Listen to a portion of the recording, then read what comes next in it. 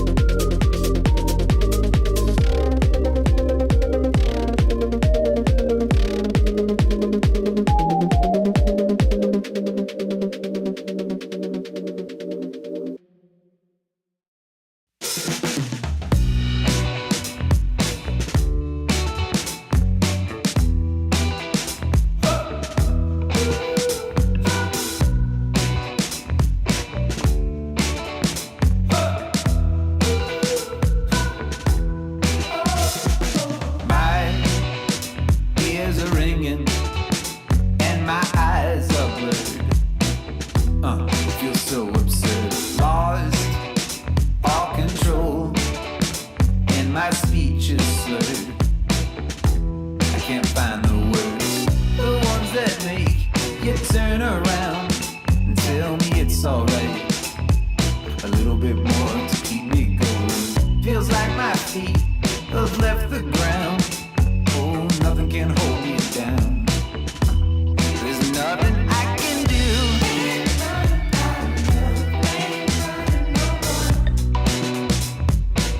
Baby, I'm telling you the truth.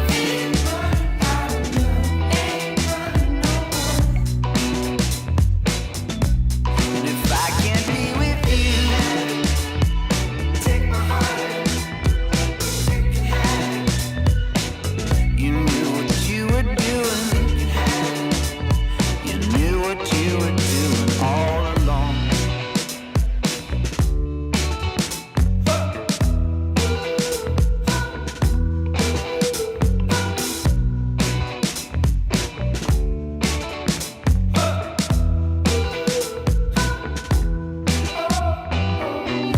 Tried to disappear. You can't find me. You can't find me here. Soon the world will be far behind. I tried to get away, but you keep sending me a sign. Oh, baby, there's nothing I can do.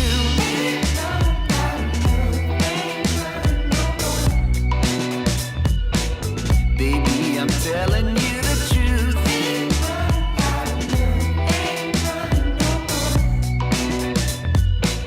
You always keep me on my toes.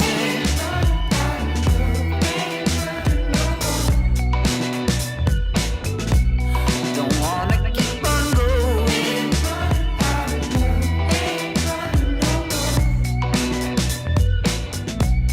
If I can't be with you,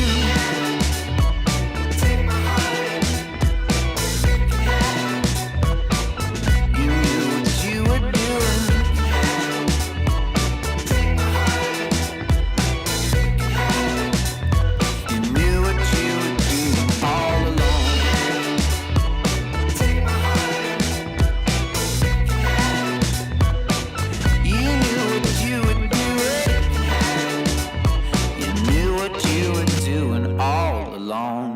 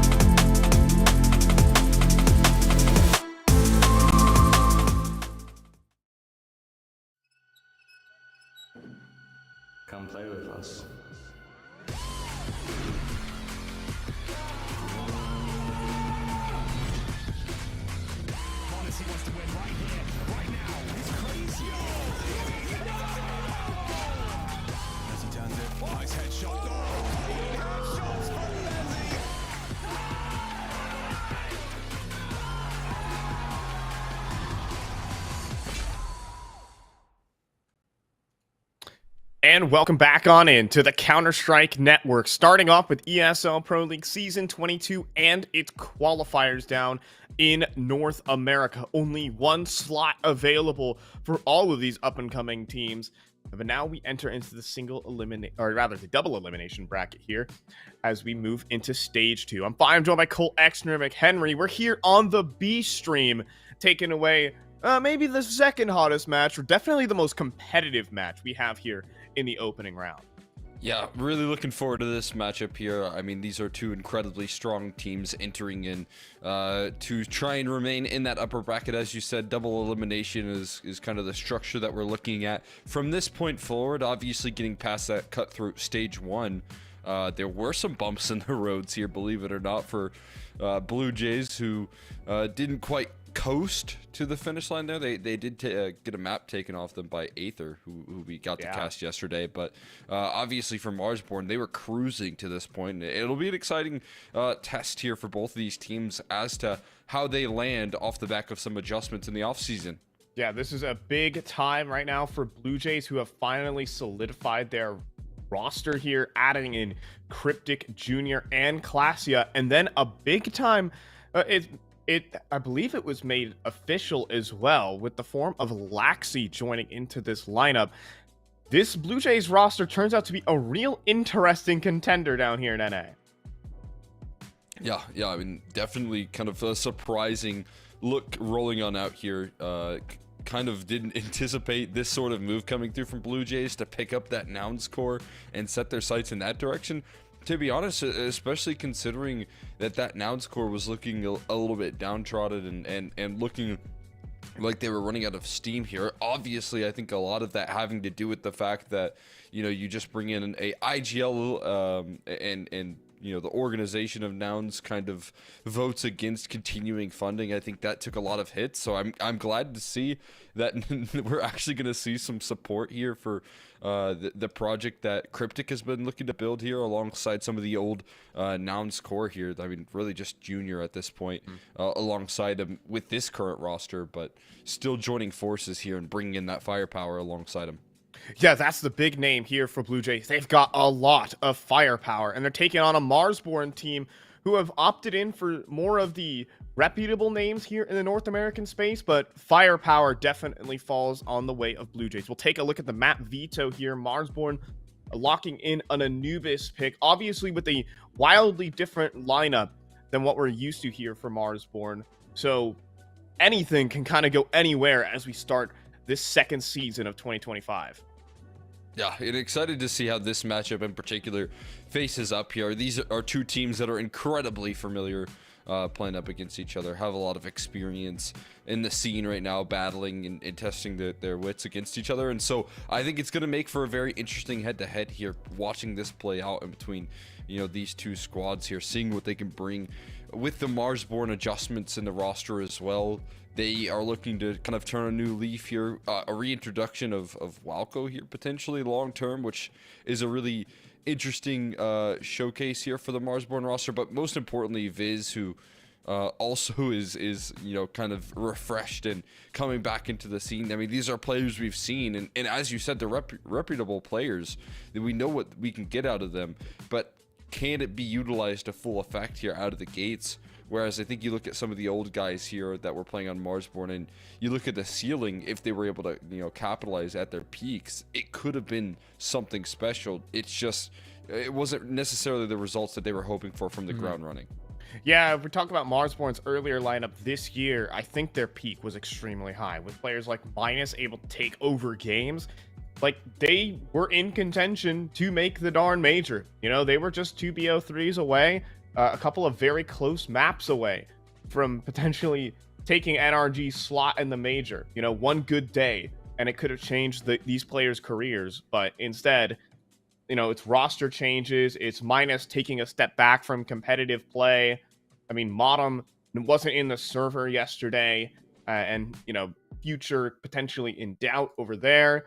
And so Marsborn kind of restructuring into this next season. Everyone in North America really restructuring into this season, because there's really one team that is in these two squads' sights. They have to beat M80 if they want to make ESL Pro League. Yeah. I mean, and that's the big kicker right now. It's a very competitive tournament, right? There's only one slot available here for these teams, so being able to prove it up against the best in the region right now is going to be the huge challenge for teams like Blue Jays, teams like Marsborn, who were in contention last year, were able to make some good strides, but sometimes just barely missed out on these qualifiers to make it into LAN. I mean, we know how big of an opportunity this really can be for these sort of teams here, and so trying to capitalize also up against an M80 who made some changes in the offseason. I mean, this would be the perfect time to really hit the ground running here. Yeah, I really want to see what the firepower looks like for Blue Jays. That's what's got me really excited, because I think the addition of Laxi is a really bold pick. You know, this Mongolian student who's currently playing here in North America, but he has come through and impressed in so many of these underdog matchups that he has to play. Sometimes he's able to pick up a secondary op from time to time. You know, he's got ridiculous HSP, headshot percentage on him. Like, he will just turn games around single-handedly. And so this Blue Jays team, I think, can even thrive despite newer squad. I think just the weight of their individual ability might be able to take this series cleanly versus Marsborn. It was a bit rockier yesterday against Aether, but I've got Blue Jays on this one. Okay, I mean, yeah, I can't disagree in terms of the ceiling here, in terms of the potential that this team can bring together here. I have high expectations for the Laxi addition. I mean, ever since I really got introduced to him when he first played with that G3 team, and then obviously with his time on Akimbo, he played so explosive. I now want to see how he works in this system. I think there's going to lead to some growing pains, but if they can really capture some of that success here on this team, I'm right there with you. I think this is the sky's the limit for this Blue Jays roster here in terms of what they can bring to the table. Are we starting? It looks like we might be starting this game as a not a 4 versus 5. We are live, ready to go. Okay, it's Lucid in the server, however, for the side of Marsborn. So that, well, it's a nice thing to see as he does get the opening kill. So 4 versus 4 right now in the server. But that will be a bit of a big question mark at the moment, as it's not Viz stepping in here for Marsborn. Yeah, that is a bit of a concern here in this series. Going to make things a little more challenging, but we'll see how they handle that. We've seen some substitutes come through here in this matchup so far in this tournament.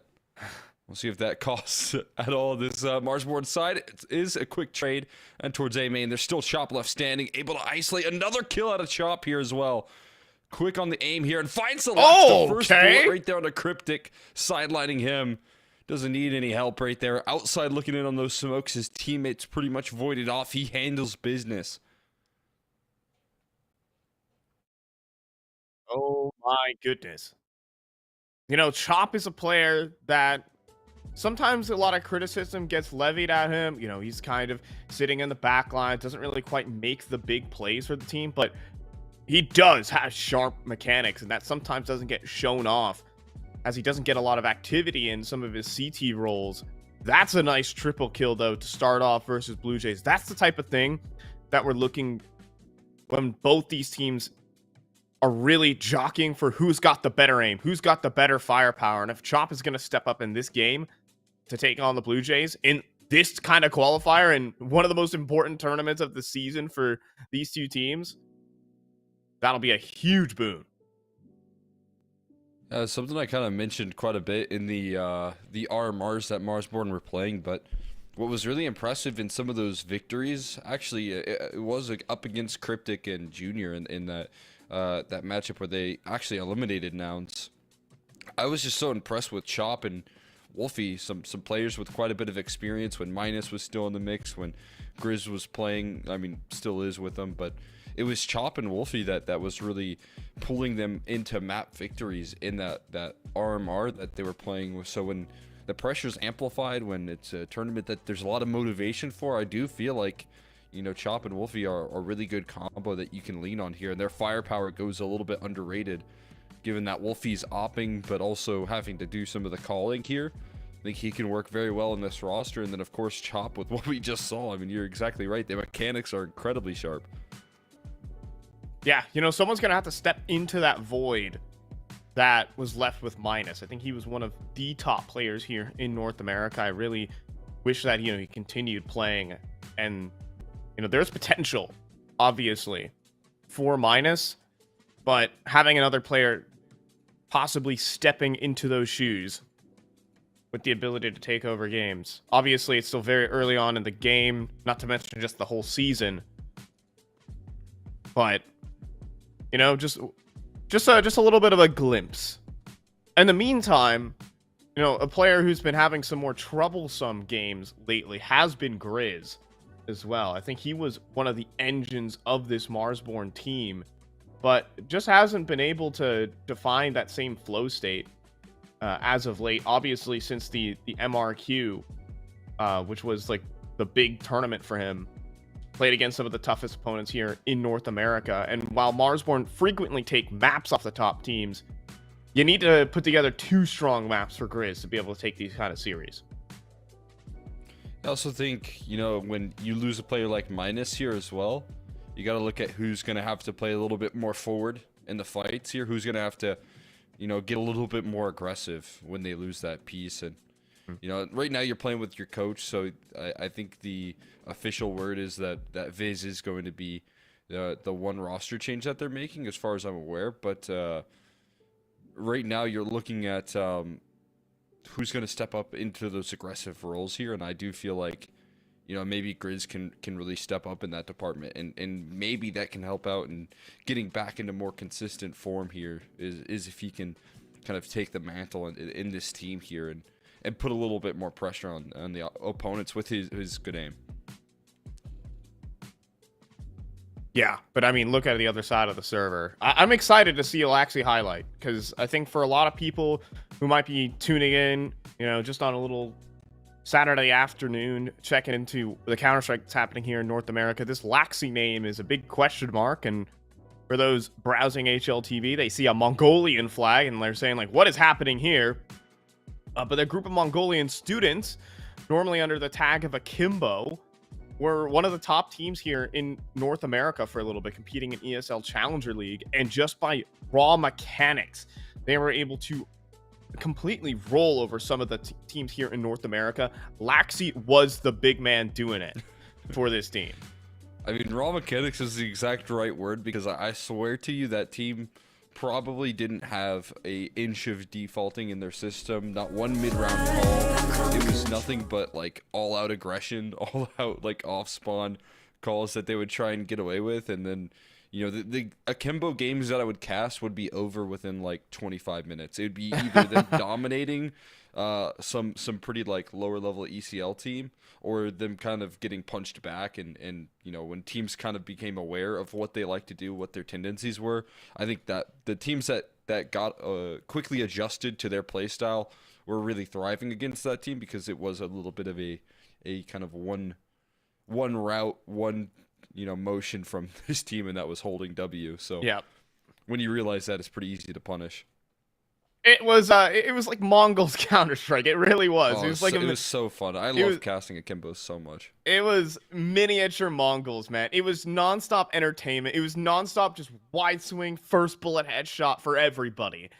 And Laxi was one of the best pieces of that team as well. You know, you had strong oppers, you had strong anchors in the form of Obi, you had N2O. I'm trying to remember all the names from that roster, but an extremely fun one to watch.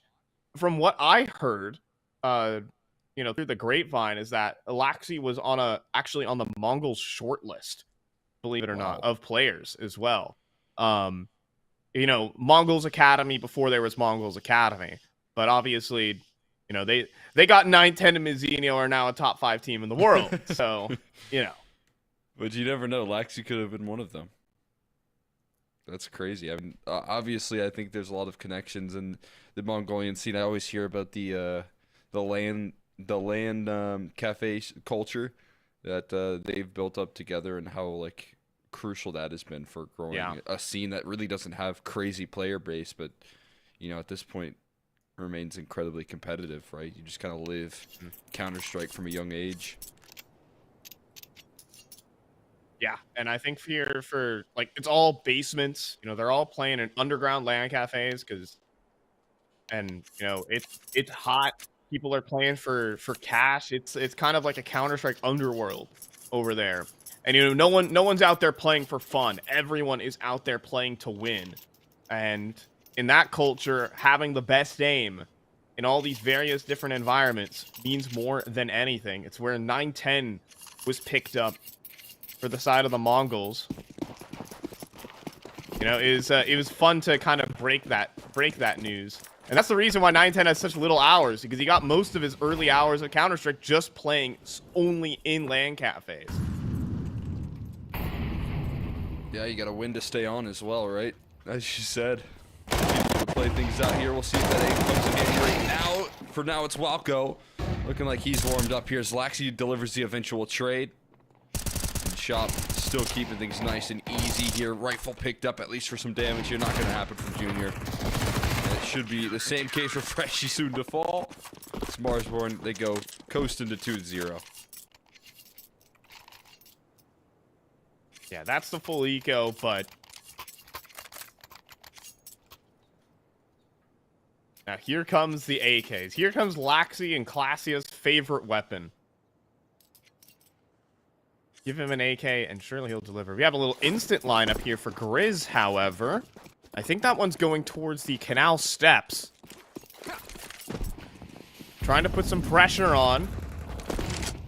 But the Blue Jays don't care. They're just going to strafe around the edge of it. And with an E-box smoke, little opening gambit for Marsborn goes awry. Lucid wants some extras, though. Good luck. Spots 3 players and says, hell no, I'm out of there. Molly misses. That allows Laxi to leap on through, sees a player. Goodbye, Lucid. First one in line. Second, though, is going to be a quick trade onto Grizz. B-site open and likely a save. Yeah, I mean, they're outside looking in right now. The smoke's blooming in their face, so I don't know how much more interest they'll have. I mean, they do have a lot of utility, actually. A couple of mollies and still a smoke, some flashbangs as well, so you don't have to give up on this one just yet. You can give it a little bit of a go, and that's exactly what they're doing right now. Oh, it's the Kindar pillar, but the flashbang, excellent. Walco doesn't turn it. Junior won't swing. So, it's going to be a smoke to B main. It's going to be Junior here alone on the site and takes the first fight. Goes down with 1.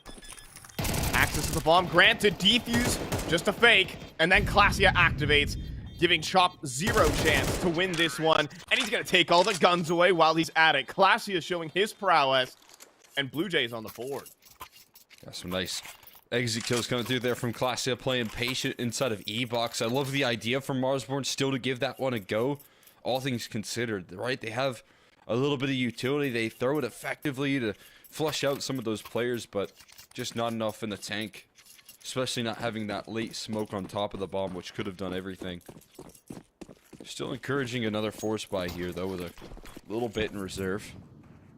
Even though they have lost all of their guns, can bring back a couple of rifles here, rely on Lucid with the 5.7 and Wolfie in the same boat. See mid control here coming through. We already see a little glimmer of what Laxi can do on the aggro, pushing through smokes in that last round. E-box we know to be such an important bit of this map control, yeah. So having him there could be a huge point. He's just dry fighting into it. I love this playstyle, man. Look at the angle he's jiggling right now. It's so bold. If someone's close to right, you just have to gamble that he's not. He's making the play because he knows B main is smoked, so someone could be swinging around the site pillar. It's pretty safe. Here's multiple players inside of E-box zone. That molly will not doom Lucid. HE to try and force more out of the corner. But Laxi playing this one very patient. He's going to wait for his teammates in B main to play first.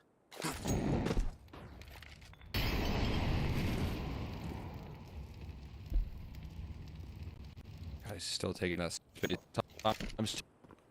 They're still holding their setup, but the CT side is pretty much dry on utility, and they're facing an execute right now. Put a little bit of a bit Lucid to sacrifice for Grizz in the back of the site. Won't be able to tap one out here. It's now Grizz's turn. As continue to flow on through another kill out of Grizz, stepping forward just when he needs to here. Does some more damage on the Link comes through, but Walko not yet striking from E-Box. Is going to have to stick it for Freshie. Walko swinging out, eventually denied as the hit. Just 7 seconds left in the round. Walko closed.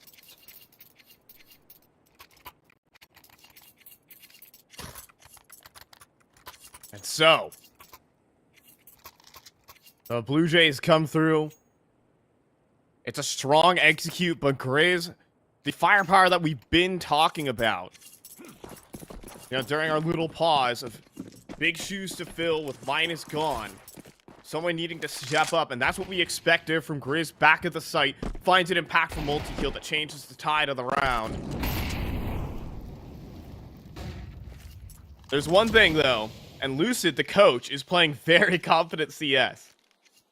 He's playing first in a lot of these situations. He's about to swing at a Cryptic with a nade in hand. Not punished for it, and instead Grizz has got the coverage. Lucid gonna follow up with some more MP9 kills. Grizz on the triple, but the triple dink from Classia almost takes down Wolfie as well. Smoke break and the span from Walker will get him. But it's Grizz who is stepping up. I mean, incredible defense right there on multiple different fronts, right? I mean, having to fight through E-Box and then quickly turning around for B main as well. That is incredible work coming through from Grizz. And then again, like you said, Lucid's still playing confident, getting in their face, at least causing enough distraction there to make Grizz's job a little easier in stepping in for those kills. Most importantly, playing unified Counter-Strike here with your coach, who obviously maybe doesn't even have that much experience playing inside the server, and still being able to bring a coordinated B-site defense on Anubis, which I think is, you know, one of the more difficult sites to hold up against full execs. I mean, right now, Grizz is putting in work. He's taking a lot of space here on the B side. He's making Lucid's job easy, right? He's using Lucid as a little bit of bait so that Grizz can take some more favorable fights. Lucid understanding his role here as the coach.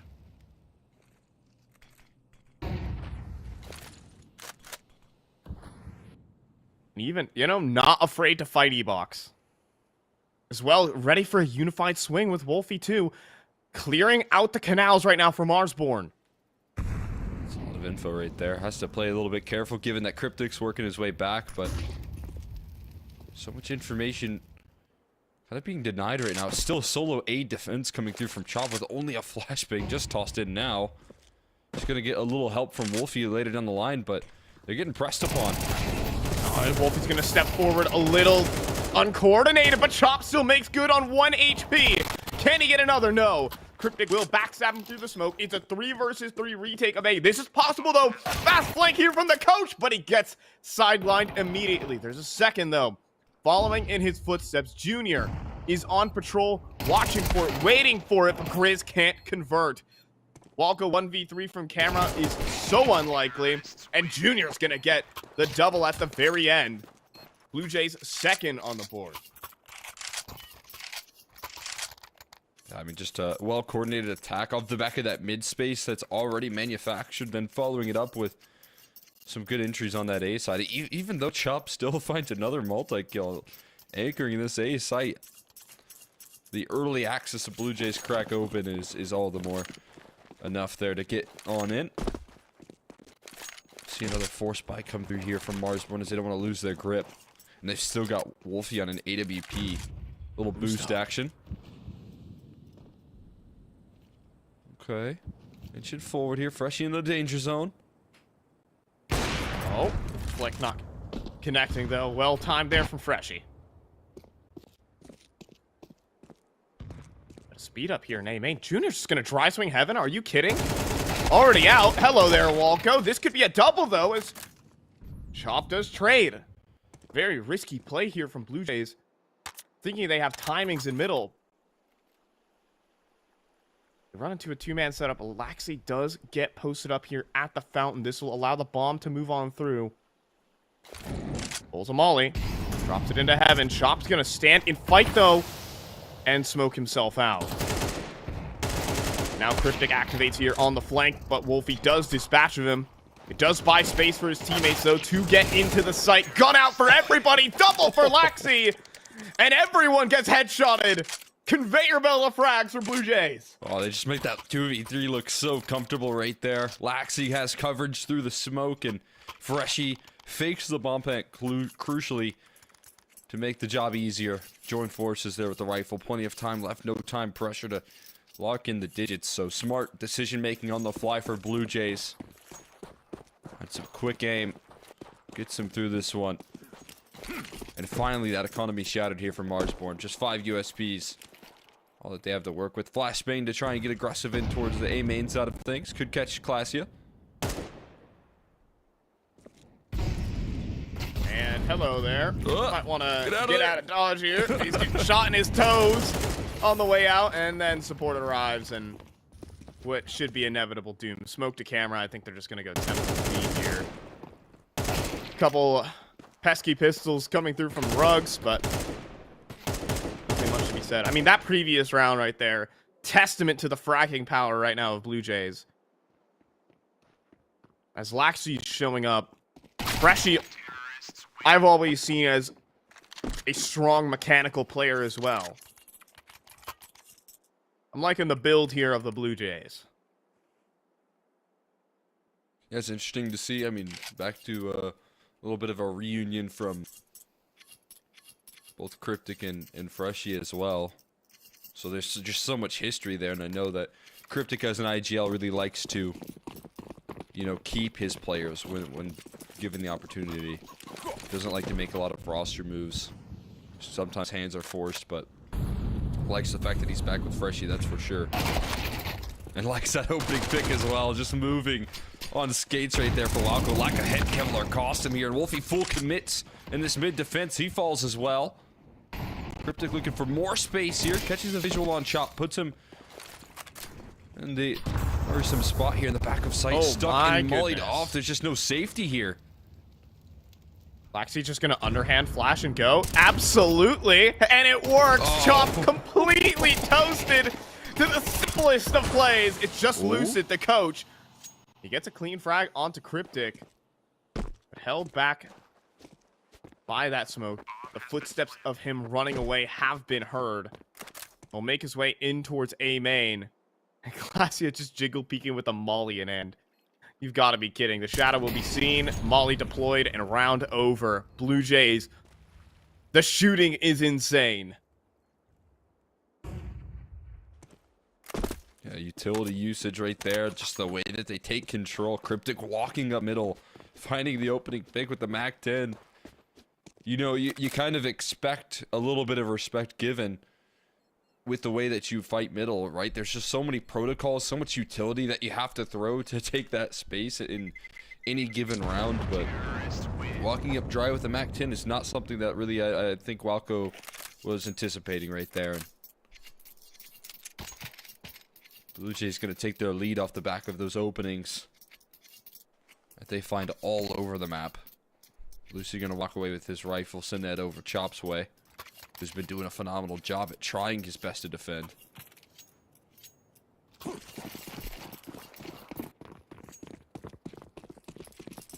Losing to an underhand flash through smoke in the big 2025, man. Is Stewie in the room with us? He is here. The ghost of Stewie is here, haunting this map of Anubis. What's that lineup for Cryptic? I've seen two separate lineups thrown. This one a bit of a lurk smoke. Ooh. Okay. That's a funny way to play it. I think on these rounds it's perfect to just lock in a lot of smoke spam up against pistols. Unlikely that you'll get Deagle down. Maybe that's the intention right there. Try and catch some opening. He's been very careful in the way that he activates it towards middle. There's some contact being taken. A lot of damage done here, but letting his teammates do the heavy lifting and letting Wolfie jump into his crosshair for free. A1S can't trade. His junior cuts off the last two as well. Looks beautiful from Blue Jays as they keep everyone alive. Right now, the way that Cryptic is working middle is super nifty. He's got multiple different nade sets, multiple ways to backstab and lurk on the side of Marsborn, and he hasn't necessarily been picked once this entire half while on his missions. even jumping around with Mac 10s and entering for his team. But he's being such a problem here on T side. Really quality stuff. Now Laxi in charge of control here. Flash, but doesn't blind him. Lucid. Spam heard. Laxi moving on a timing now. He's gonna walk the smoke as the execute comes through. It's genius here from Laxi. It's a clean execute for the Blue Jays. Marsborn, pack your bags again. Yeah, that's where the difficulty of that B site comes into full effect right there. When you're able to hit it on multiple different prongs towards A main and combine it with that E-box pressure, there's just not enough room to defend. You either have to give up space and try and play for the retake, or land the big opening kills, shut them down with utility, or at least isolate an angle with utility. And the speed in which Blue Jays pull that one, there's no room for that here. Now Junior kind of hot on the flank already. Small window of opportunity. We'll see if he heads in the right direction. If he goes towards A main, might be missing out on here. And a nice kill from Walco, gonna keep his safety. Junior gonna chase. Nothing really to lose here. You got 10K heading into the last round of the half. Oh, but he won't get it. Denied satisfaction right in front of us. No. You're just seeing these individual plays that Blue Jays are making. Like Laxi with the maximum confidence, just standing anti-flash. Knowing that a player just stepped in front of the smoke to spam it. And hit a nasty timing. That's not the nade that was intended. Lucid's going to make the same play, but I think Laxi is aware of this potential. Look at this, even boosting over the smoke.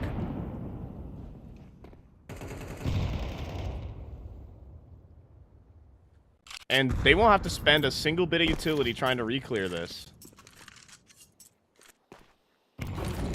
No pressure. Really felt off the back of some early utility expended from Marsborn here. Lucid trying to get aggressive. Does send a headshot Laxi's way, but it comes back stronger. At the hands of Laxi's AK.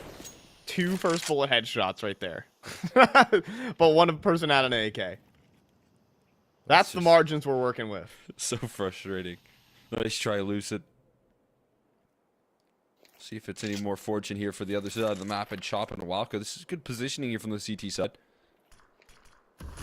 Classy lining up a molly. And Chop is going to be in trouble. He gets popped instantly. And a quick trade on the Laxi. Blue Jays with just perfect coordination. You can see that Freshies already ran through middle as well. And typical stuff here. Jiggle peeking until the molly eventually comes through. Here you go. Shadow seen.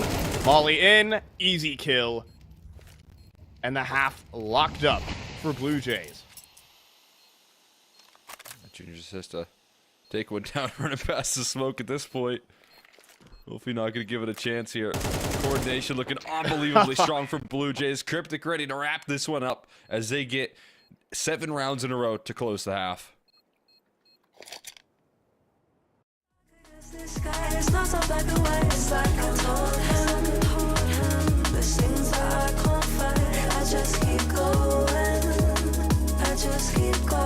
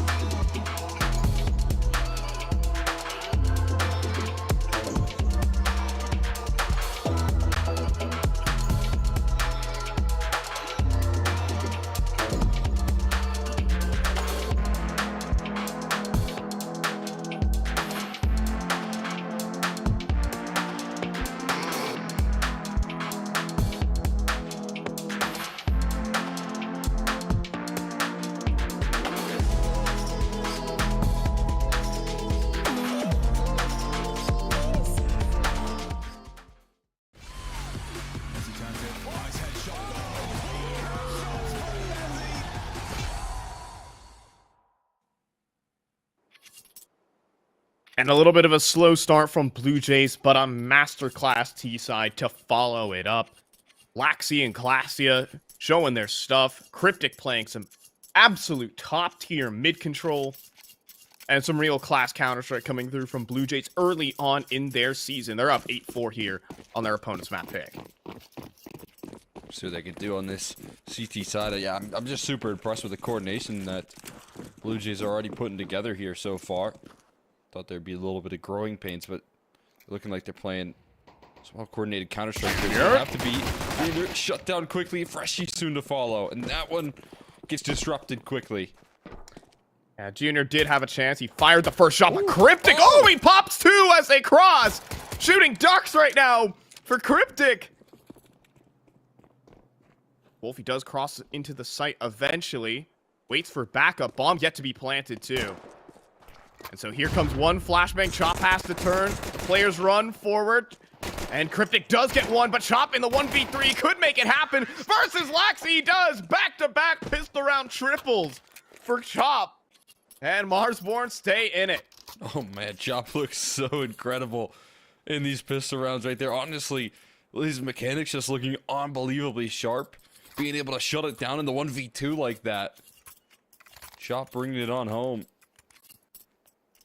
And rolling on up another victory here for Marsborn. Something that they needed to kind of scale back into this one. It kind of felt like Blue Jays were running away on that T side.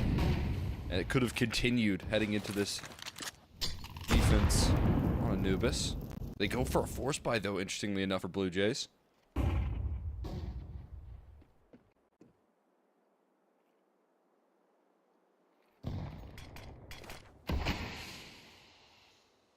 MP9s are quite deadly, and if you don't have a lot of utility, you don't have good protocols here. Is there going to be a Molotov here for Evox? Absolutely not. Wolfie does get the first on Alaxi, and a quick second. Junior swings forward the MP9 for 2-3, and he has an AK beneath him, but he goes for the reload and has teammates to back him up. Junior's on for the ace. 1 HP on the MP9. Are you kidding? He doesn't pull it off, though.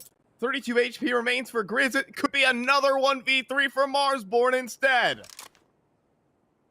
Yeah, just barely able to tank through those last couple of kills. Grizz hanging in there by a thread. And he's got so much time to work this one through. If he drops into water, though, that's going to be a sound cue. Enough for Cryptic to turn. So he's going to take the long way around here instead. Heading in towards Temple. Either way, that's going to burn a lot of the clock off here that Grizz would love to utilize later down the line in this round. I think he can go for this kind of play. Cryptic's going to clear his backline, and that's just fine. He just keeps focused right in front of him. Still has a smoke as well. 15 seconds for Grizz. Does not have a lot of time to miss this one up. Just has to take the fight and win it. Versus Cryptic, and it's off the mark. Cryptic's got it. Denies the clutch. And an unbelievable quad kill from Junior to win the force buy. Yeah, what a lovely bit of work right there coming through from Junior on the 4K. Not only finding the first 3 kills, but being able to stay alive for his teammates to get involved there, then striking after the reload. Just didn't feel like there was any sense of panic in the most chaotic situation you could imagine on that B side. His reward is an AWP here. And Blue Jays on the 9th here as the force buy war is going to continue for Marsborn's side. Flashbang to dive into water. Cryptic wants to end this one quickly. And he takes charge up against Walco. All of this space controlled.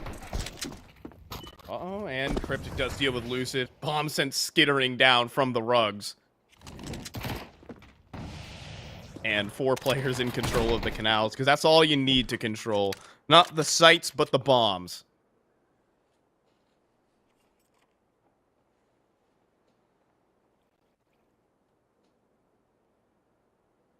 Wolfie from T steps, though. Overstep, missed shot. Uh-oh. Things get very weird, but Freshie does spin around 180 degrees for a double. Huh. All right. Able to keep things contained right there, and a little bit of a concerning headshot rolling out from Wolfie to disrupt that sort of crossfire when everyone needed to have their lines held. But that's going to be the force by punished here, and at this point, Blue Jays looking to set the tone. We're on map number 1. Up against 5 Glocks to do so as well. This does feel like they can just put this one on in as well.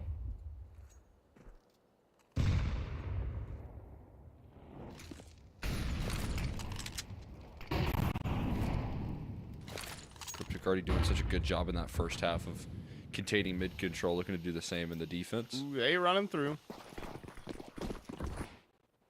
Should be heard now from the player E-box as well. Yeah, Oh, that's that- the AG and chunky AG right there. Cryptic climbing up some ecos. And another one lands on top of their head. Junior swinging out with the USB all as well. There for the Blue Jays side, only a single casualty.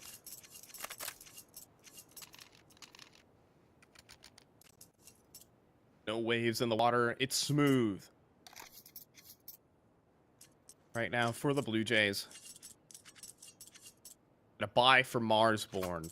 I mean, they haven't even had a chance to play a T side. And it's got to be perfect from here on out. They've had some strong individuals. They've had Chop win them both pistol rounds. But ever since the guns have arrived for Blue Jays, ever since they've had game plans proper, Marsborn have been outplayed.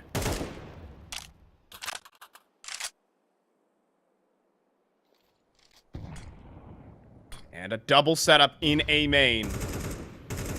Will it be a molly to follow this one up? It's not looking likely. This double setup can hold. Laxy's just going to be gun out, dodges the flash, but Freshie can't complete his kill. Quick double entry for Blue Jays. That leaves Cryptic. Molly out of position, and he's going to save.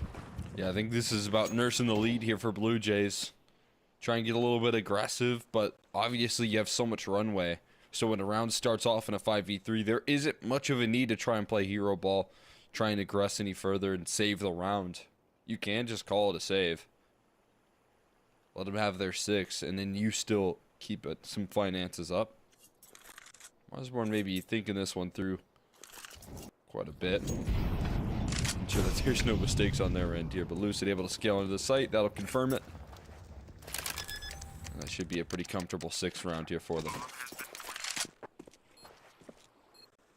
Some tough entry pathing there from Chop as well. I mean, having to head in towards that doubled up setup, but not giving them enough room to where both players can fight him in a 1v2, kind of just enough aggression to deal with that first player, and then forcing the Freshie swing into his teammate Walco, who's holding the line there. And obviously that Walco Chop connection goes back quite a bit, so they've got some decent history together. Yeah, the coverage there was quite perfect because Walco was holding for the wide swing as Chop was going for the entry. It's actually Walco to find that initial kill. Because when you're facing down an execute, you want to get in front of the players and catch them off guard, surprise them, not get pre-aimed and hard cleared. Actually might have had the right idea. He just wanted to stay gun out that entire time. Didn't want to drop the volley. Can't blame him for it. But Marsborn will not be pushed over that easily. Junior denied of that E-box peek. Volley right in front of him. Great HE right there. That is perfect damage coming through from Classy, though. Still committed in his angle as 2 players are kind of entering into the challenge. And Chop again to the task of dealing with some of this pressure, looking for one. He finds a follow-up again. Both A players tumble. And that's going to be the A site opened up. However, they're not quite jumping on that opportunity. Cryptic nearly doubles up. Classius stepped forward, though, right into a setup. That leaves Junior solo here on the site. He's hoping that they go and execute forward. The bomb is trapped in the corner there. They're going to walk into the AWP, but Junior with the chance to try for the round. They think they're going to run away from him, and instead, this walk-up heard by Grizz. Oh, he made noise. Hello there. The USP will do, though. Is Junior going to try for this? Oh. Okay, a little BM towards the end. Wonder what they're thinking. Are they saying, hey, it's Junior. He's probably going to save. He's inching closer to the bomb site right now. That In need of a feels quick like scope. distance.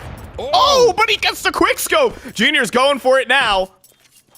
But 19 HP and too little time on the bomb. Wasn't planted close enough to him. He is right. He basically had a 0% chance to win that. But he'll hit some flashy shots on the way out. Kidding right there. I mean, if he had any health to tank through, I feel like he goes for another one of those quick scopes. Just not enough to get past Walco there. That's for sure. I'm right there with you. Not enough to make it happen there. Almost pulls off a pretty challenging recovery. And a first pause called out. Coming through from Blue Jays. Try and get things back on track. A-site aggression there. The game plan getting punished by Chop and Walco in multiple different rounds right there. This time just Chop, who single-handedly denies a trade potential. That should have been on the money, but missed out on that opportunity. Forces some aggression that will allow Marsborn to just set up and wait for the CT side to get desperate.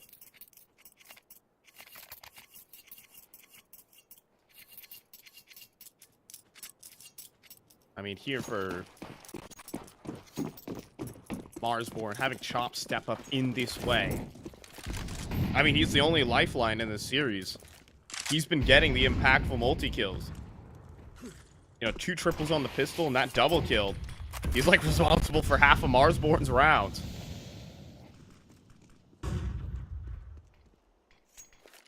And he's back again in A main, this time staring into a smoke. And they're gonna walk it. The call is there's only one on A, and they could not be more correct. Made in hand for Freshy. Charge forward from the coach of Lucid, but a bagger flashbang to follow up. A 4 versus 4 here. And a boatload of utility right at Junior. Keeps them off the site. Finally, a smoke goes down towards camera. Is this already being called off here? I think it is. Blue Jays instantly determined right there with another A-side play. Another A-side opener from Chop. They're hanging around the outsides of these smokes. Looking like they might be interested in giving this one a go. They're going to challenge it. Ollie forces off Walco, but an HE right back takes a chunk out of these players. There's no fights being given, and so Wolfie faces Laxi on the trade. Chop here needs to hold on the site, and he does, but 2 more kills come through here for the Blue Jays. Kit on Laxi, defuse there. Full retake for Blue Jays. I mean, such a challenging retake at that as well. Such a great bit of utility when so little utility was left for Marsborn. Getting the HE to slow them down on the inbound.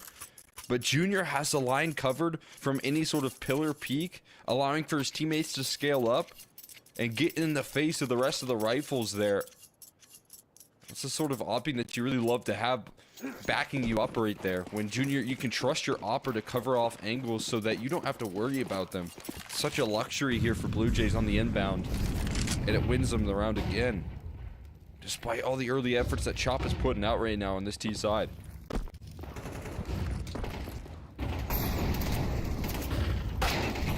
Forward. Oh my god, just straight smoke spam there from Wolfie. Got the second. He didn't even see his targets. And now Classia screwed right now as they run through the camera smoke. 2 players on his screen. And just magical multi-kills coming through there from Marsborn. Is unbelievable there. Wolfie just jiggle pre-firing the entrance and praying. And I think there's such a tendency right now for Blue Jays to try and fight A main. When they see that smoke, there's probably fire to back it up right there. So he just keeps pre-firing and taps 2 out of the server instantly. Blue Jays, I feel like, are a bit stuck in their ways in terms of how they want to set up around this A side. And that's to get in the face of Marsborn as much as possible. It's getting punished non-stop.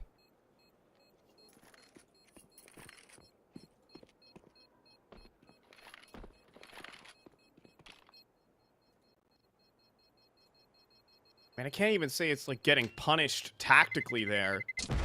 Because the idea is good. You have the T-stairs smoke. You got 2 players coming through from A main. The Rugs player is in big trouble. But 2 kills through the smoke there from Wolfie. Can't necessarily say, again, it was badly played from Blue Jays. Just some multi-kills that Marsborn should not be getting have kept them alive in this map. They're only 4 away from forcing OT.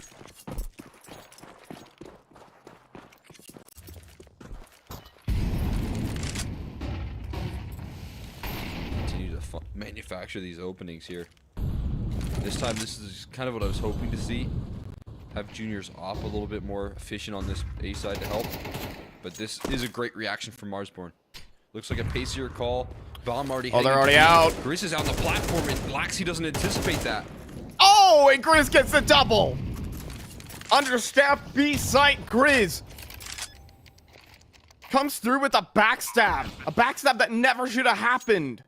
And another save for Blue Jays. Oh, that's got to be so frustrating right there as well. Finally, a little bit of a switch up coming through from Junior's position on that AWP. And as soon as he leaves that B-bomb site, they just walk out. The perfect read from Marsborn. And that right there, that is outmaneuvering your opponent tactically. Identifying what their next step's going to be and shutting it down.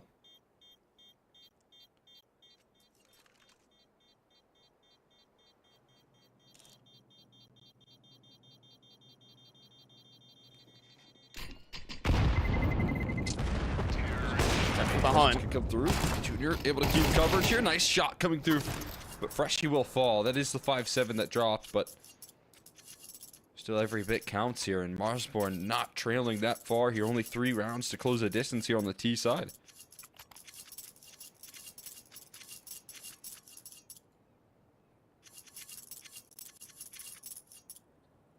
And 1 off from Junior to deal with. No smokes either. And Junior's going to have to hope for just a massive mistake, but no molly in front of him. 1 flashbang allows him to take the line. Is there an E-box smoke? There absolutely is. Multiple of them. In fact, he wants to make a round-winning play, though. He's going to step forward. He's going to trust in his flicks. And he does. It works out. He drops the bomb.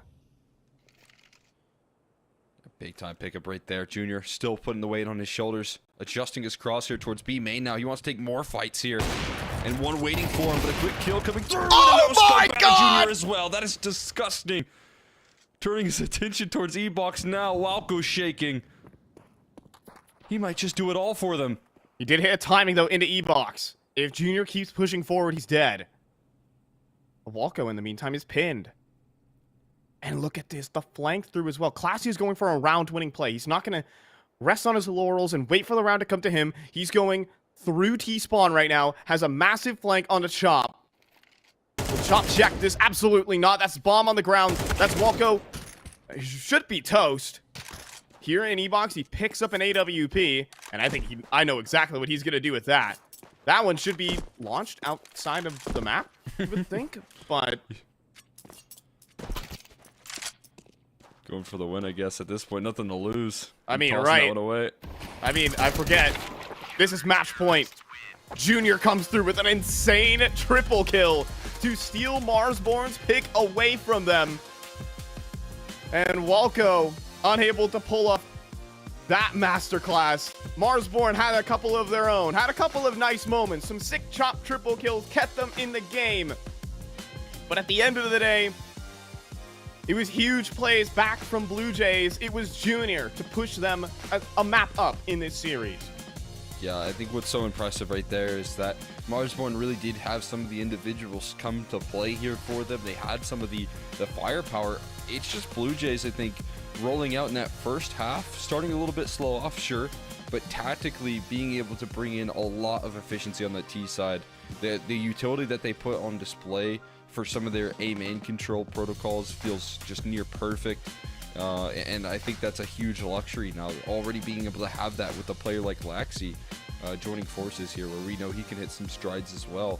And then on that second half, you know, Junior taking over the server when he has an up, when he's trusted with the availability. I think that's a lot more promising as well from him. who I think obviously is a player that wants to put himself in prime positions, but when you have two rifles, you have to do a lot of the heavy lifting with that AWP, and that's exactly what he did to close out this map. Yeah, I mean, a very confident game from Junior. I was expecting, in that kind of round, we've seen so many times where Junior just takes that off, plays extremely passive. Oh, they've hit a bomb site, and he saves. He goes for the playmaking opportunity. He goes for the risk. The chance that he loses that AWP on the floor from multiple different angles. But a mistake for Marsborn that he does come through to punish. That's the type of stuff you like to see there from Junior. Map up. We're moving to Nuke next here. For the side of the Blue Jays, they're shooting hard. They're playing entertaining Counter-Strike. We'll be back for more of that.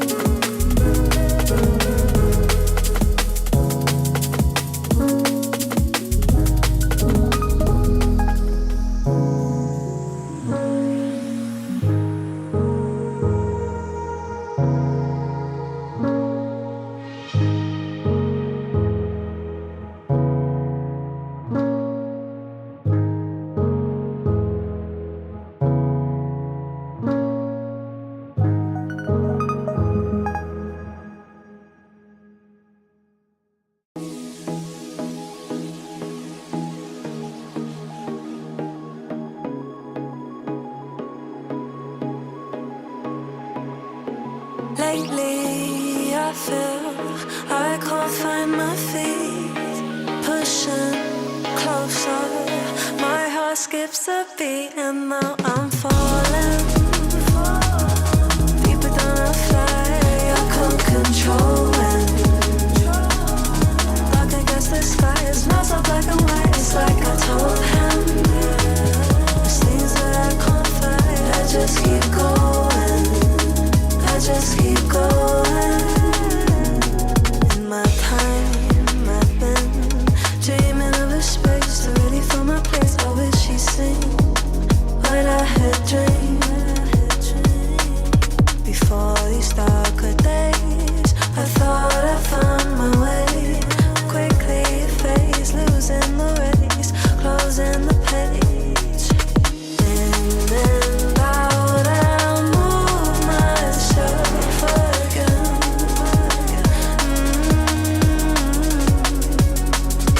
Time moves fast, I feel my heart beating.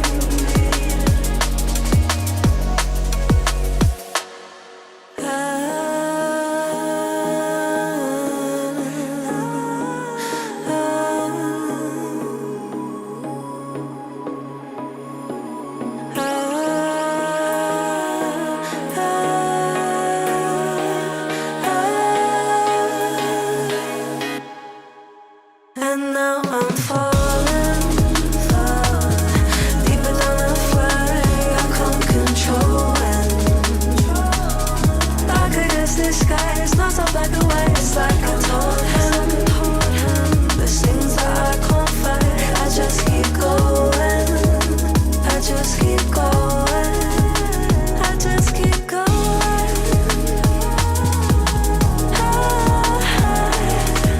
I just keep going.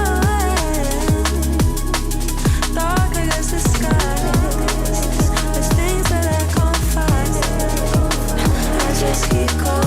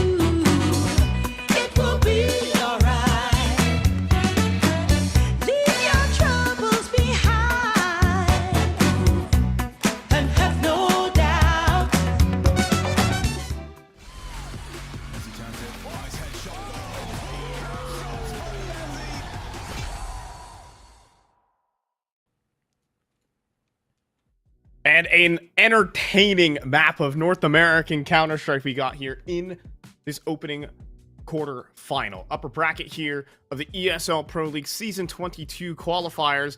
And it is Blue Jays with some new recruits showing up at this level and playing their hearts out. Laxey shows up and definitely impresses in a few rounds, but it's Junior coming through with quad kills, triple kills, and being the playmaker we want him to be.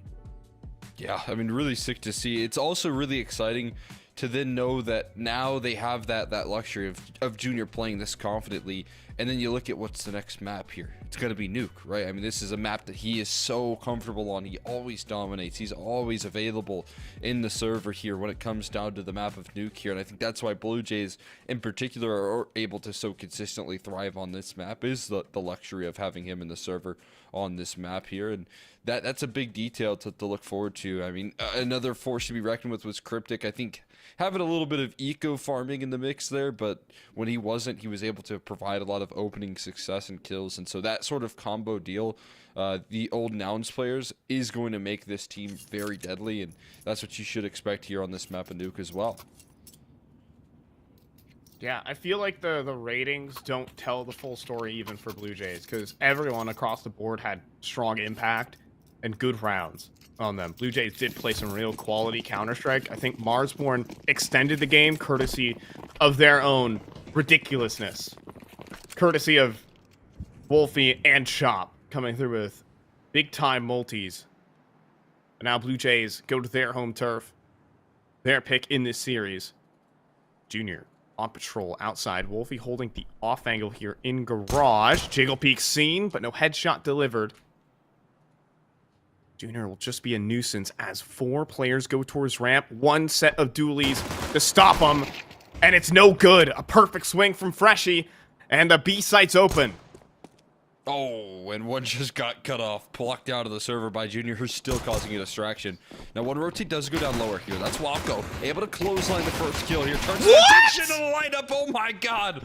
Walco breathing a little bit of life into this round. Freshie has to recover as they can't believe the lineup here. They're shattered now. Freshie entrenched as Lucid chases it down here. A trade. And now Chop just has to deal with Junior. Junior shift walking down there on the upper site. But Chop with the advantage. Oh my god. Walker pulls off the Alamo from the double doors. Getting closed in from all sides. And 1 burst of the dualies takes down 2. 30 seconds on the clock here. And Chops is letting this one marinate. Letting Junior think about this one. Chops is playing in the vents. He's going to wait for Junior to go for the plant. And on this B side of Nuke, feels like there is no safety. Junior's going to go for a plant. Is it open to double doors is the question. Fake. Swings the door. Chop runs onto the site. It's a duel. And he wins it! Marsborn, unbelievable how they win these rounds. Oh my god. 5v3. Walco commits himself down and towards the lower site. You think that he's just going to cover one of those angles there, the kind of fight through control that you would anticipate his crosshair to stay focused on, but he knows what's coming next here. You know how you have to fundamentally try and trade Walco's position out, and that's to let your double doors player swing the door open and land the back turned kill, but Walco anticipates it, reads into it, and offers up some destruction. Junior goes investing in a scout here. Oh, that was risky. Tag goes back in for the kill. Walco taking a long time on the kill. Flying Glock nearly goes for 2. Round is not over, that is for sure. But as Wolfie cleans up the scout, and Classy doesn't see Grizz on his screen, it's 2-0 for Marsborn. Just a bit of madness there, going to be secured by Marsborn. Wild to see the full scout investment come through from Junior with armor to back it up, but trusted in making that work here. Now on to a Tech 9 for this opening gun round here. We'll see Marsborn continue here. I mean, 3 for 3 on pistol rounds. A lot of those coming down to Chops, doing some good work there. But either way, having the advantage of starting off maps well is a huge luxury here for the squad. Laxi actually doing some of the outer yard, lurking right now alongside Cryptic. As a duo here, could make things interesting. Cryptic so comfortable in getting the space here. Boy. Laxi punishes on the adjustment here, but he can't cross successfully. Enough time being bought. That might make Marsborn think that no one's actually gone down secret. They missed Cryptic. Oh, and the Tech 9 here from Junior. He will escape. But a big timing available right now for the side of Blue Jays. They just have to deal with Grizz, but forced back by the utility and the player's Cryptic. Oh my god. That's at least called out. Free aggression coming through here. Cryptic has the information. Will they be able to anticipate it? Yes, absolutely. Freshie punishes both. And that's a great read coming through off the back of the info. Smoke down deployed though, and Classy low. That is an AK for Grizz that he puts to work. 2 kills there, but Junior's already escaped down to the lower side. Cryptic still on the upper side, but whiffs the spray. It's Junior in a clutch. Again, MP9. And a swing, a shadow advantage, and down to 9 HP. Not enough to take down Grizz. 2 versus 4 for Marsborn. Yeah, it just pulls every kill back right there. Understand that the first one is kind of a warning bell for the rest of Blue Jays to say, hey, they're both flanking through there. Classy has to call it out. But then isolated duel after isolated duel, Grizz just wins every last one of those fights. Somehow manages to dice it up in the 2v4. His teammate not even necessary. And Blue Jays with the perfect read just gets shattered by some frustrating missteps there.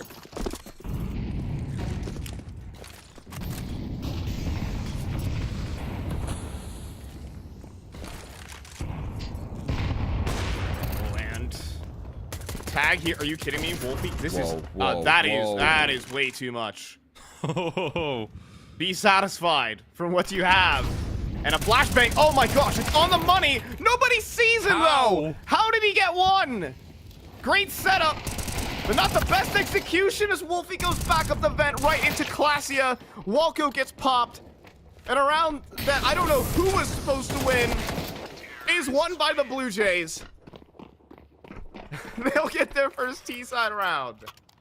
dude, Chop has all the time in the world to get cleared out. It's such good utility on the flashbang, and Chop's just blinded up, has to use his keyboard to line up his aim. That's how blind he is, and somehow tracks a headshot. On a knife's edge, Blue Jays play with fire. In this case, they don't get burnt. They're able to come out on the top. Because of the close nature of the last round here, it is going to be pretty deadly in terms of the purchase that's being brought out here. You have a 5-7 in the mix, but certainly missing that Wolfie AWP. Oh, that he just picked up on Laxi down low, though, spotting out more information towards us out here. Wolfie still playing confident, despite not having his weapon of choice.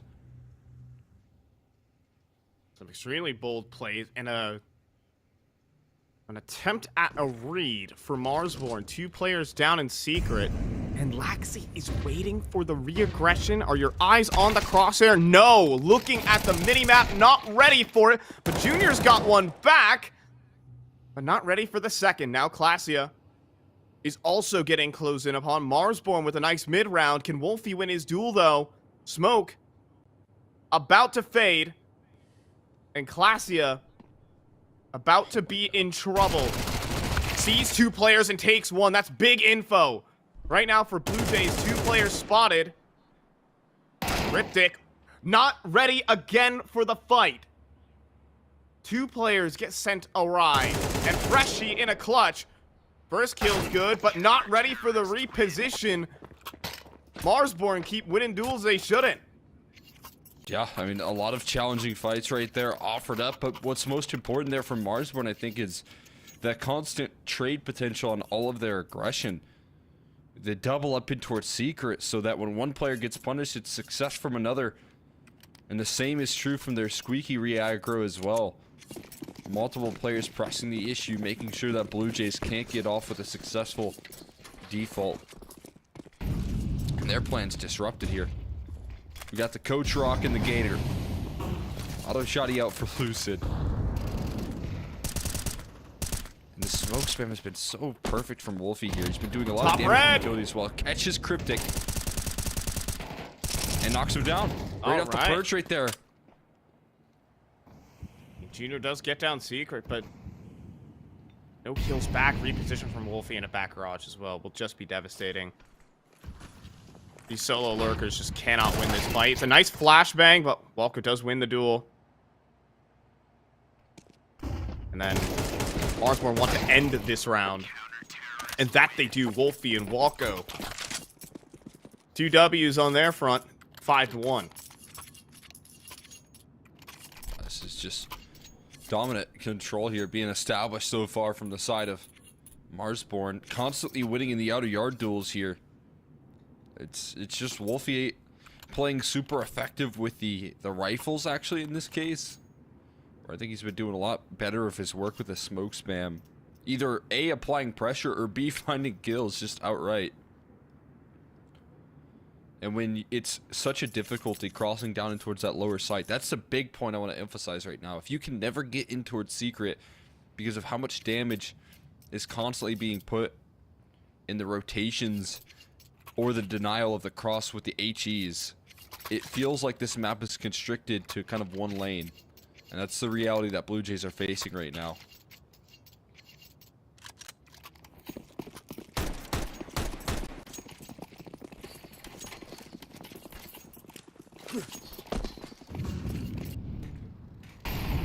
Tech-Not.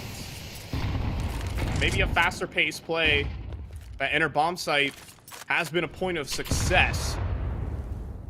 It's a bit of missed execution has cost them. But how about the ramp room? Grizz is going to step in front of the smoke. This is where the Tech-Nines can thrive. As they start to run through, he gets mowed down and the rotate is late. Wolfie pop flash in, receives one of his own. LEDs on his monitor tested. And then Walko will strike for 2. This guy has been on a mission in this game. He's swinging out with 3 bullets in the gun. He's that confident. Chop pops another. And Junior last standing.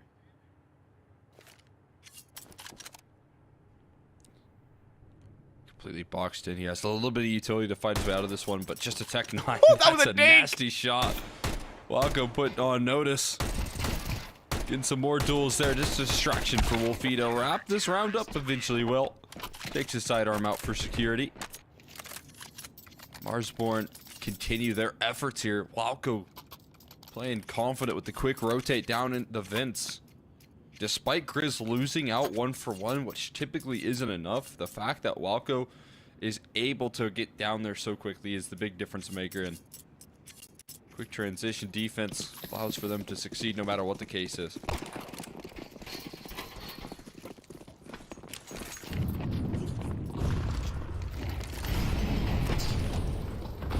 Now, utility barrage here on the A site imminent. Lucid dropping down right now. Lobs a nade for Chop to swing. Sees nothing. But here comes the hot play into the Gator. Lucid chops down for 1. But Molly's and maybe a missed shot there from Wolfie could cost him. But then Chop activates from the back of the vent. Lobby push as well. And everything going wrong here on Nuke for Blue Jays. Just left confused and dazed right now.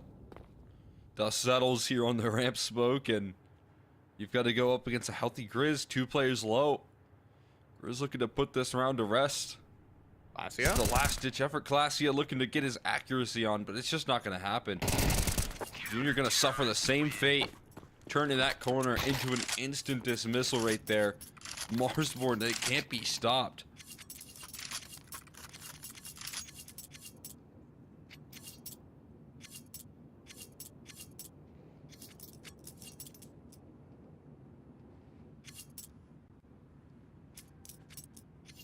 Man.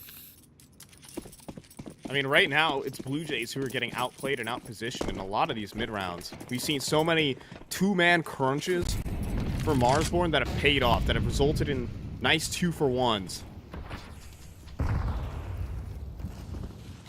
Good rotates and great team play. Do they have the shots to back it up? Well, Wolfie sure does. Doesn't even need to see his target, and Laxey's surely dead. Like the spray transfer there for Walco, though. And he does get picked up by a Tech 9 eventually. Smoke's about to fade here, though. That will be problematic. Still trying to recover this space here, Glacia. No one's watching. Turned, I mean, 3 players tap it away there. Grizz gets on the scene just in time. Another one from Grizz. Oh my god. Lucius stand no chance up against the pinpoint accuracy. Grizz goes for 3 to close it out there, tapping away. These Blue Jays come crashing down. My god, these shots with tenacity from Grizz. Confident 1-tap from that range.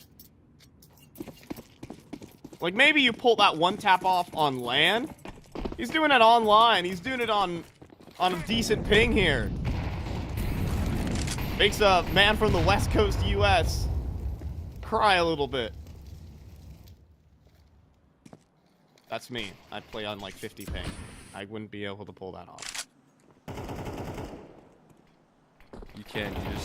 You just have to swing a little wider. Ah, that's true. Swing a little longer. Never give up. Just be faster, actually. That's actually what I say to myself. It's like, can't complain about ping. Just be faster, like that from Cryptic.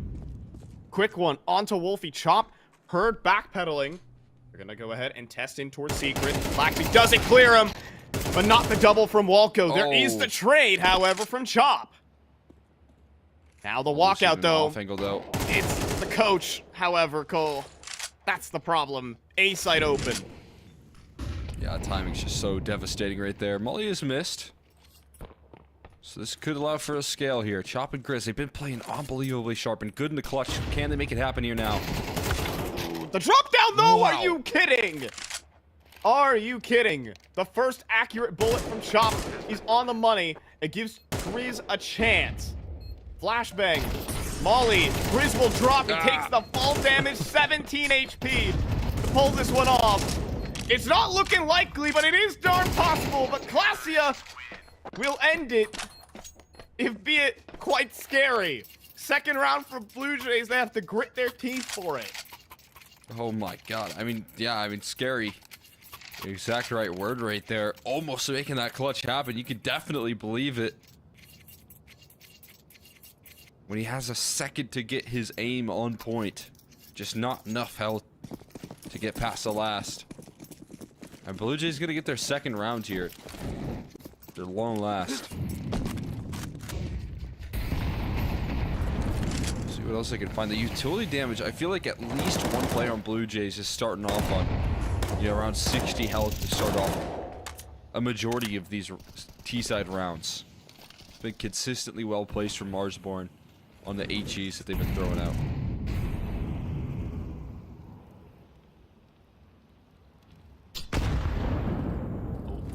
Nate doesn't quite work out. There is a second one, though, here from Walco, but he does not see Laxi. And perhaps misinformation here for Marsborn. They're playing so tucked into that inner sight, though. They're just letting him walk Secret if they want. Yeah, which I think is a big point here for Blue Jays, is having Laxi with the availability of cutting off any rotates down the vents. This means that everyone else kind of needs to head towards the ramp room and figure out a way to get the bomb down in towards that lower side. But as you can see, Marsborn at least reacting to this accordingly here.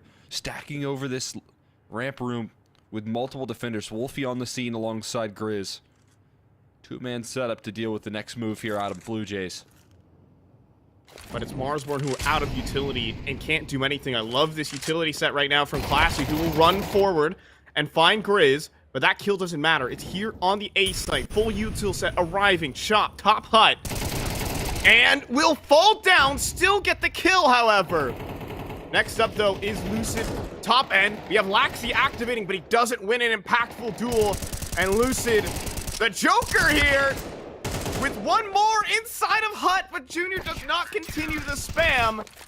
That could have been round winning. And instead, it's Marsborn to 9.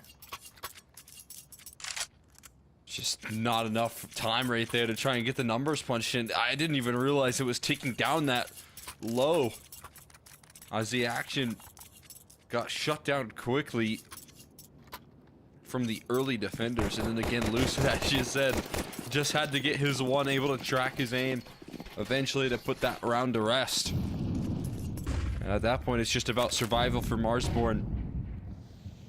Mission accomplished for number 9. Finally, some damage to start off for Blue Jays on to chop those through the smoke spam.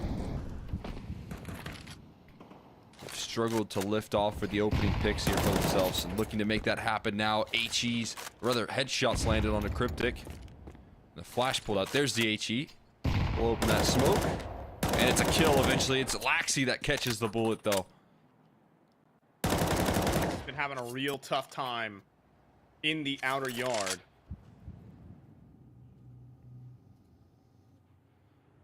Getting caught off non-stop.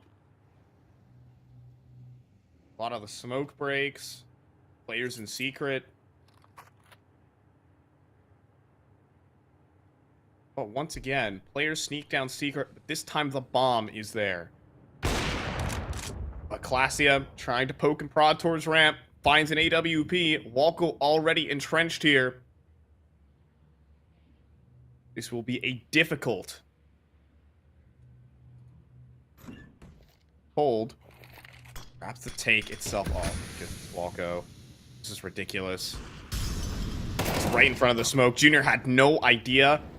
And it's a 10-2 half on their opponent's map pick, courtesy of Wolfie. Marsborn play perfect Counter-Strike here on Nuke. We're going to toss this one off to a break as we could be headed to a third.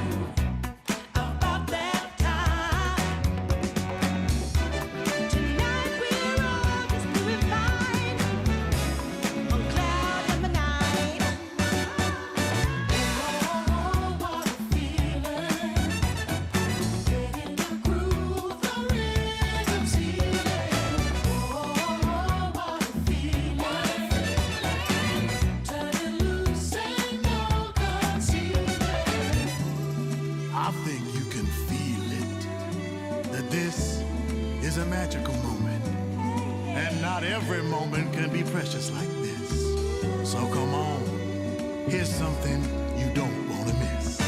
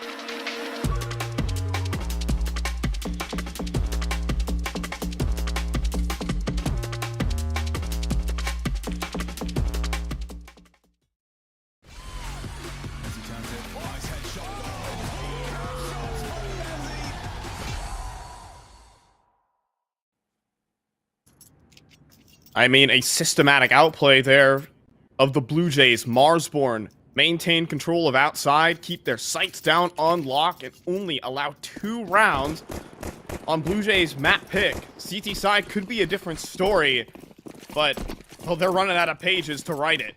Down 10-2. Let's see if this one can be turned around as a bit of a ramp play, but just a bit of a fake. 2 players inside of the hut causing problems, and Laxi trying to get on the board, and that he is. 2 with the dualies to double his kill total, and a 2 versus 4 from Marsborn.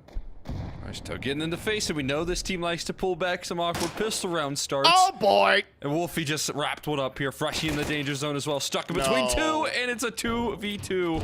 Again, the round is just falling flat in front of them, and they're going to arrive to the B site too late. Junior's gonna try and chase down the vents, but it's being held at the moment. So what is Junior, or rather Classia, gonna do? Is he actually going to go down the vents here? In the meantime, though, Wolfie does play his end, but Grizz threads that shot from that range. Are you kidding? But Classia, shadow advantage, on for it. Round the site, burst fired lock for Grizz. He switches back and makes it 18 kills and a 2 versus 4 again for Marsborn. Yeah, the second 2v4 on these pistol rounds here where things start off unbelievably well. I feel like the first one, I can give a lot of credit to Walco and an individual front, a little bit of an unlucky lineup for Blue Jays. That right there, just getting stuck on in. Not identifying where the gaps were in that fight and getting punished in the most severe fashion. Could tell a quick end to Blue Jays in a dominant streak of affairs here on Nuke. Classia on the force buy. I mean, a miracle he wins that duel. Junior trying to spot, but doesn't actually catch the player.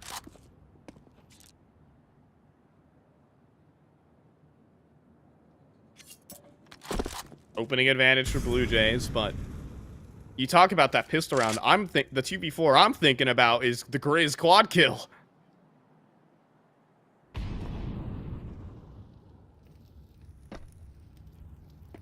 Like a lot of very miraculous moments, and well, moments that shouldn't be happening as Grizz continues this rampage 19-5.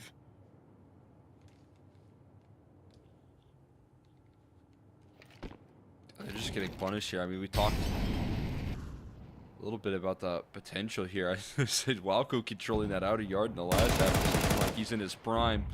And he's going to carry that forward into the second half now as well. Lucid on the entry duty. Taking some good Sees space 3. here. Spots out everyone. That's every last player remaining here. Now it's about beating them to the punch on this rotate. All 3 players jump down the fence. Yeah. They still have Walco to deal with, and the resistance looking a little too strong. They're already feet planted on this B side. Yeah, Freshie is not winning this one, although he will try.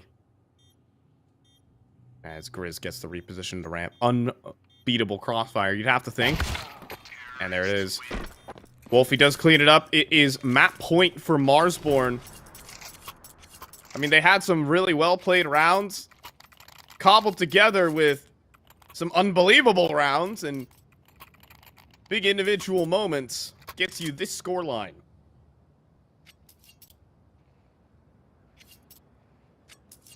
So many X-Factor rounds here. There's so many collections being put together by Marsborn, but you know, in that first half, again, I think some really good protocols to shut down all of the game plan for Blue Jays.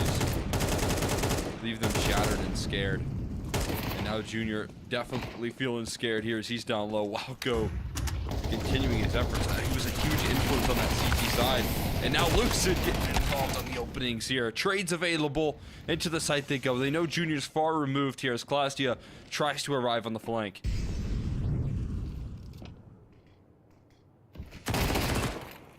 Hold on, Classia, though. Trying to keep this one active. Low HP for the remainder of the Blue Jays, but if Chop walks into this trap, they might have a chance. It'll be Classia to move first, though. That's his doom. Junior trying for a no-scope headshot. A tag on the Chop. Makes it interesting. But but surely nothing more. As an attempt, a headshot, he escapes. There is no way Junior can win this. He does not have a kit though, and Chop makes the read. 29 HP, and the swing, but he misses. Oh my God! You, sure, man. A clutch from Junior it is today. Blue Jays are here on Nuke.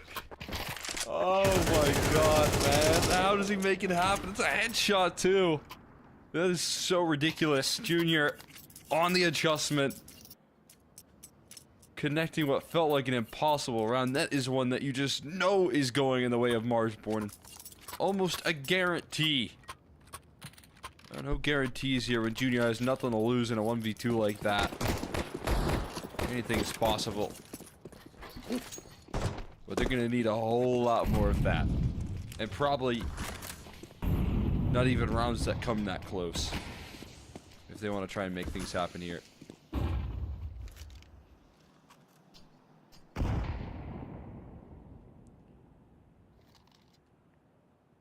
And Marsborn not quite HE and open the doors.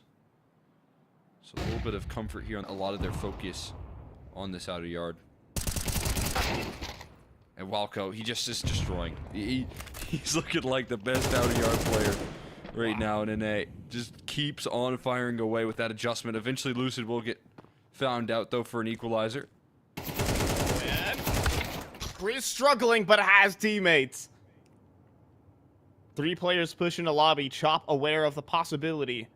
Tucked away in the corner. On a devastating angle. Laxi, will he clear it? Oh, he doesn't quite. Laxi's still concerned about T-spawn. Now Chop makes a move and takes down Freshie. Laxi trying to check. And does get Chop eventually. 2 versus 3. But the A site under attack from Heaven. Or potentially a reroute to ramp with 20 seconds? They're gonna have to pull the pin on this one eventually. They're gonna have to make it loud at some point here in Classia. Oh, he's cooked. As long as he doesn't get caught off guard here. He's not looking the right way! And he never gets the audio cue there. Too far the distance between when they finally hit the jets. And so much time to punch in the numbers here. Putting all the pressure on the new guy here on Blue Jays. I mean, weirdly enough, it's doable. He has a kit, smoke, low HP on a couple. But he'll use the smoke instead towards control window. He's trying to isolate that potential planter. But the smoke blooms wide. It forces him to drop. He sees a shoulder, though. On the site, 1 flashbang lobbed forward. Time burning off the clock, though. And eventually, doom is inevitable as Walco completes the flank. Miraculous Junior clutch aside. It was Marsborn all the way. 13-3. Not making a single mistake on the CT side. And having some big individual moments to back it up. Gets you a blowout on Blue Jays map pick. Tossing this one to Ancient. We'll be back in a bit.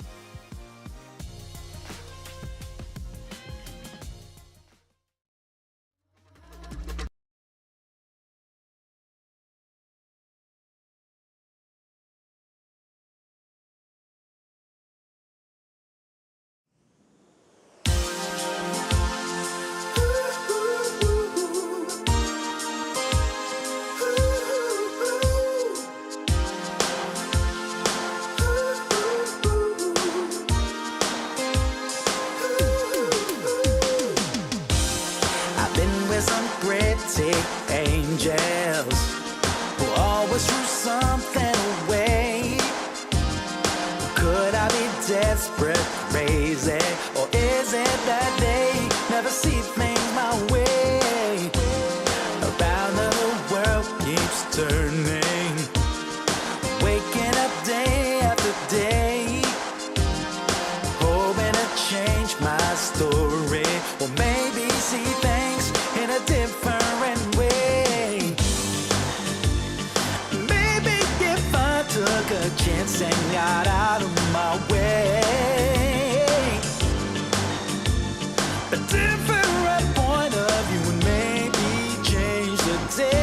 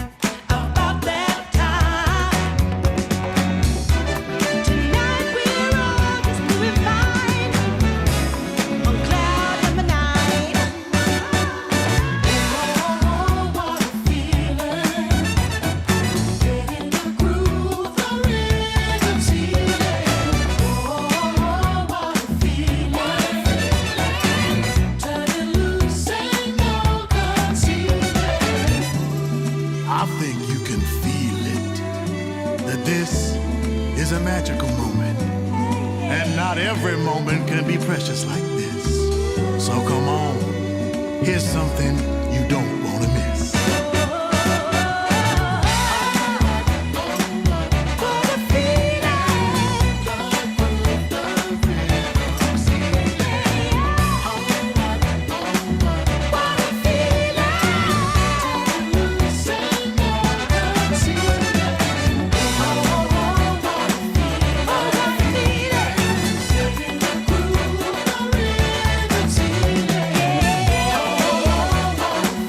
What a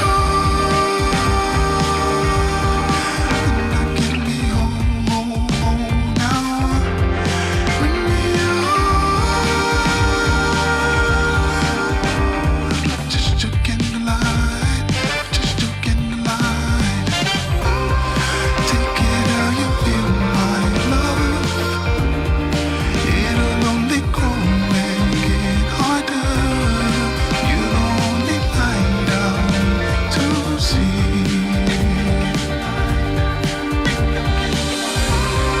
Take it how you feel, my love. It'll only grow and get harder. You're the only light I need to see.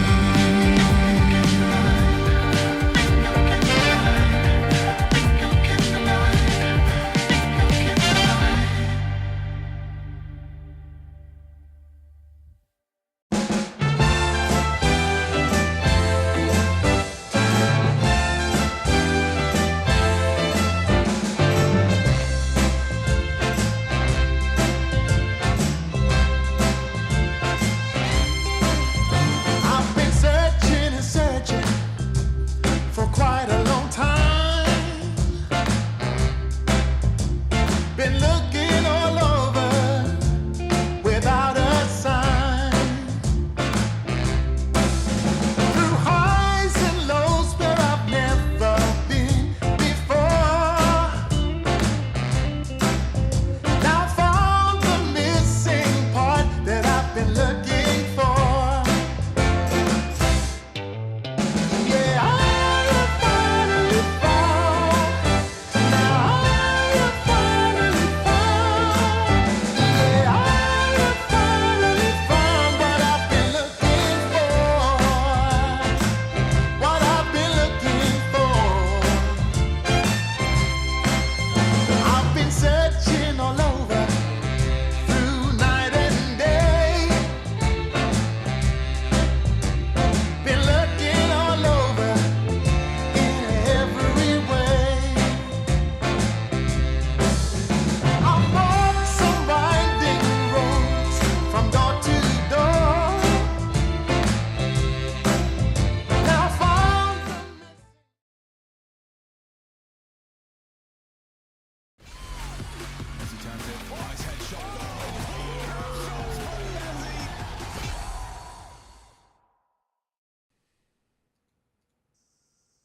And ESL Pro League qualifiers continue here in North America, and it's Marsborn playing pristine Counter-Strike.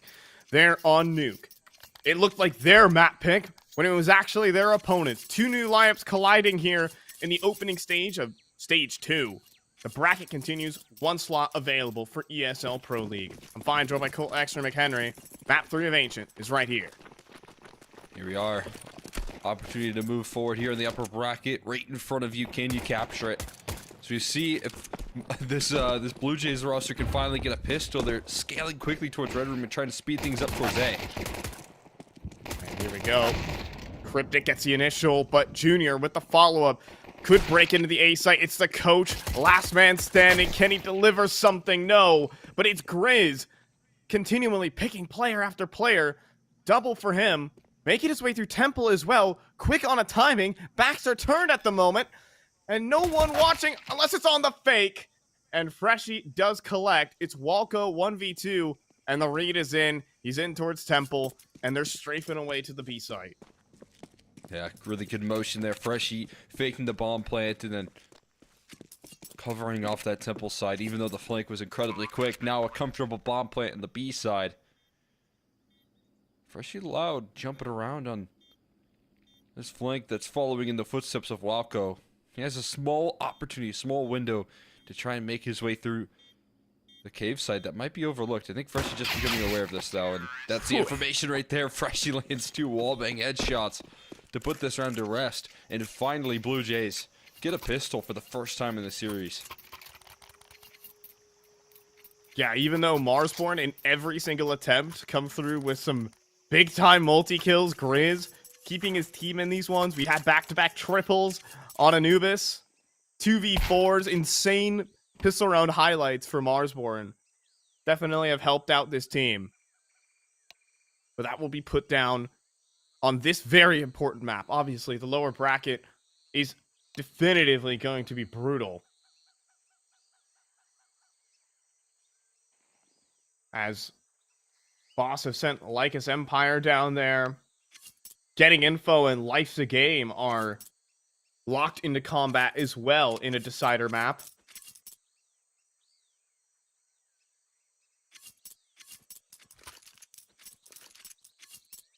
I mean, just the thought of getting info, being down in the lowers, is going to be terrifying for all of these teams.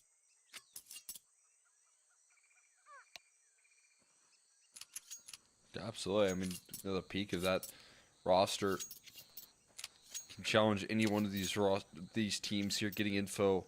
You know, again, throughout last year, I feel like making a really good case for them to potentially, or not last year, but kind of last season, making a good case to be one of the rosters that could actually qualify to the major in some form or fashion. But different team and different lineup, they still jam-packed with firepower. So again, avoiding that lower bracket of the utmost importance for any of these teams to provide you more second chances down the line. Off the back of that, finally, pistol round win here for Blue Jays. They get the luxury of playing up against nothing but USPs here. Cryptic gonna identify a stack here. Oh, there it goes. And he will leap out and stir the hornet's nest. Reload for the Mac 10 will cost him his life, but that just allows a free walk into A. And Wolfie annihilated by the Mac 10. That is all. Lucid is dead next. And it'll be Blue Jays striding forward early into this game. Nice things to see here for this key side.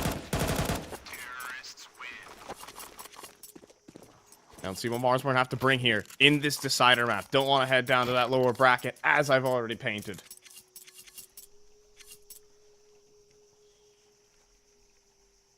Marsborn obviously coming into this one with some tricky situations, having Lucid standing in. It's not something you want to enter into the second stage of this qualifier with, but able to win a map already. With him playing out and stay competitive on Anubis, where it looked like he was still able to coordinate effectively. Grizz impressive, reaching low from the smoke, and Wolfie blocks out Laxi before he can even make his move happen. Now Colasia has to scale in towards A. It's not a bad reaction here from the T side. Especially with Cryptic trying to make a move through multiple smokes. But Walco will be drawn back, but still the spin around leaves just Colasia 1v3. Mac 10 wide swing. No headshot weaved in between those. And Marsborn win a convincing one. Despite the early promise of that A-side space that they're able to take, I think it's just a decisive move from Marsborn to throw resources, utility, or rotations at the problem. And Walco with some smart thinking on the fly. Containing space on the alert from Cryptic.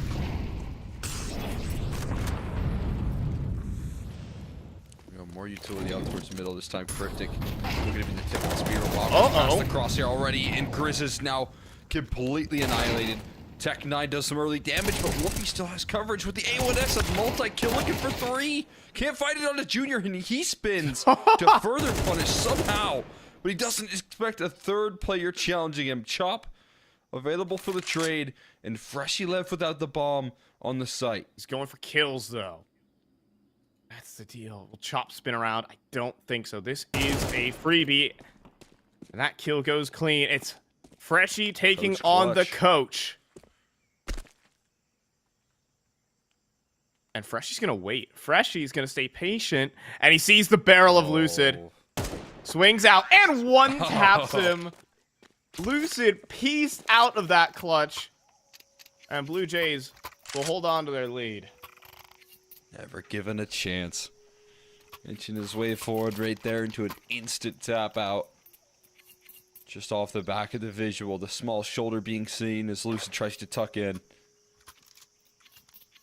Bit unfortunate for him, but Blue Jays able to recover what was some great mid maneuvers coming through from Marsborn.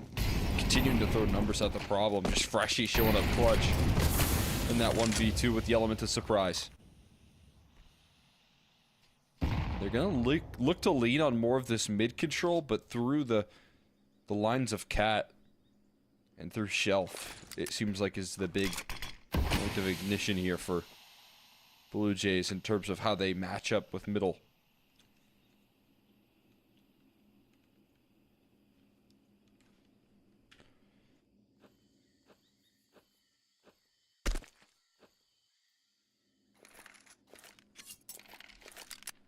Right now, it's a bit of a miscall from Marsborn's 2 players here on the A side, but with Lucid arriving, this could be a formidable defense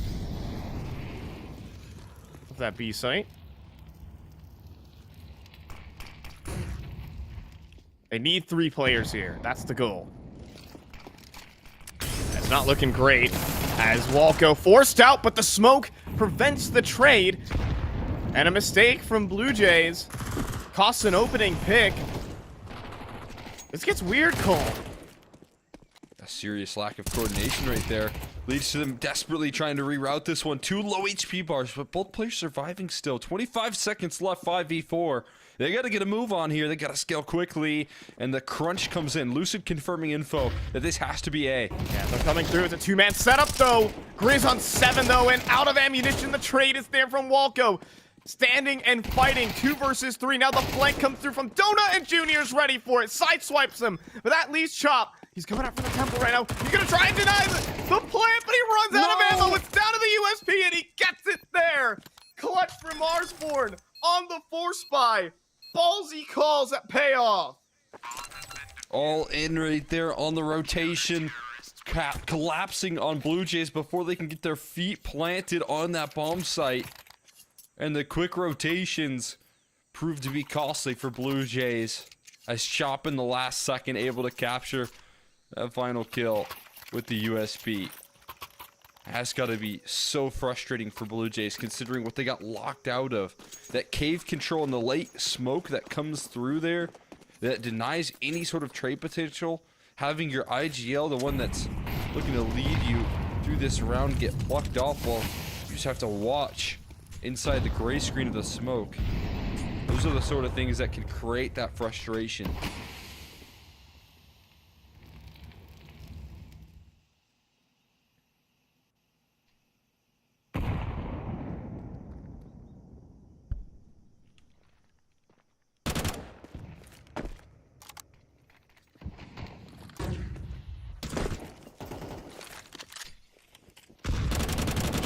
Shield coming back into this one.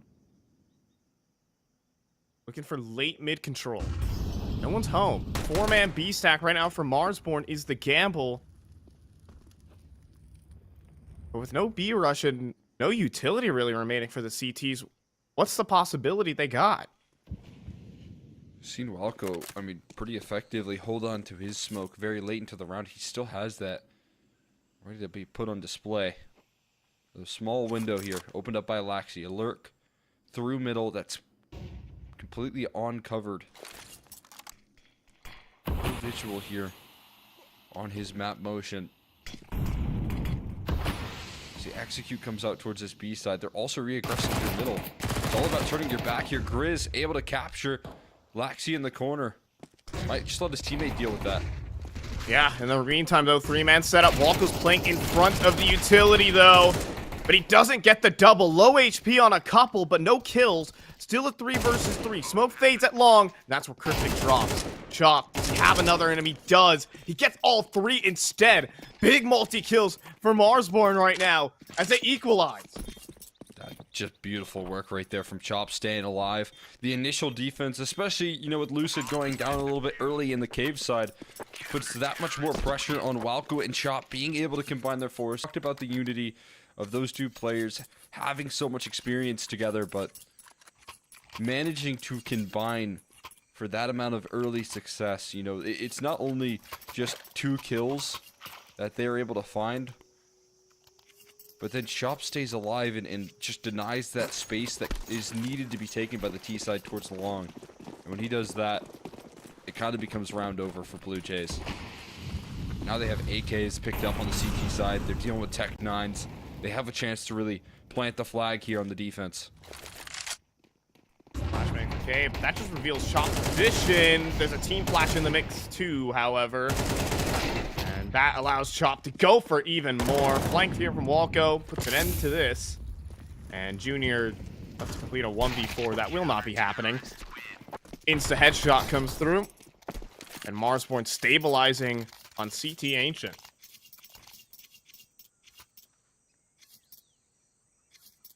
Building up some bank here. Still yet to see Wolfie really rocking up long term. He does finally pick it up. Only a single casualty, so I think someone on that CT side can sell the gun. I was going to say, you know, that's the last little bit of the element that I'm expecting out of this Marsborn camp is to see what Wolfie can do with the op here. You know, maybe CT side doesn't oftentimes run a lot around an AWP, but if he can still position himself effectively, can allow for the resources to be stacked if he's on the scene. And so now they even bring that to the table, could add an extra element to this defense that Blue Jays aren't aware of. Haven't had to face just yet.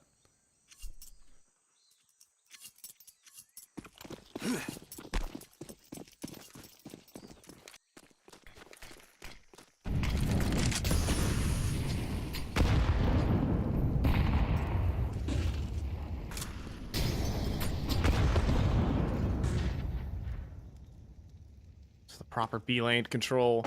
Blue Jays also get middle. A lot of space early here. Surely a re-aggression from Marsborn is in order. And it looks like that's coming in through A main.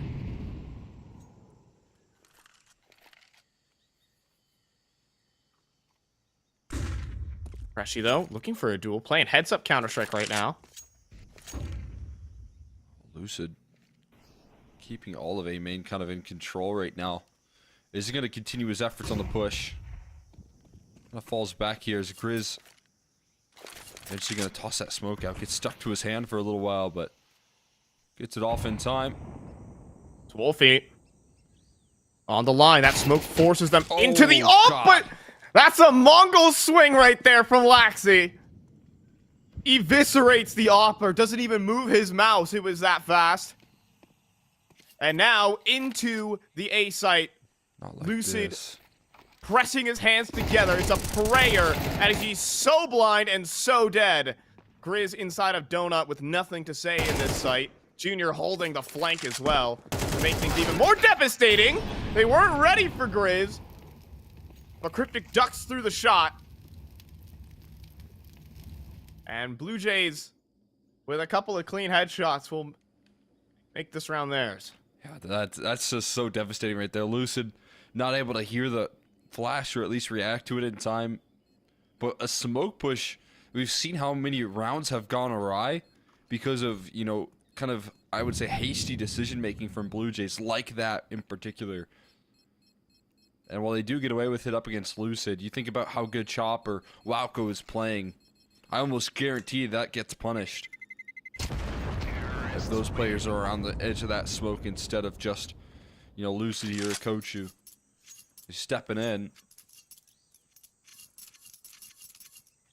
I mean, that's a round that wouldn't be possible if Laxi didn't hit that wide swing.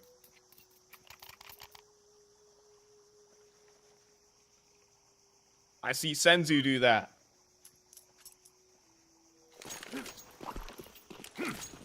You know, they say that most Mongolians are all derived from, like, Genghis Khan's bloodline. The conqueror right there. Actual fact, by the way. Yeah. And here's another one from Laxi as he keeps charging forward, marauding in middle. There's a double. And could be round defining. This play has to go somewhere, but Freshy dodges the flash and can just toy with Walco as long as he keeps him occupied. But a smoke down from Lucid. Same situation, this time in Donut, though. And he's gonna push. Moonwalks into Classia. Thanks for the A site. Oh, had to make a risky move right there. Felt the need to push past the smoke. Now Chop is eager to make this retake happen. This is still a challenge here, but back's turn. That's the door swung open. There's only two on the site proper right now, Junior and Classia. They do have a smoke to isolate Junior out of this round as well. It's just about dealing with Classia at the moment in time. Backing out here. Walco finds another. They should go for this, right? You would have to think. I'm a bit disappointed there. Wow. If that's a 2 versus 2 with 20 seconds on the clock, very winnable situation. Also had a smoke, but Yeah. You can see it right there. I mean, if Walco doesn't have a smoke, I understand calling it a save pretty quickly, but the fact that he does have the smoke, you're dealing with Junior on the op, especially as you kill that late lurk. It is essentially, a 1v2 at that point in time, when you just have to deal with Classy and can smoke on top of the bomb to pretty much nullify Junior's position. bit too many unknowns, I'd have to think, though, for the side of Marsborn. I mean, there's reasons for and against, but maybe a mentality difference we're talking about, and we're going for fast mid control at the moment. As Simply said, there is just nobody to stop this mid control. Off angle taken here by Freshie. Briz will not be swinging into it, however. Now Freshie moves forward. Briz on a timing peak, but Freshie's still prepared. This will be an easy A-site take.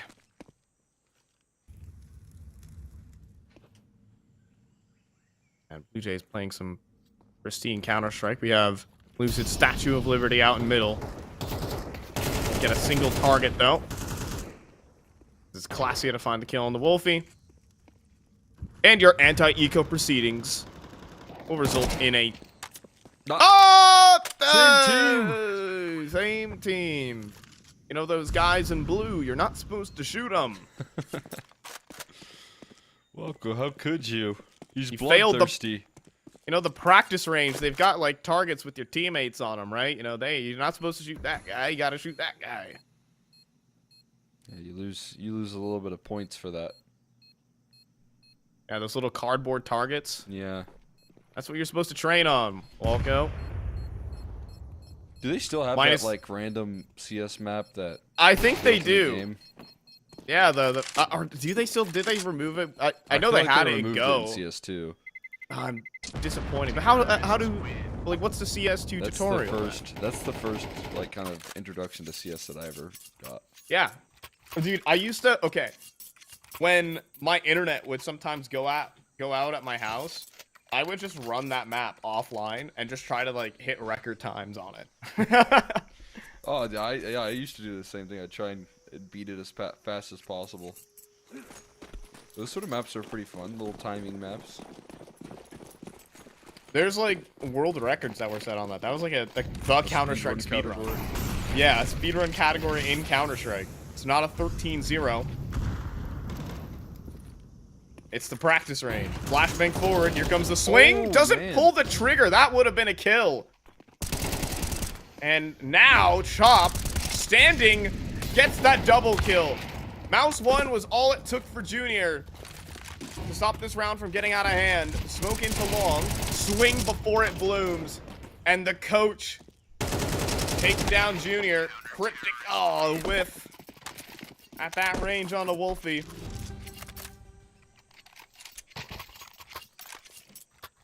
Just a great defensive measure right there coming through from Walco and Yeah. Chop again.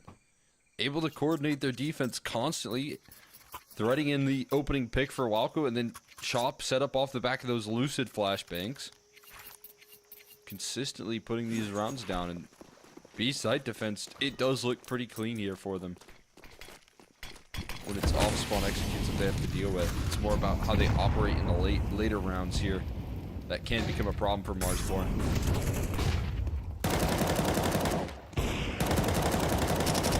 Riz gets this kill in middle, but Clasia running through, first bullet headshotting on the Oh my entry, God. make it a third! Vintage Clasia coming through! Freshie, really try to stop it, he does, he watches the smoke, he stays patient, and he converts. Chop will move on through. Freshie watching it, 7-5, miraculous pullback in this one for Blue Jays. They show off their firepower.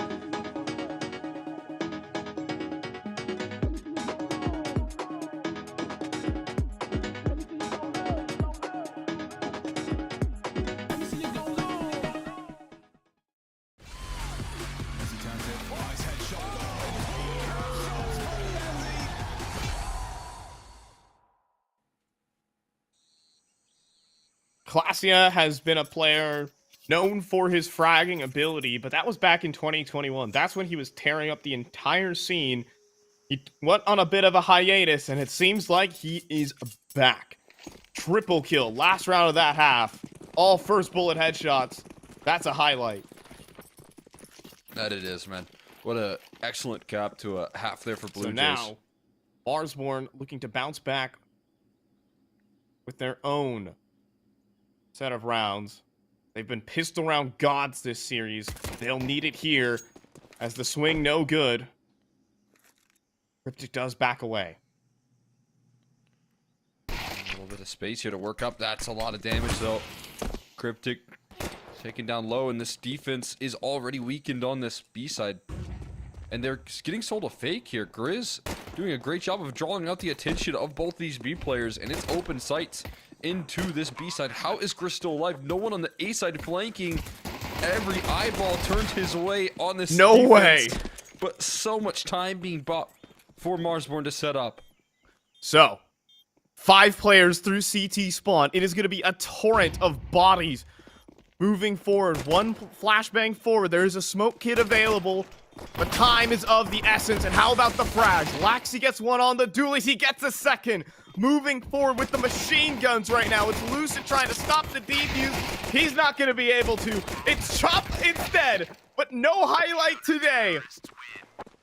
It will be Blue Jays to take the pistol.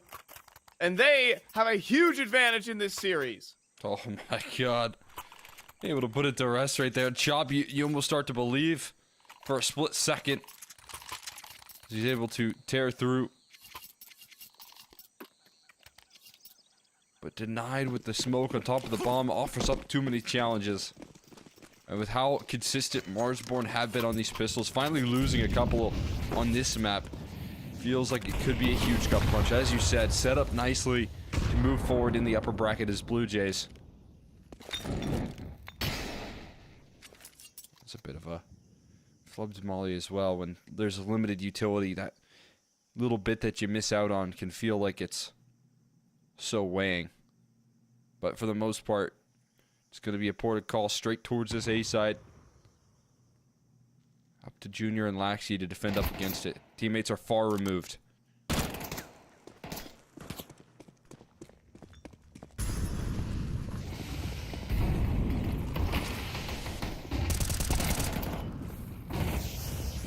There's an opening right there. Laxi sets it up here for the first. Okay. Looking for more. He's staying alive. In the meantime, these smokes are still up, but they're soon to fade here. So it's about getting the numbers punched in while they're still in order. Yeah, flashbang through. Players get to the back of default already. A lot of dinks downrange, though. That Khalil does a sweep of damage. But now the MP9s start to work as well. This comes down to Walker. He needs that headshot. And he does. Helped out by Grizz. They've got a force buy. Marsborn are back in it. It's the Galils. It's the X factor that these players are bringing to the table. The full team of Marsborn right now. You know, again, dealing with the coach stand-in situation here. But everyone else is amplifying their play to match some of the output that's missing here. And Grizz showing up perfectly just when he needs to here. Has had a tough first half. Didn't even really get a lot of attention in some of his fights in the map here. Where Rocco and Chop are constantly feasting. But now in half number 2, stepping up in round 2. And the force buy goes successful. That's their ticket back into this map here. Boots over though for Laxi. And Lucid not watching. Easy shot for Laxi. Patient on the lineup. Coach down. Probably the least threatening member of the team, however. No offense to Lucid. As Chop definitely strikes back. The 4v4.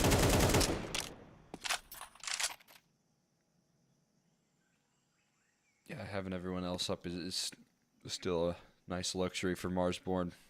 Chop and Lako have been playing unbelievably well as a unit. Good move from Klasia late in this round, though. A little bit of aggression towards A main. It's going to give them a lot of information. This is the sort of risk-taking when you're on pistols that you're almost required to do. It's going to commit 3 players on this B site while this round gets put on the timer here of how fast can Classy flank. Double swing in towards Cave is no good. Junior Oh my does God. connect one, though. He needs a second. And the shot's not there. Also for Laxi. Classy does get into Cave quick. Reload for Grizz. Is seen, but he just re-swings him with the confidence. And Marsborn on track to equalize.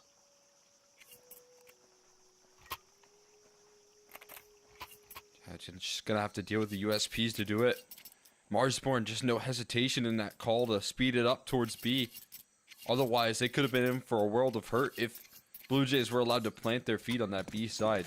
They were able to gain some traction and get into corners with those pistols. And Cave, that could have been a different story. But too decisive from Marsborn.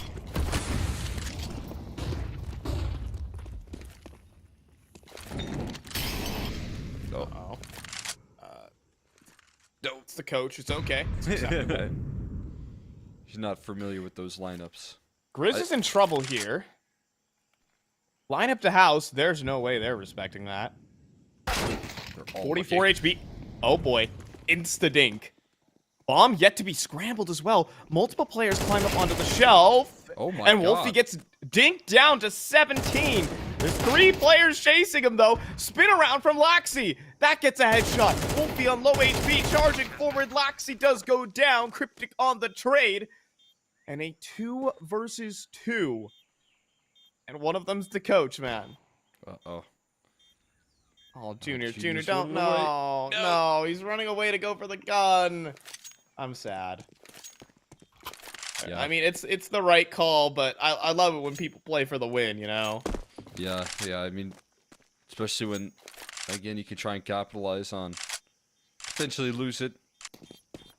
Trying to put some pressure on him there, but likelihood of winning that with a P250 is not necessarily there. And we've already seen Blue Jays be very careful with leads here. Now, this lead has since vanished, all tied up at 8s, but walking in with a little extra firepower goes a long way, especially when it comes to Cryptic saving a lot of reserves here for himself, and probably can later down the line toss an op over. Even Junior could just buy one in the rounds in the future.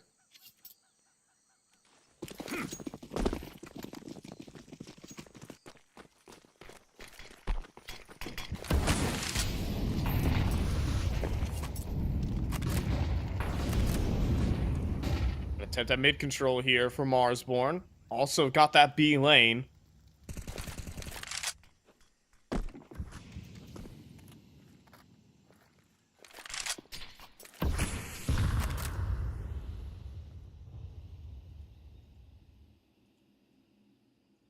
A wall bank could go miles there for Cryptic, but he won't attempt it. Lucid standing in the spot. Now Walco moves forward. Okay, looking to take that headshot angle. Jiggle peek's good. Walk forward, but Freshy swings into multiple. Does allow Cryptic to follow up, but Wolfie got a trade. Classia will attempt to move forward. Will he disrespect the cave? He does! He gets the headshot the second! Classia going absolutely maniacal. He sees both players on the B ramp too. Nade onto Walco strikes true. And Classia makes this round happen on his own. It's just Grizz. Spray through the smoke's no good. Try to deny the defuse. And he just won't.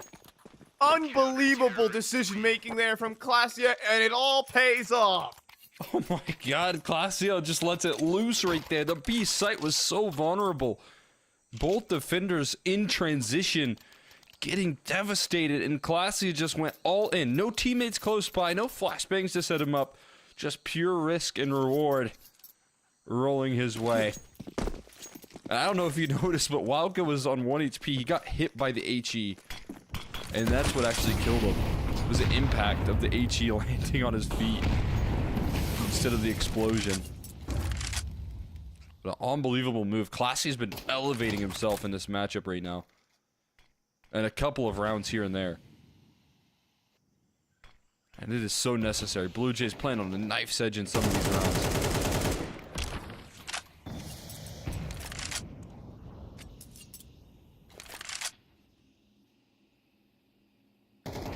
That's the individual showing up for this team. That's the kind of stuff you kind of need to see in CS2, honestly.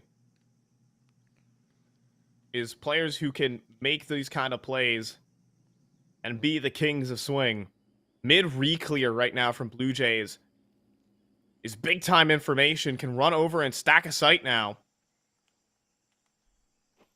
Actually, even thinking of the shelf jump up in the mid round.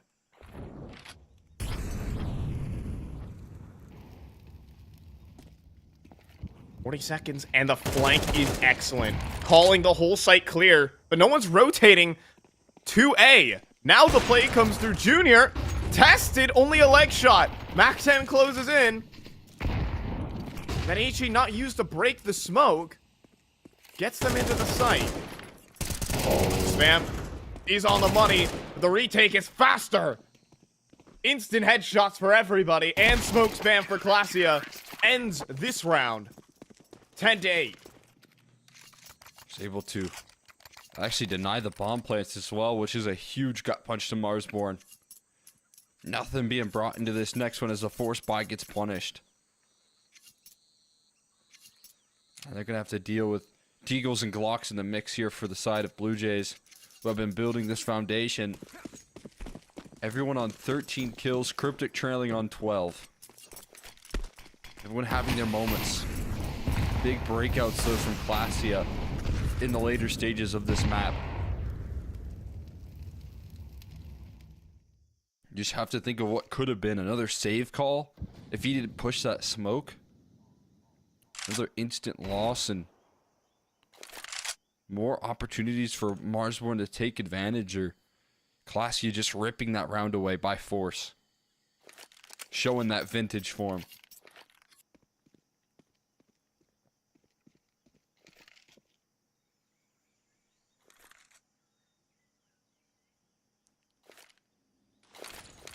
That's a bit of a big smoke right there. Uh-oh. I mean, it works. That smoke bounce works out. It keeps them out of cave, but another smoke bounce misses. That was meant for the ramp. There's actually a lurk play available for Marsborn, but they won't go for it. The absolute comedy of errors here. And Laxi handing out a headshot at that range on the Lucid. Keeps Marsborn contained. She's just continuing to keep that cutoff on the cross as well. Challenging the Deagle. Eventually, Walco gets overrun. Grizz does have an AK.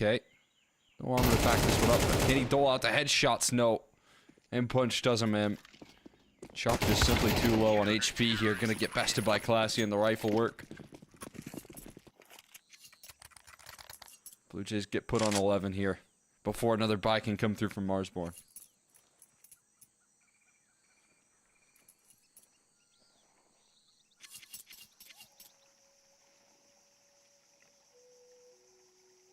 And this is going to call in a tactical timeout for Marsborn right now.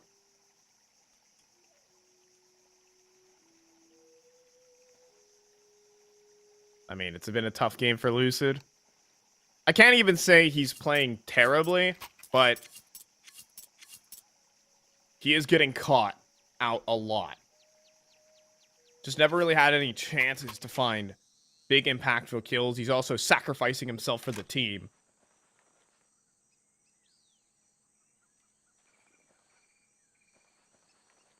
Marsborn in need of those individual miracles that they were pulling off. Even back on Nuke.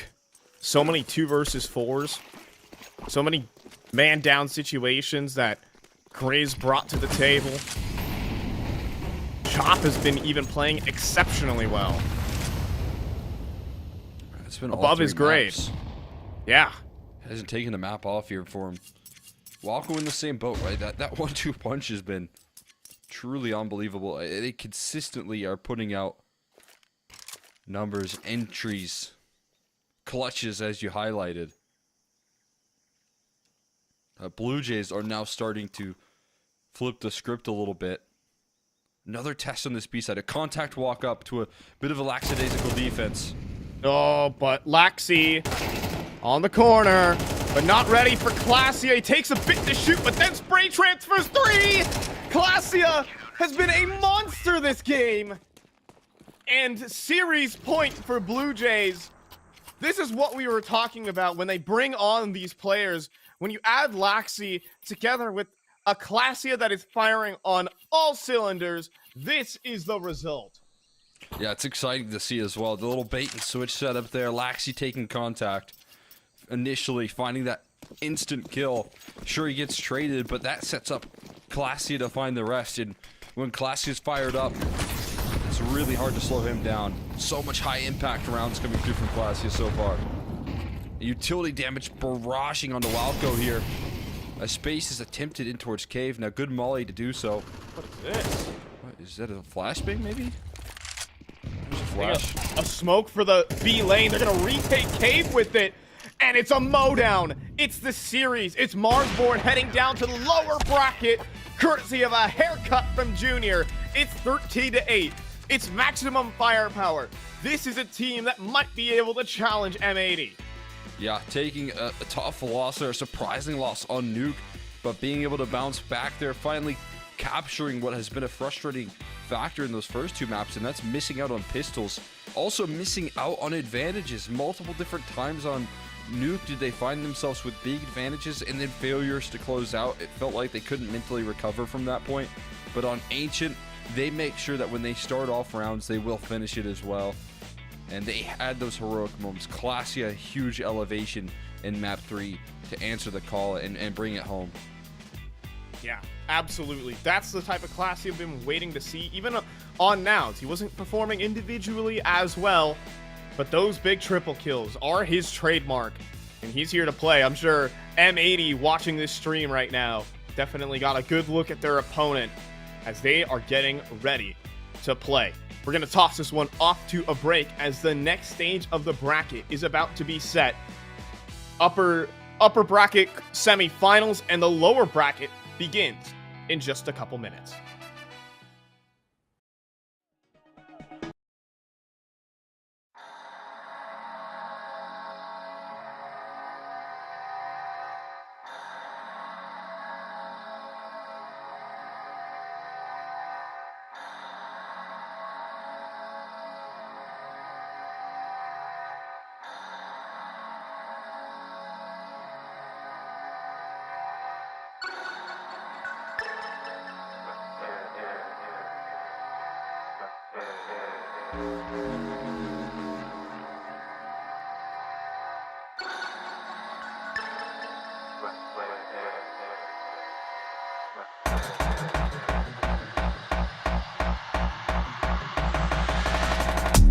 We don't do no talking round here. We don't play no games round here. We ain't never slipping round here. This another level, this one over here is very rare. We don't do no talking round here. We don't play no games round here. We ain't never slipping round here. This another level, this one over here is very rare. Ridden got me skanking, had me feeling like I'm Fred Astaire. Bread was kinda short, but I was smelling like a millionaire. Claimed their opposition when we stepped in, they were running scared. Man, we're louding up the atmosphere. Too much chatty, too much catty. I just lit a fatty and it came from Cali. I'm already here. I was in the clouds, I don't ever take the stairs. We don't do no talking round here. We don't play no games round here. We ain't never slipping round here. This another level, this one over here is very rare. We don't do no talking round here. We don't play no games round here. We ain't never slipping round here. This another level, this one over here is very rare. This another level, this one over here is very rare.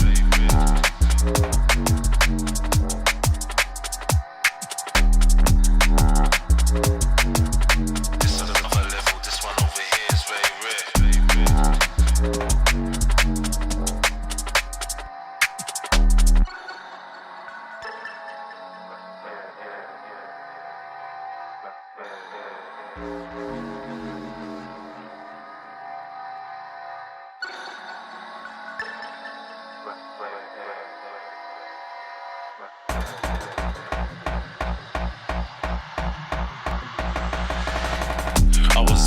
never sweating till the lights came. Man don't ever sleep, step out on this night train. Right brain, man will blow your mind like a migraine. I was busting up these spots, pulling something out my socks. Man was shuffling out of blocks, phone and vibrate. I don't need to talk to Frank, I did it my way. Never slipping, never tripping, never violate. We don't gas around here, we on a higher rate. We don't do no talking round here. We don't play no games round here. We ain't never slipping round here. This another level, this one over here is very rare. We don't do no talking round here. We don't play no games round here. We ain't never slipping round here. This another level, this one over here is very rare.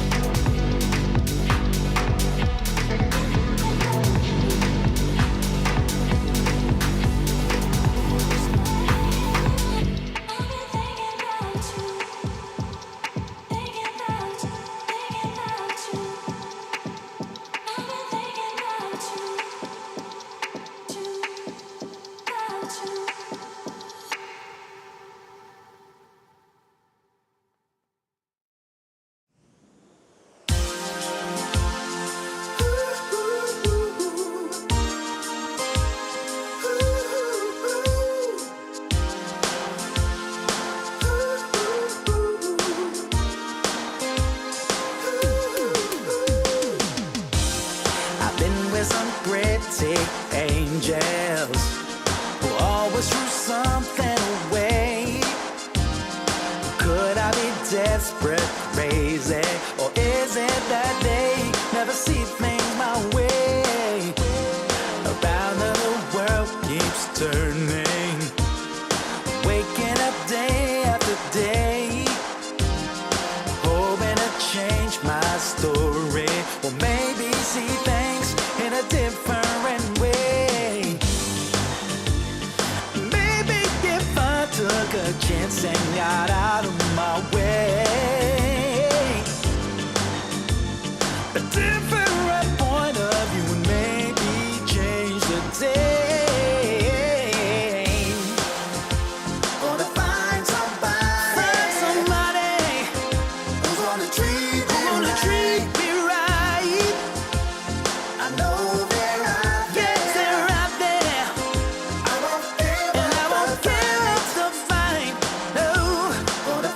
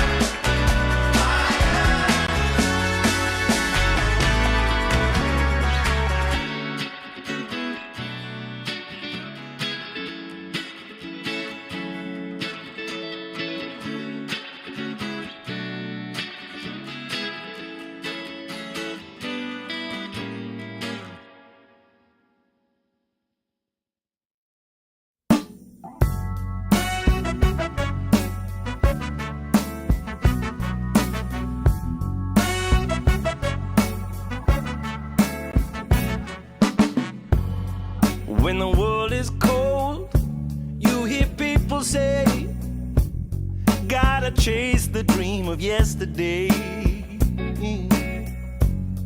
But the stories told, the golden memories, ain't a truth but just a fallacy. But there's hustlers, stealers, liars out on this road, and they'll feed the fire and watch it all explode. Gotta put those flames out before we burn it down. Gotta plant new seeds in this ground. Don't let yourself be troubled or think on yesterday. Keep on moving, come on, don't stand in my way. Some people wanna pull you under. Some people wanna make you cry. Some people rolling in like thunder. We gotta fight the feeling, we gotta do it right. If the hustle and grind breaks your stride, do your turn and blame the other side.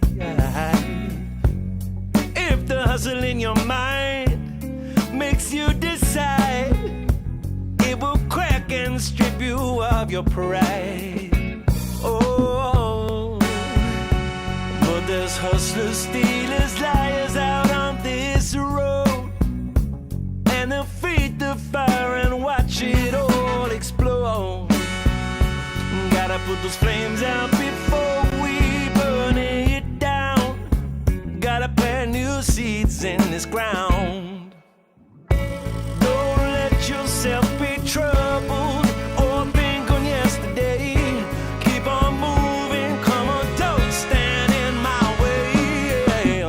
Some people wanna pull you under. Some people wanna make you cry. Some people rolling in like thunder. We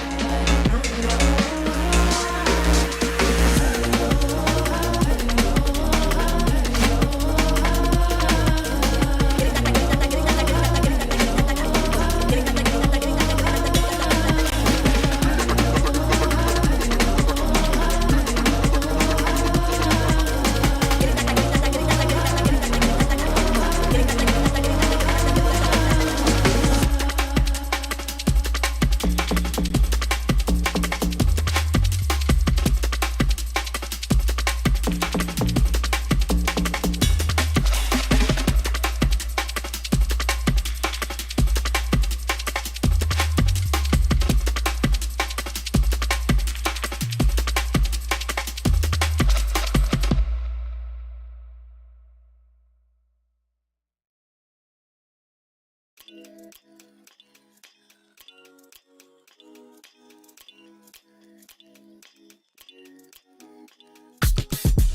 we go to broad daylight, feeding every night like Friday night. I keep the party on rock and the Bombay ice. Gotta see stars like Broadway lights. I told a baby girl, you don't gotta kick it with the daydreamers. You can skip the line, I'm the gatekeeper. Plus I got the crowd going crazy, dance floor blazing up, going. When they see me show up, I be feeling glowed up. When they see me show up, I be feeling so, feeling so. When they see me show up, I be feeling glowed up. When they see me show up, I be feeling so, feeling so. With the VIPs in your city, getting litty as a BIC, huh?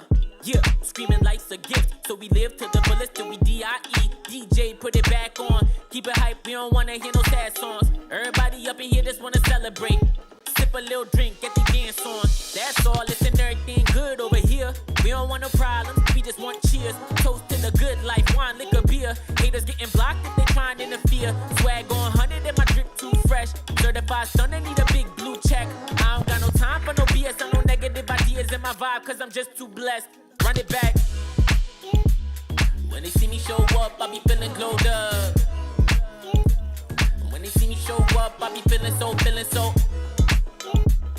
When they see me show up, I be feeling glowed up. When they see me show up, I be feeling so, feeling so.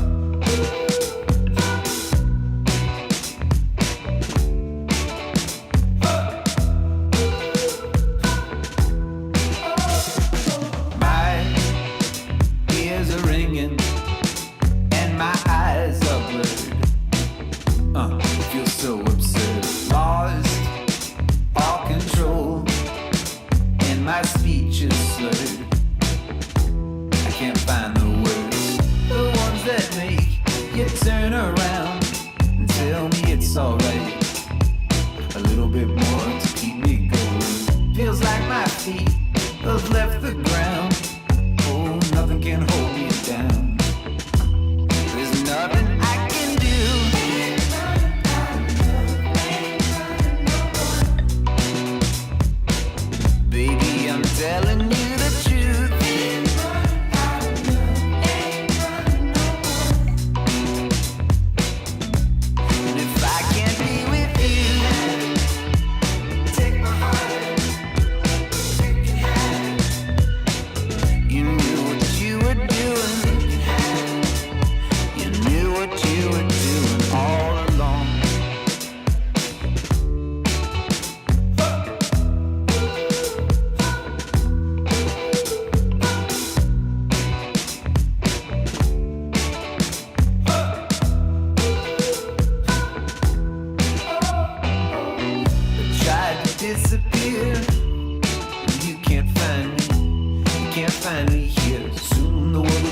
far behind. I tried to get away, but you keep sending me a sign. Oh, baby, there's nothing I can do.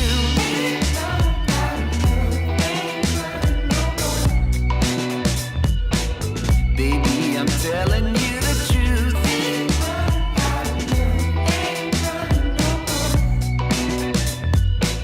You always keep me on my toes.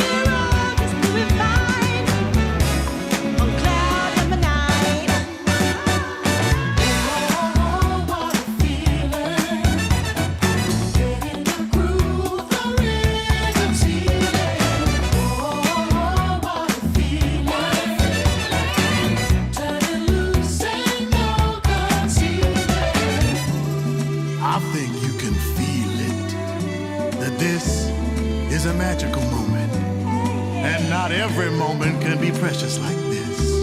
So come on, here's something you don't want to miss.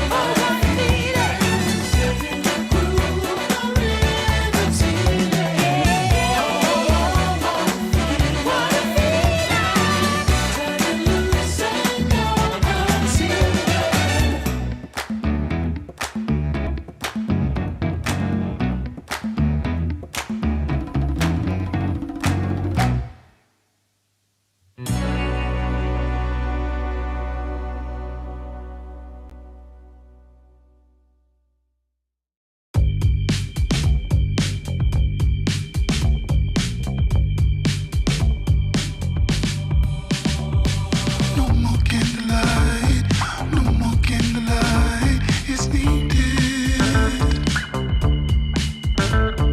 No more candlelight, no more candlelight today. When the moment's right, when the moment's right, you see me. Fanning out the fire, fanning out the fire, always. Bring me on, then I can be whole now. Bring me on, with just your candlelight, with just your candlelight.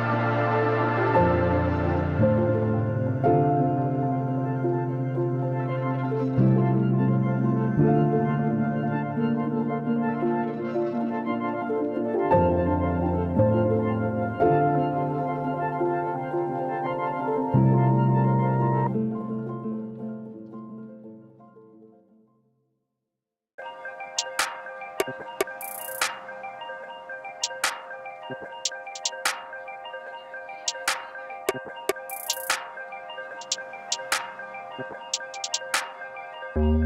all that it's saying is true, there's a wall before your eyes. Tell me, can you see right through? Right through, right through. Down through the wires and the pipelines. We go disconnecting from the city and the skyline.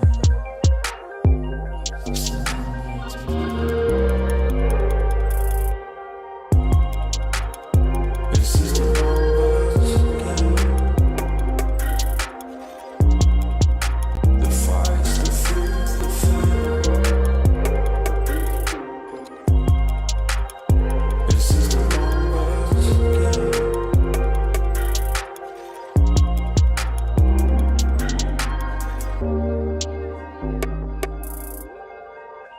Counting up coins for a soda can.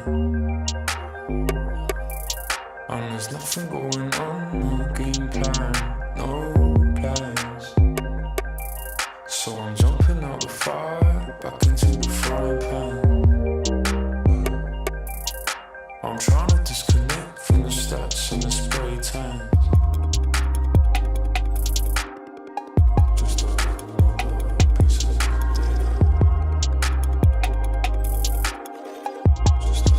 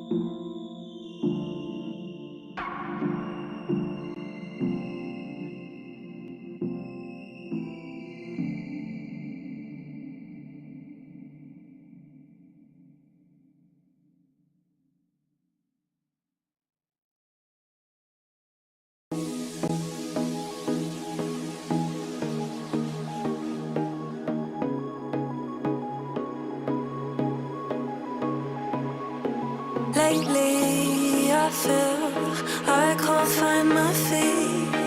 Pushing closer, my heart skips a beat, and now I'm falling deeper than a fly. I can't control it.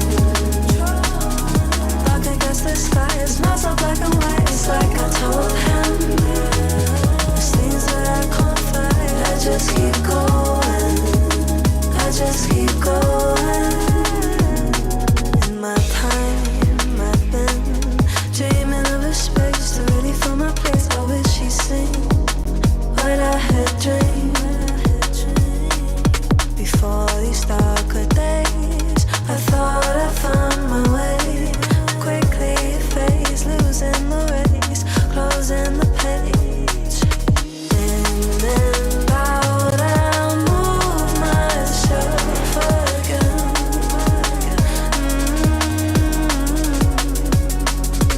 Time moves fast, I feel my heart beating.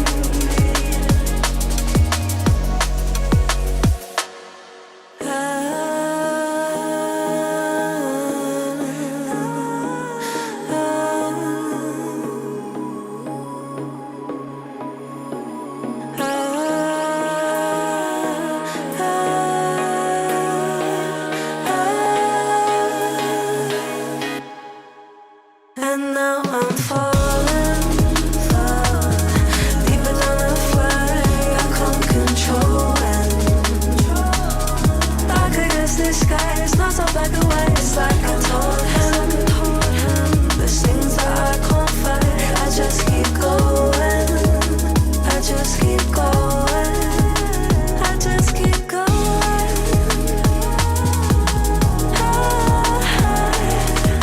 I just keep going. Dark against the skies, there's things that I can't fight. I just keep going.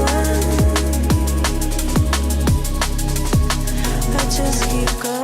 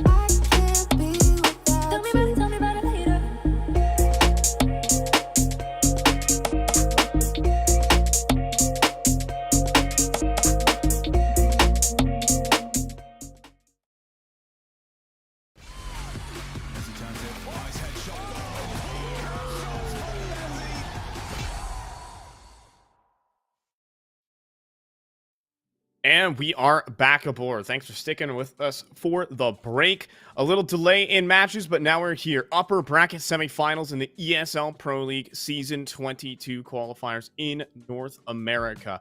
And we've kind of got our top 4 teams set in stone. We had Marsborn take on Blue Jays, and Blue Jays came through with a surprise. That matchup versus M80 will be very interesting. But now it's getting info versus a new look boss roster. Yeah, I mean, looking forward to getting a glimpse as to both of these rosters as they've looked to, again, revamp in the offseason, have been putting in a little bit of work here, and now we're entering into a I would say doable Pro League qualifier. I'm with you in agreement that this is definitely M80s for the taking right now with how good of form they have been in and what the expectations are. But on this side of the bracket, man, I think these rosters making changes to try and elevate and upgrade, and that's what Boston getting in for are hoping to do here. Yeah, absolutely. I mean, you also have teams like NRG re-equipping their lineup as well, which came to a big surprise to many. You know, Hex joining up with M80 as well. That team continues to try and improve as well. So many arms races happening here in North America to continue improving. Boss being a team who's not really improving, but had a lot of their players leave. Formerly of the Blue Jays lineup, of course. 2 of their players, Snav, headed out, took the train out of Boss. And now they're kind of left in a weird situation where they don't have like that full-time in-game leader. So they have to pick up just more players from the North American circuit. And one player I would like to point out is this guy known as Sauce Boy or just Sauce. He's an absolute face-it menace, never really played on any advanced teams, and Boss just pluck him straight from the face-it leaderboards and put him on a team. Yeah, I mean, we already know that this kind of core here, I guess now remaining of Darty and Slight, but players on this team have been very willing to reach into a little bit of unknown quantities or maybe unproven at the upper echelons of ECL and give them opportunities and chances here. If you talk about a player like Fruit Cup, who's a prime example of that, and you know, what you're saying about Sauce, Fruit Cup was even more proven than what Sauce was already bringing to the table in terms of his experience, his history. He had a couple CCTs at least before he was able to make a big splash with this roster, and so it makes sense his kind of progression. But this elevation for a player like Sauce Boy is going to be really interesting to see whether or not he can hang with some of the best here and see if some of that skill can translate into this team. And it definitely did translate. I will add here, Cole, he had a great performance against Lycus Empire, especially on the map of Anubis, taking on an actual established team here in North America. So Sauce is no joke in this space. We'll see if he can take on an even more difficult opponent, because Eyes on Getting Info, again, they just lost some players as well. Exotic and Carson are now on NRG, and Snav playing against his former teammates here on Boss. Yeah, the Snav and Dare duo, right, that is coming into the mix here and playing up against their former team. So a lot of experience in between these two teams here. A lot of experience as well in Getting Info's side as you kind of get the core of Timbermen, the forever core of Snav, Dare, and Shane that feels like can barely ever be broken up in terms of the longevity here. It's just like magnets of players that eventually will join forces again, and that is the case on this Getting Info roster. Take a look at the veto here, though, and talk things through a little bit as we'll take a peek and see. As out of the gates here, a train pickup coming through out of the side of Boss. That comes as to no surprise here in terms of what this core has been able to do. We saw them during last season, always picking into train here. I think it will be interesting to see without Snav, who was such a key player on this map, if they're still able to keep up some of their strengths here long term. But then Ancient going to be picked out by this Getting Info core. That's a map that they've been very healthy on, and again, all of these players really like to get aggressive, like to get in their face. So I'm looking forward to seeing these opening 2 map picks, and then this Decider of Anubis has me excited as well in terms of again, seeing how these teams are kind of working on these maps that have been so solid, but also like having so much familiarity in between these two rosters. I should expect like a lot of reads coming through here and tendencies getting shut down because of the history. Yeah, I know. Both these two teams are so new that you still have to recycle stuff from the previous season, and I think Snav can probably read into something like some of the plays and pocket plays that Slight likes to go for. That's some things that they've certainly discussed in talks as well. So basically some free research done by Snav. So I mean, Getting Info, I've gotten their info potentially on these players. Again, though, there are some X factors coming into this game. B-Wills, a name that hasn't really been said in the last year. Here in North American Counter-Strike, formerly of Nouns, played at a couple of these RMRs. and even top-level events, now returns to North American Counter-Strike play, linking up here with Boss. What do you think about that? I mean, I'm really looking forward to it here, and in terms of how things are going to shape up, I'm interested to see who's going to come out on top in this kind of grudge matchup as well, right? I think there's going to be some history here of these shakeups in the offseason, of the fact that, you know, now both of these teams kind of on orged as well. It has to lead to some motivation, has to lead to some extra influence coming through from both of these squads. But we're ready to hop into the action. We're ready to see what Train is going to bring us here in this opening map for this series. Who's going to be looking to move forward into that upper bracket final, giving themselves a good chance of trying to lock in that spot at Pro League. Yeah, and a big debut for Sauce as well, straight from the FPL, or rather Face It leaderboards, not quite FPL. Seeing what he can bring to the table. There's also Slumped in the server. Missed icon smoke as well is gonna make this take very awkward. But there's a team kill in the mix that makes it interesting, followed by a double from Shane. And it got a bit out of sorts for a moment, but a missed camera smoke. I honestly haven't really seen that. I wonder if it was a blocked smoke or anything of that sort. Maybe. That was my idea. From how it landed, I mean, it could have just been missed, but it kind of looked like it was just barely off, like someone had maybe body blocked it before it actually landed. So, I mean, if that's the case, really impressive stuff out of the gates. And as I highlighted here, again, both these teams so familiar with each other, you have to imagine there's some reads on the tendency. You also have to put into question here, you know, what the sort of calling situation is going to be on Boss. Is it kind of, at this point in time, going to be by committee, given the fact that there is no, you know, dedicated IGL. You know, Slight can probably pick up the mantle here, so familiar with so many different squads, but in that case, it's going to add even more interesting factors into this matchup here.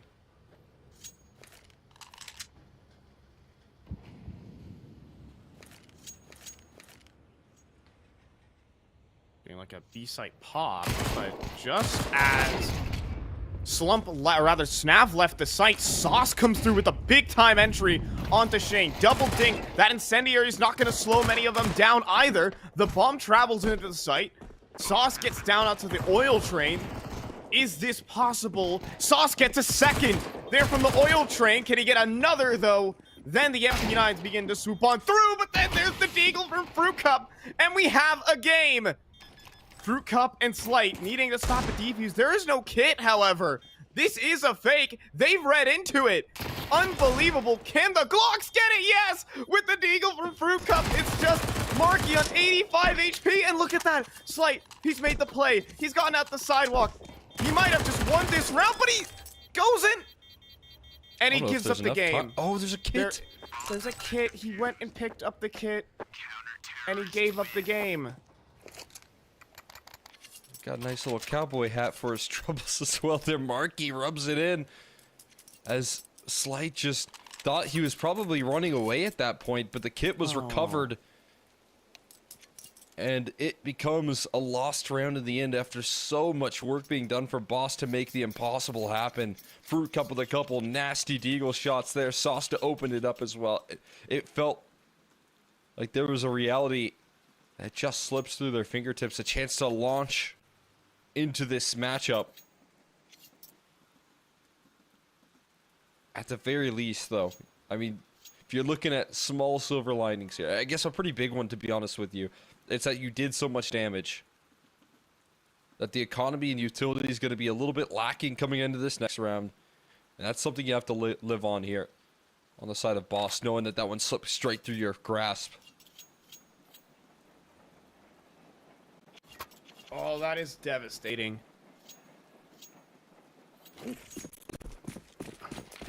I mean, I wonder, there's a little timeout called in, and I know, you know, Snav, Shane, there, they get up to chirping a little bit. Let's just say that's happened in the past. And I wouldn't put it past them that they'd let that one marinate for a moment. A little toss from Slight, but either way, the damage has been done in the Glock Eco. Win this round could be a big-time swing for Boss. He wills. Had a chance, did not react fast enough though. And will just force the molly out.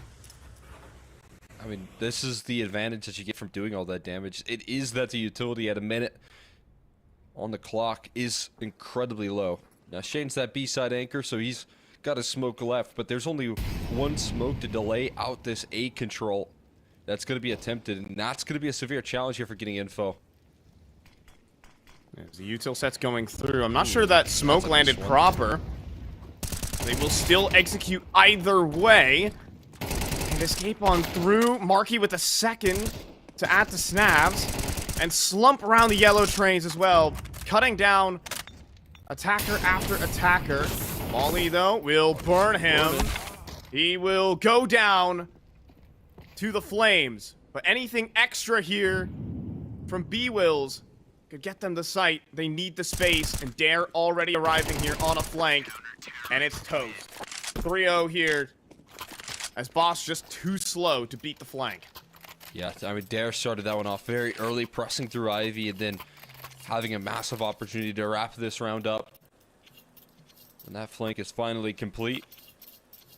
It's good motion. I mean, despite the lack of utility, having that sort of security, being able to focus all of your rifles kind of on one front, dealing with old T-Con and Pop is absolutely perfect.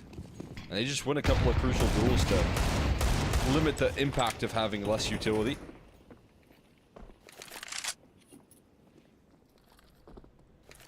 Smoke's already in bloom here towards T-Con, and this is a chance to stabilize. You want to make sure that you clean this round up. After coming down to an unbelievable clutch from Marky, you want to make sure that there are no complications. Fruit Cup Steagle can always add complications, though.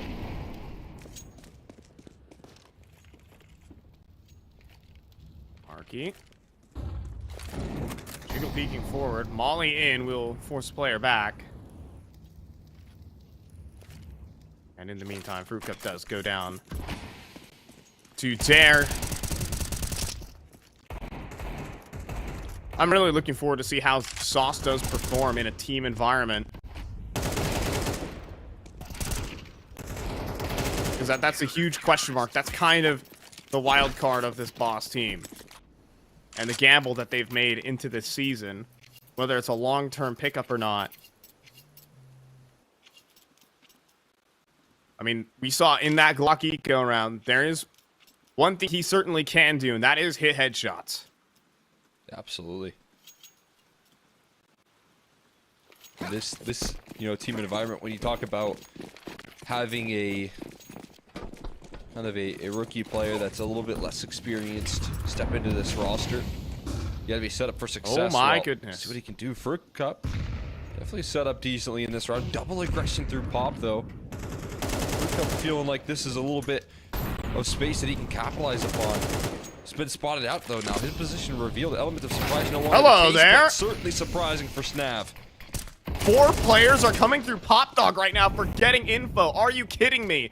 This is insane stuff that's happening. And the kills come through. It's suddenly a 1v1. That's like 7 kills in 2 seconds. And Slump, he got 3 of them.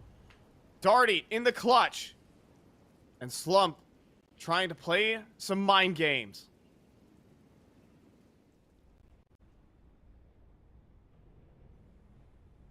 He's just waiting so patiently. Has all the time in the world for a reposition. He's looking to clear out everything, though. And in the meantime, it's just going to burn time off the clock. That Slump will happily let slide. Both players at a full standstill right now. Absolutely no motion in the map here. But this is still pressure on Darty now to plant the bomb. And either way, Slump can slide out on the tap and line up a kill here. Flank's clear, and Smoke's going to reveal that it is on the A side. Already planting inside of the smoke, though, could be risky. Will Slump spam it? He will not. Darty gets to the back of the bomb site, and I think the barrel was just seen. Slump has a molly, and he's going to use it. Darty needs to swing, and he's not ready for Slump's elevated angle. Absolute chaos outside of Pop. But Slump takes advantage and gets 4. Just ice cold in the clutch as well. Pure patience coming through from Slump.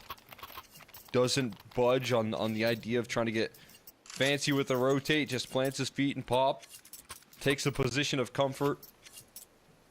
And allows Darty to kind of make that first move. And into a sort of 1v1 situations where you don't know where your opponent is. As soon as you get any sort of information, that immediately sets you in the advantage. Like that. 5-0 start here. It was close. That last round close, but getting info looking to run away with things here. HG to blow up in the smoke. Slump goes for an opening. Takes a little bit of damage, but gets out alive with some info. Aha, I see what you did there. Hey, perfect. Oh, but that's not great. Double swing into an op and Darty. Last thing they expect. Now it's Boss's turn for 4 players out pop. But this one a bit of a fake. Slight tossing in some lurk utility. But Dare front E-box is calling this clear. In fact, they call a bluff on the fake. So Molly goes in a ramp. Potentially a flank could activate. So passive. I mean, 3 players jumping down in unison. Holy crap. Synchronized swimming right there on the inbound. But as you lose sight, do you want to go for this? Well, Shane commits. He's going all in here looking for a follow-up, but B-Will shuts him down. The flank getting a little bit awkward as Dare gets his util out. And everyone falls here on the side of getting info for a punish. And the first round on the board for Boss. Yeah, wasn't ready for the confident re-swing out of NA Pugstar Sauce.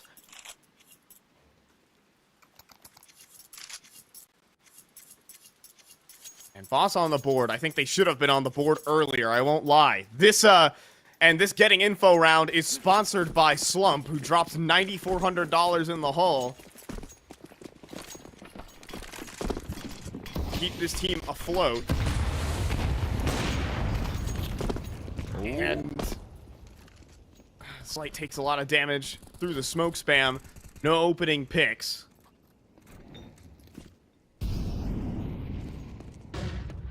But now Darty wants blood. He's going out for a dry fight on the site, hoping those flashbangs would get someone in the open.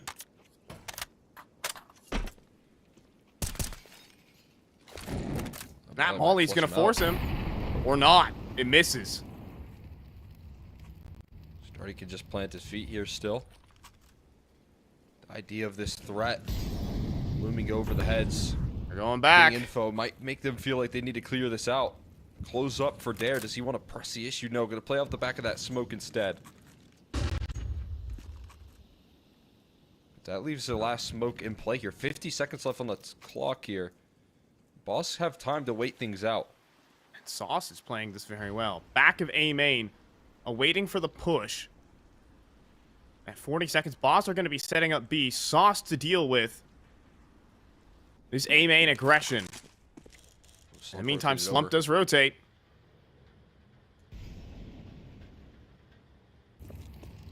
Posted. While Sauce in the meantime is trying to sell something. Slump, will he hit the jiggle peak? He misses. That allows him to advance forward, and he goes down to the slight op. It's down to Shane's MP9. He'll get cleared just for the one. He's staying alive, though. Buying time, but not enough. Fruit Cup descends to the site, but he goes for the fake plan. He's going for the kills, and that wasn't needed. It's down to Sauce, but he won't be getting this frag onto Dare, who tucks away, and there's no time. Nothing he can do about it right there. Just enough time buying measure right there.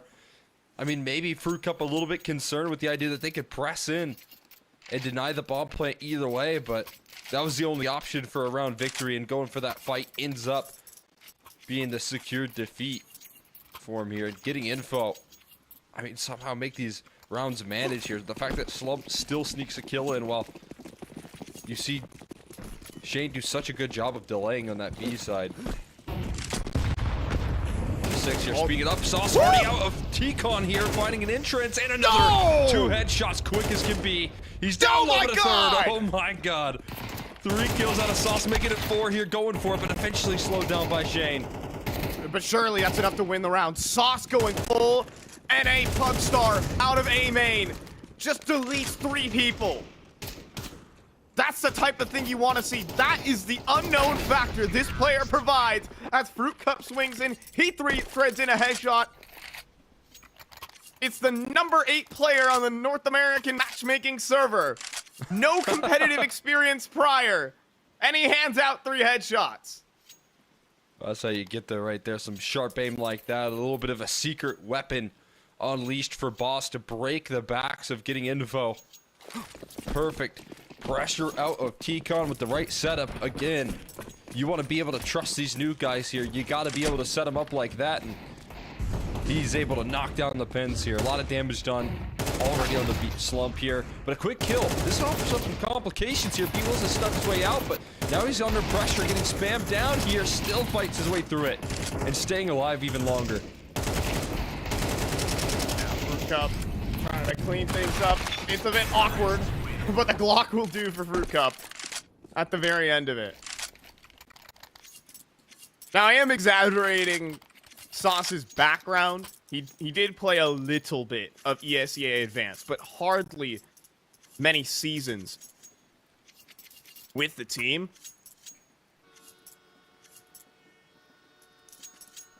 And only just a couple of games in ESEA Advanced as a bit of a substitute.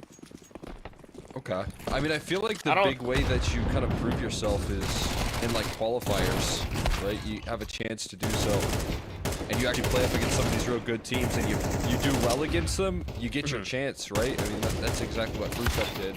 Talk about his experience in some CCTs in the past where he was kind of able to create some upsets, get a couple of map victories. He was a big piece in that, and then it draws teams' attention in, but I mean, you don't get that just playing advanced, right? You have to play seasons and seasons of advanced, finally get your chance at a qualifier. But this guy, I mean, like you said, still probably gaining a lot of attention from what he does in pugs and things of that nature.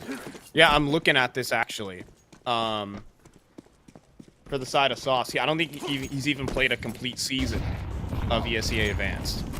That's a bit ridiculous. I mean, you see people grind, you know, sometimes 10 seasons before they get to ESL Challenger League. He didn't even play a full complete one.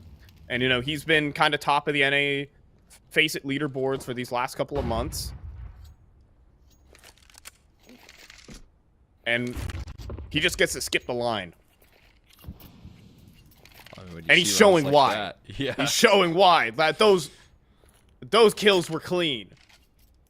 Absolutely. I mean, just perfect crosshair placement. Mechanics looking as sharp as can be. A little bit of a risk here paying off for Boss.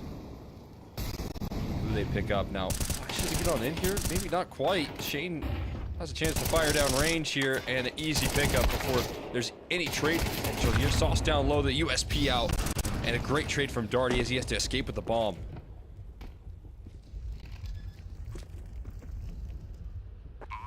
There. Moves forward. Gets an easy shot down onto Fruit Cup. 2 versus 3, and Darty goes down next. It's Slight up from heaven. He wants to make a desperate play, but the shots are not on target at that range. Getting info are going to advance to a 7th here. Decent lead for them. A little bit of an off-spawn call. I feel like that's what's been really working for Boston. I think they understand that as well. Ever since they were able to lift off using Sauce on an entry, they've been playing some pretty high pace, high octane Counter-Strike with those off-spawn calls here. But towards the B side, they get slowed down a little bit.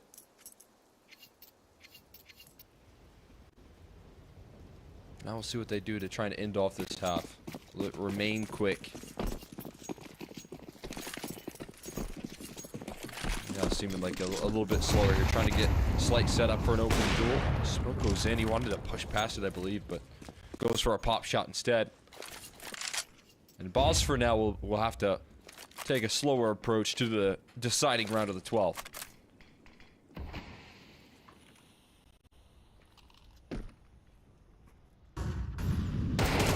Forward. Oh my goodness. B-Will, does he have the double? Not quite. Unprepared for the double setup. It was a nice shot onto the Opera, no matter, but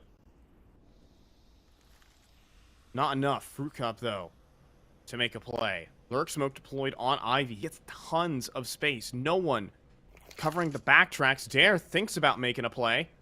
Oh, A Fruit boy. Cup is long gone. Ready for the fight and wins it. Dare down. Looking for another challenger. Now Snav. Slight is not prepared. App Control puts so much pressure, and Slight's still having a late activation, but Fruit Cup falls. And now Slight could be surprised by the positioning as well, but he still fights his way through it. Down low HP. Here comes Puts Sauce. Marky in a rock in a hard place. Yep, barrel scene. Sauce making the move.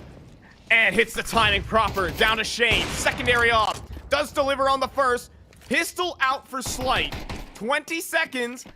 20 HP. But Slight nails the shot as he switches back to the sniper. 5 rounds at least for Boss. And Sauce, the man that rhymes, topping the charts.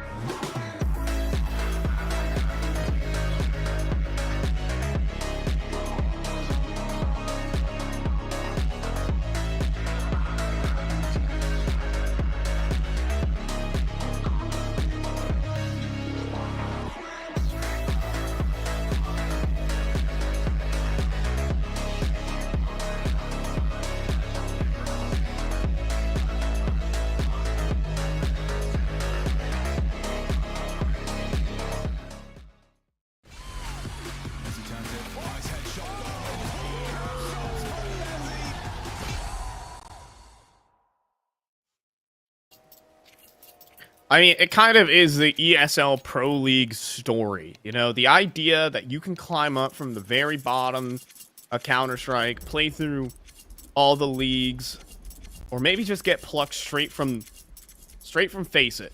Well, that's Sauce on the side of Boss, getting his chance not at an ESEA advanced team or even a main team. He climbed his way up the Face It ladder and is now top of the server versus some of NA's finest.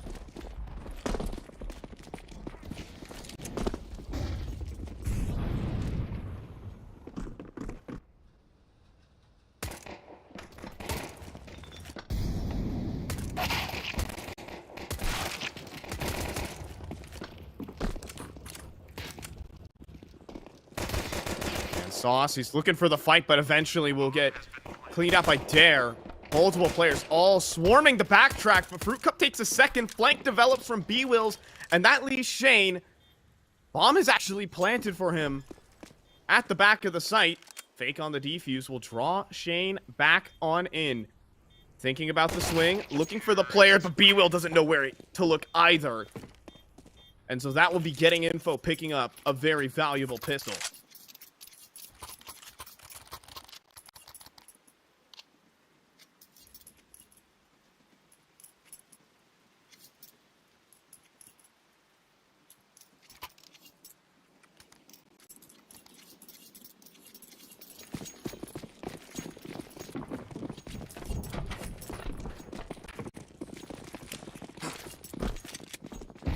Sauce feeling confident to buy a Deagle, though.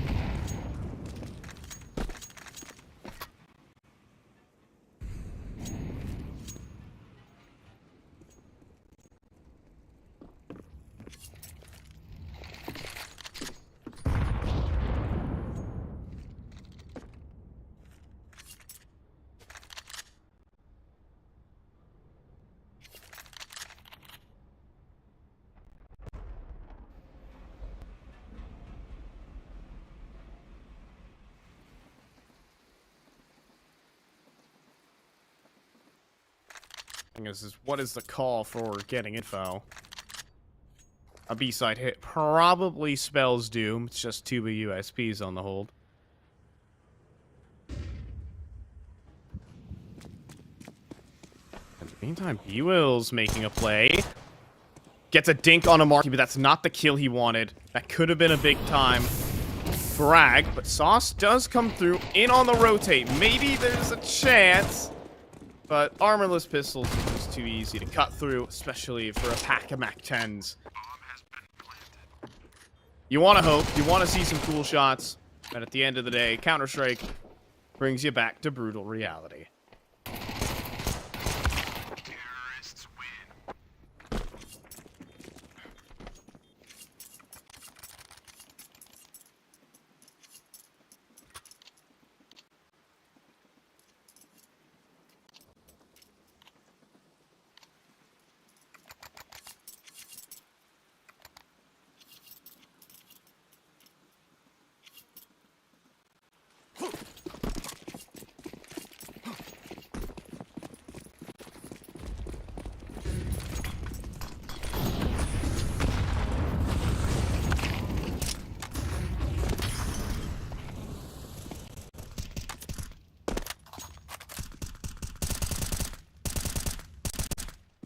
Yeah, enough players spamming smokes at once. There's just nowhere to stand.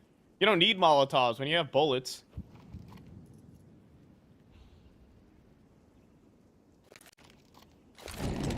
Sauce wants the duel on a Marky who stands in the flames for the fight. And they're not ready for the second. Are you kidding?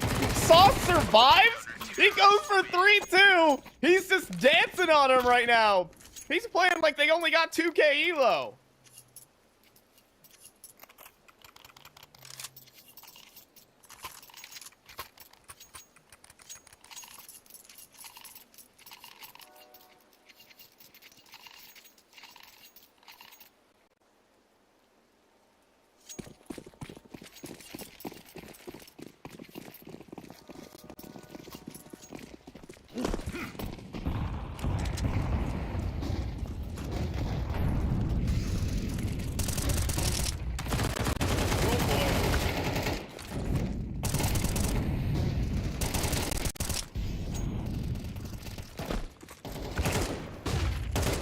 Hold on. That answers one back. And a smoke fades where Marky cleaves down two and up the slate. He's got an ace. And he's not ready for Marky at the E-box. A good double back, a good brawl, but no one else puts up resistance but Slight.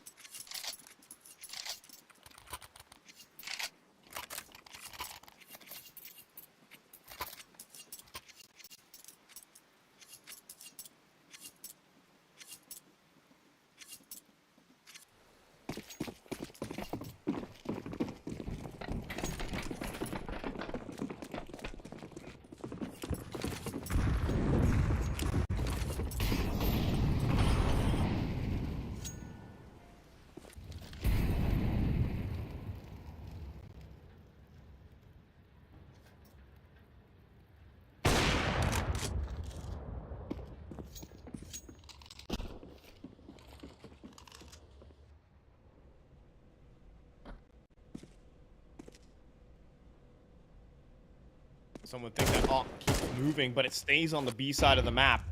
And returns to the Brown Halls where he snipes down another. Slight, one of the most capable oppers down here in North America. That's what you want to see out of the CT side. Sauce handles the duel onto Snav. B-Will's watching a smoke, anticipating that potential lurk. It will take a miracle, and it's perfect. Off the smoke fade, calls an amazing flash from Sauce, who swings back in for more. Boss bouncing back.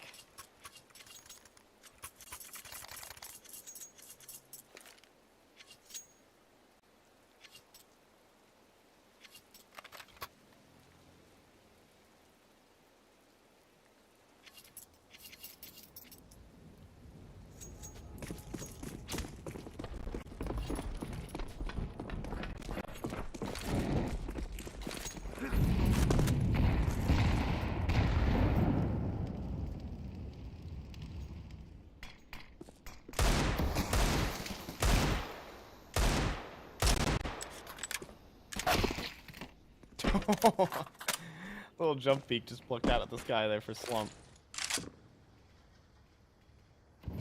And this force spy could get bested, and this could get Boss into the game. Getting info, they've got one smoke. And they're gonna use the CT smoke to lurk through. will get punished for that. Darty takes another. 2 for 2 here. And Sauce swings, but nobody goes with him. They're gonna respect the smoke.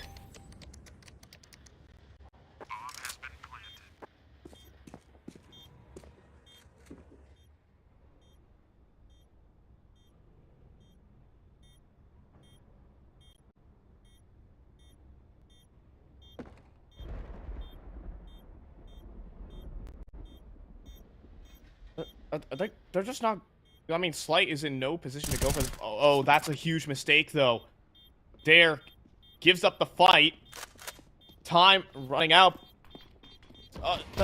That's not gonna work. Slight has to run forward into the smoke and start up the defuse, and they somehow get it! The most long-winded retake in the 2 versus 2 somehow works. Miscommunication there from getting info. Marky said the Brown Halls were clear. Fruit Cup walks in seconds later and gets a back turned. And from downtown, Slight runs the marathon to the bomb.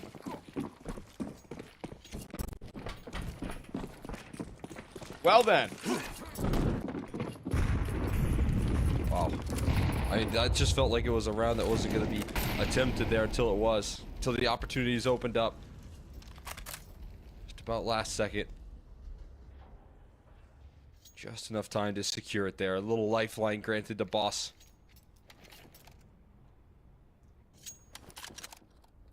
Tech-9's in the mix, a little bit of utility. Smoking and Molly's all that they have left here. Got to question what it's going to be used for here. What the intentions are of this utility that they do have. This control towards Brown Halls and what they were able to capitalize last time on that B side. Again, I feel like a bit of a shallow smoke that could allow them to pop through like they did last time. This one a little bit deeper, to be fair. Can't miss this if you're Slight. Step above the train bumper, but there goes a lurk smoke. This makes things weird. Nade does touchdown for monster levels of damage. Like a bit of an awkward fight for the 2 players. Darty drops. Has to be worried of the oil play, and he is. Helped out by these softened up players. Slump basically starts the round on 14 HP. And Boss are clawing back. Yeah, incredible utility damage right there. From Slight to lift off in that round. Not phased by the lurk smoke, but you just blow it open like that.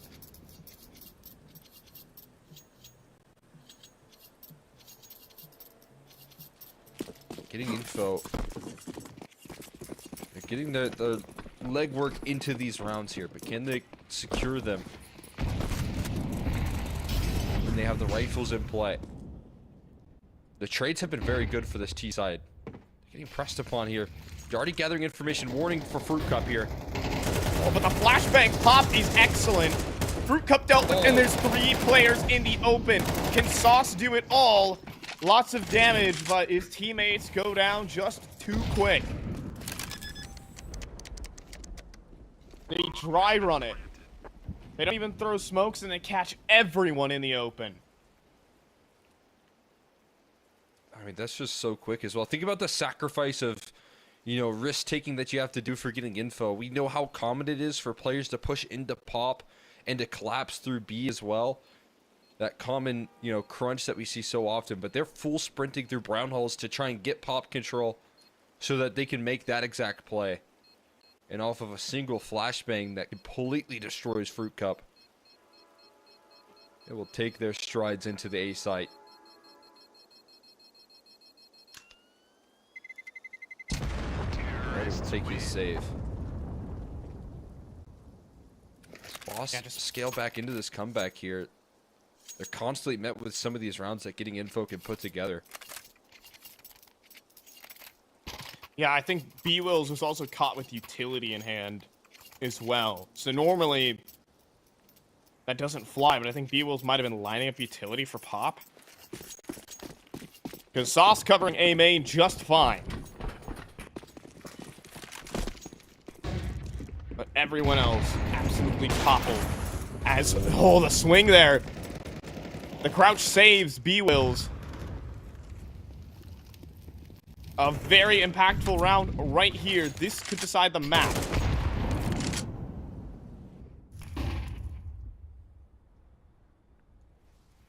Trying to drain the belts here. We're getting info. Slowly but surely drawing out some of that utility here. Deep T-con smoke utilized from B-Wills, so any sort of scaling through Ivy could be effective.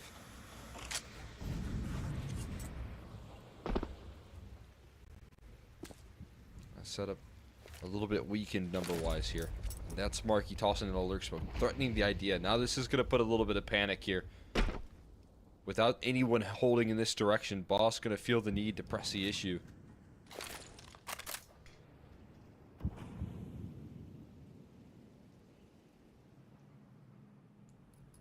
Or players being maintained. A site.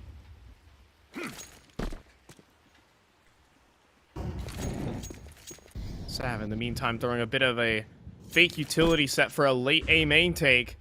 That could not be farther from the truth. It's all down to Darty. First kill, back of the train, but there's no one coming from upper. He can focus his fights, but he can't get the second. Bomb to be planted, retake to be scrambled, and Slump is posted. Yeah, they got cut off here. Molly for Z. They're taking control on this B side as well, which is the best way to win in these post plants. That's smoke. He's a lockout, but Slight gets an angle onto Shane at Oil Train. Does Slight have anything more from this? A quick trade from Fruit Cup does deliver, but Slump needs to hit these op shots. It's just a tag onto B-Wills as the CT's advance. He's missing the shots, but everyone is too. It's just Fruit Cup. Fake on the defuse, swing from Snav, and they've got it. Getting info with map point. Everyone falling on the server right there, but Slump doing just enough. That last little no-scope.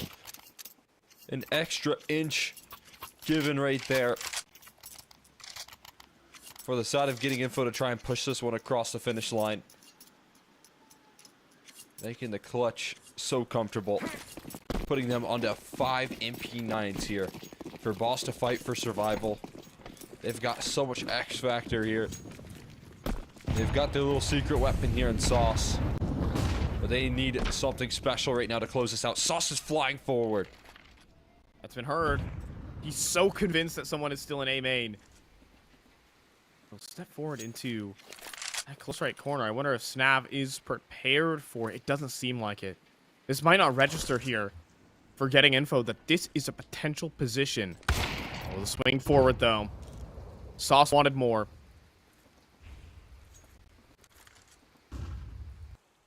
Heard the shift up, more of the pressure being put towards Ivy, and thought that was his window to strike, but Slump just patiently waiting. as is the rest of getting info for aggression. For the MP9s, to feel the need to press the issue. Distance here for Shane allows him to land the headshot and survive the strike from Slight. And now just running out of manpower. 2 more players will be sent up pop. This could be an early flank, though, from Darty.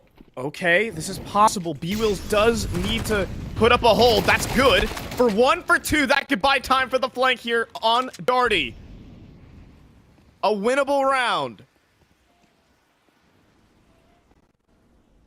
Darty, MP9 in hand. It's not the range for the weapon, but he needs to convert the kill. No it's way. not there. The 180 flick from Marky ends the map. And getting info, despite the masterclass from Sauce, take Boss's map pick 13-9.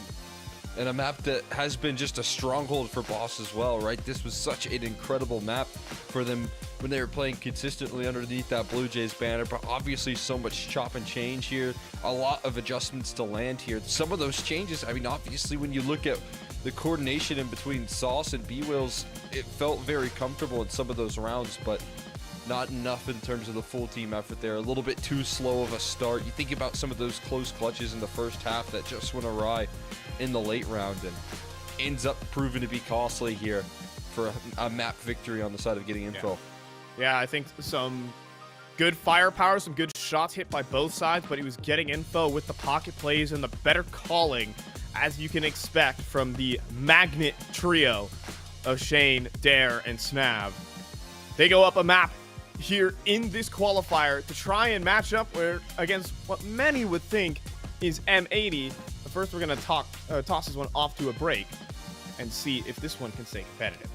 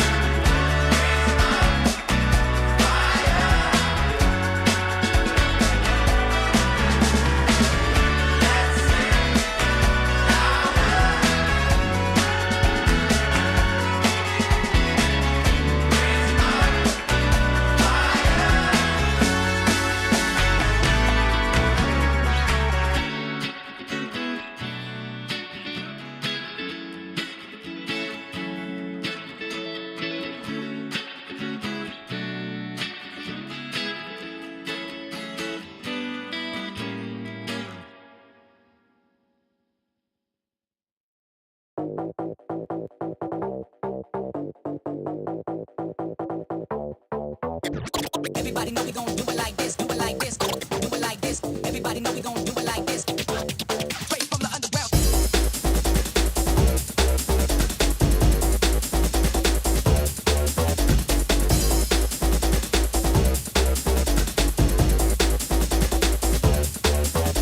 Everybody know we gon' do it like this, do it like this, do it like this. Everybody know we gon' do it like this, do it like this. Straight from the underground. Everybody know we gon' do it like this, do it like this,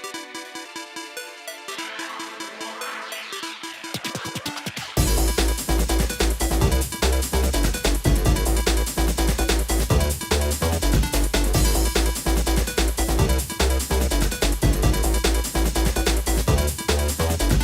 Everybody know we gon' do it like this, do it like this, do it like this. Everybody know we gon' do it like this, do it like this. Straight from the underground. Everybody know we gon' do it like this, do it like this, do it like this. Everybody know we gon' do it like this. Straight from the underground.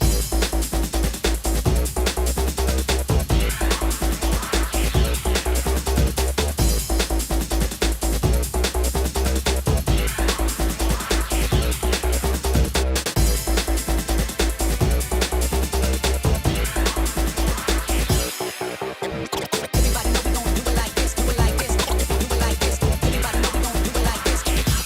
Straight from the underground.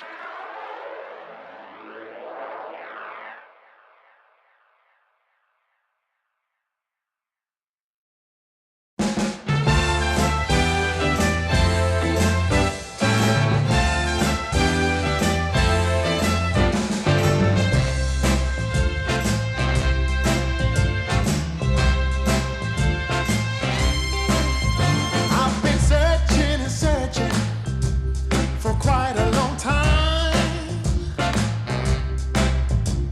Been looking all over without a sign. Through highs and lows where I've never been before.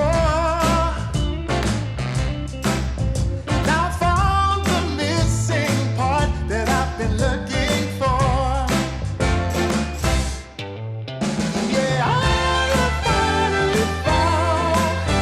Now I have finally found. Yeah, I have finally found what I've been looking for. What I've been looking for. I've been searching all over through night and day. Been looking all over in every way. I've walked some winding roads from door to door. Now found the missing piece that I've been searching for. Yeah, I have finally found. Now.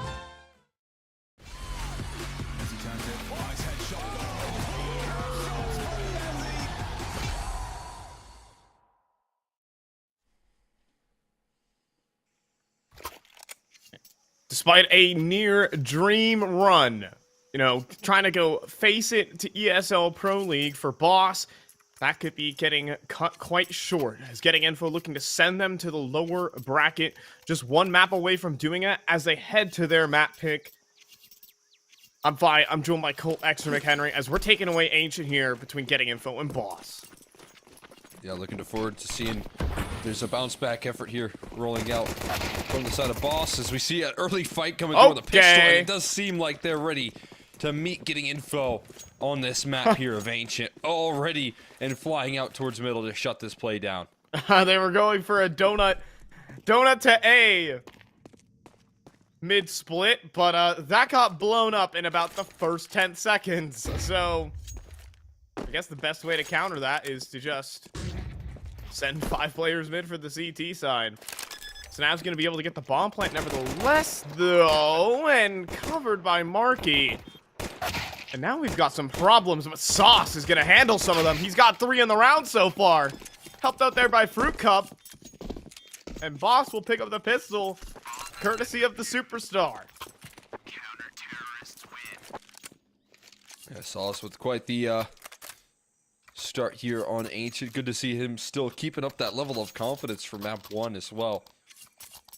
Carrying that forward. I think, all things considered, that is probably one of the better scenarios for getting info. 5v2 in the start of that round, and still managing to get a bomb plant. But not enough kills to encourage the full force buy. They'll actually go pretty conservative on this one. For a half buy in this, and probably look towards the next round.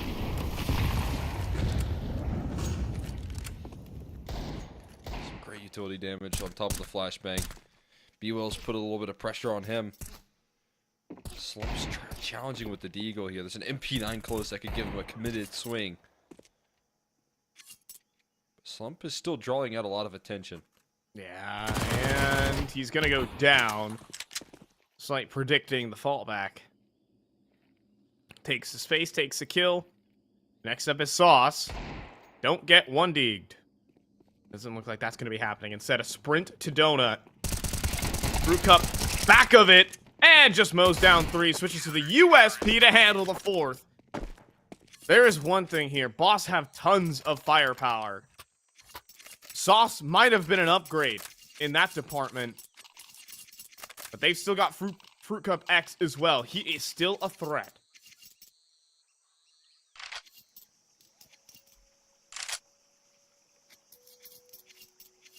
Yeah, no question about that. Talking about the secret weapon that Sauce is kind of showing in this qualifier so far. Fruit Cup is, at this point, the known quantity of this team when it comes to elevated performances. Some ticking in the molly for B-Wills. That covers about 40 of his health. Unfortunate fashion there, just sticking around for a little while too long. Recycled smokes, but it almost cost him his life. As Dare had a small window of opportunity missed out on. The Boss have established a foothold front A main. At the moment, Darty covers off that entire side of the map. And could allow for a pretty confident B-side stack. This could be bold from Slight, though, as he swings and stands still for the headshot. But here comes Sauce. Trying to lock things down here with the A4, running out of ammo. Now Teammates still delivers another. This player keeps delivering headshots for his squad. It still is going to be a save, though, for Boss, most likely.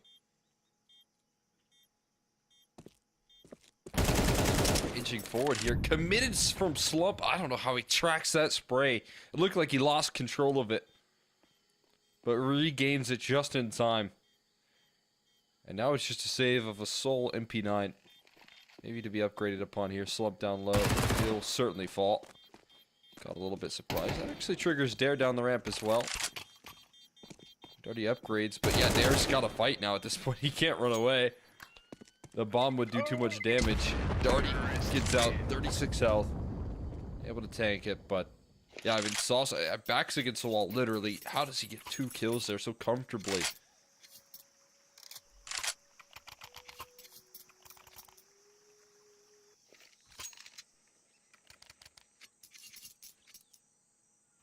And I'm still mind blown.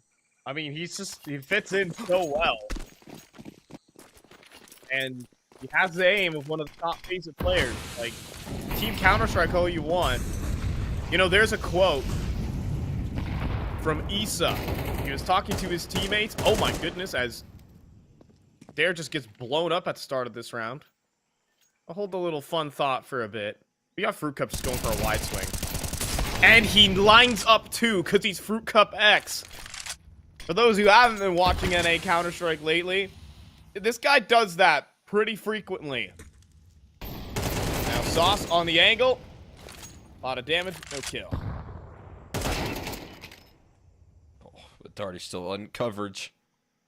Well, there's a little bit to return here from Snav. That flank is looking to wrap him up and put this round to rest as Boss able to continue to count up here. A small hiccup, but being able to do so much exit damage from Jordy in that last round and providing more coverage rolling out there leads to Boss onto 3. I want to hear this story about Issa though. Yeah, so this was part of the Dead Fox interview that HLTV recently released, but Issa, Dead Fox asked Issa, what is the most important part of Counter-Strike? And he flat out told him, aim. That's it. And at the end of the day, team experience is cool, but if they can shoot their way out of any situation, that's no problem. That's why aimbotters are a problem in Counter-Strike. That was a jab. They do stink. We all can agree. Aimbotters stink. No one likes that. That is for sure. Oh, what a shot though. Sauce put down by a wide swing in 1D. He just hands the M4 over to Dare. Shane wants another chance at the 1D. T-Wills swings wide, however. Shane somehow got a second. Problem though for Marky is he's low on HP. Gotta be ultra precise. And the M4 going for spam damage. A Fruit Cup X just keeps swinging. Here comes Dare. Yet another challenger here in Cave. I'm not going to commit to the fight. Yeah, it's a shame that Slump can't find any upgraded pistols or anything of that nature as well. They're super careful about clearing things out, trying to use Slump as a little bit of a bait, closing the distance on this opposite challenge here, and Slight does not miss. His comfortable shots here, goes for the second as well, and is able to plant his feet here, and plant Boss up to a 4th as well. Crispy flicks there. From Slight. And Shane threading in some deagle headshots. I'm not gonna ignore that. But yeah, I mean, it's been increasingly more prevalent in Counter-Strike that you can't win by committee anymore. You can't be a good team. You have to have great aim and X factor to back it up here in Counter-Strike 2.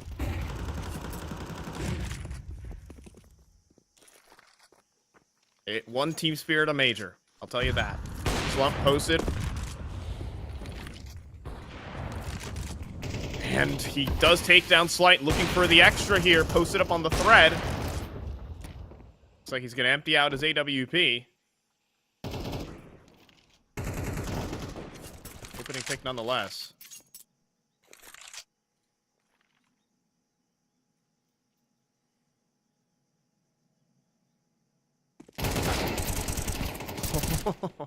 Wide swing there, though, from Darny. Fruit Cup does get the second. One bullet he was able to fire before Slump took him, and he was a headshot to Marky.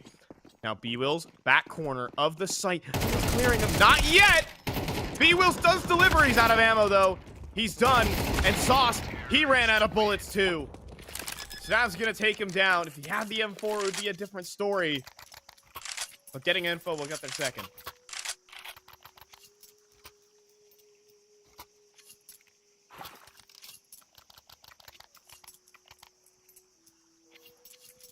This is going to be a little bit of call and response here, going right back to it.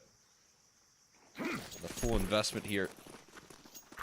Trying to make things work on the side of Boss to keep their position of power in this matchup, including a AWP for Slight, but they've been leading a lot of this mid-control here. Oh. This is not the good start that they needed. Dare able to pluck one out of the server there. Sauce sent flying.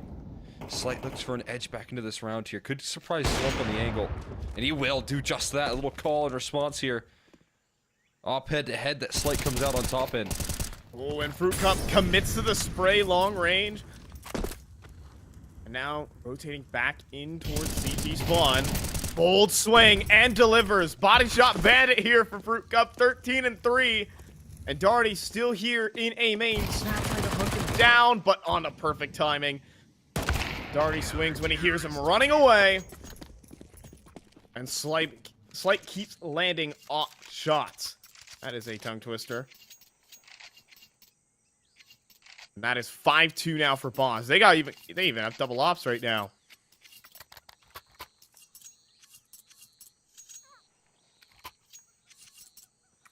I love some of the individual reads that Boss are making. You see that peek from Slight so perfectly zoned in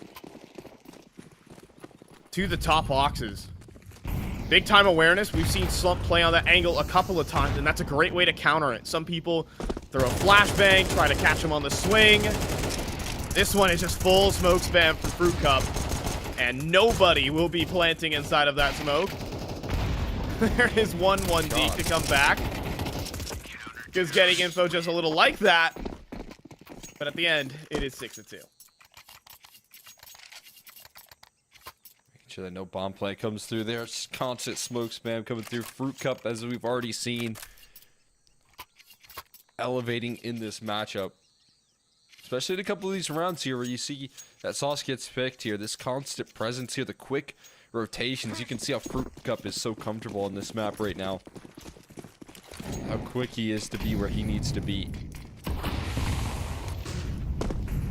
Yeah, is he gonna fly through the smoke? No, not just yet. Instead has to deal with Fruit Cup, who's already on the elevation here. Catches one opening pick there, shooting his teammate, but still Darty has coverage for the back. Needing a trade here from Shandy, finds it to give this one a chance. But it's still a man down here.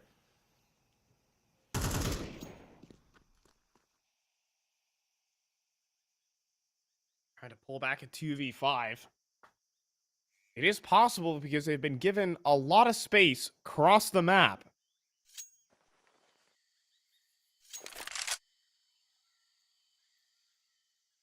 Question is, what do Boss want to do?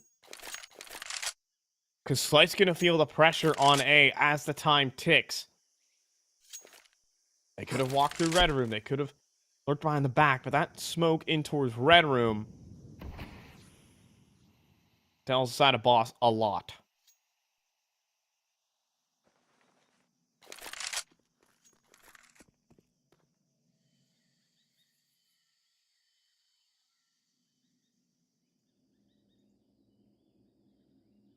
In the meantime, Snav. They're on the boost. Not watching. What? Oh. Well, it doesn't matter. Sauce had a chance. Oh, and B-Wills is not so confident. Molly coming in right for his corner, and he has no idea where to look. Sauce watching an angle that B-Wills should have covered. And that leaves Slight. 1v2. Walking up and deleted instantly. Does not get to pull the trigger. And of course the BM. 6-3. Have to let it be felt right there. I mean, yeah, it's just very surprised. Maybe that's a little bit of the inexperience showing. B-Wills has coverage, and I mean, even still had a chance to react, given that it wasn't a full commitment from Snav, but that's just such a monumental advantage given by Fruit Cup and Darty. That's taken right back by getting info. Those are the sort of moments you got to capitalize on against this team.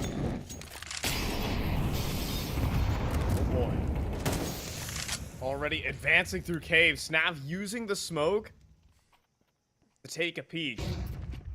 Now flashbang forward. B-Wills hears the footsteps of many. But typically you wouldn't really want to throw a block smoke when you got 4 players in position. Your teammates aren't smoke. And in the meantime, Sauce just swings back in. Slight misses. And that could compromise the A site. It's fortunate that that smoke blocks him off right now. Allows for him to keep Donut while his teammates get in position. They have quickly moved here to focus up. Fruit Cup diving into the fight. How does he find 2 there? Down to 1 HP, barely surviving. But taking these shots, allowing for Darty to get involved here. Another one out of Fruit Cup, 18 My kills. God! And looking for 19 before shut down by the AWP. 1 health with the op shot. But still, round feels decided unless Slump could bring home a big clutch. Another kill. struggling to pick up a weapon, but eventually finds one. He hasn't picked up the bomb yet. It's still on the floor. Slight posted as well. But holding the off angle and not the deep line. Instead, Slump with 15 has to run to that A site. Slight cannot miss. Flashbang forward, and he does. Slight fully blind. Round the site. The Glock's enough. Slump to go in for the plant. B-Wills is just gonna run him down. Slump to switch to the off, to take the peek. Rattles off a shot. One in the mag. Gotta hit it, and he doesn't. He overflicks instead. And it's not meant to be. Not the 1v4 for Slump. And it's such a shame right there. I love the confidence to pick the AWP up in that moment right there. Saying, this is my gun. This is what I choose to clutch with. Knowing where B-Wills is running in from, but able to evade the shots. And survive for that clutch. Providing the promise that Fruit Cup gave them early in that round. It almost wasn't enough. That would have been so heartbreaking for him. Putting up this monster performance and then still watching the round crumble as you fall on 1 HP. When you just couldn't deliver that last kill. Now they've got chance for comfort here. Marquee sideline as the flashes don't land. Oh, timing. Timing's rough here, but there's a lot of coverage in Donut, so all good there. Ooh, and a headshot handed out there by Slight. Fruit Cup keeps on fragging. Please just give him more. 20 kills in a single half.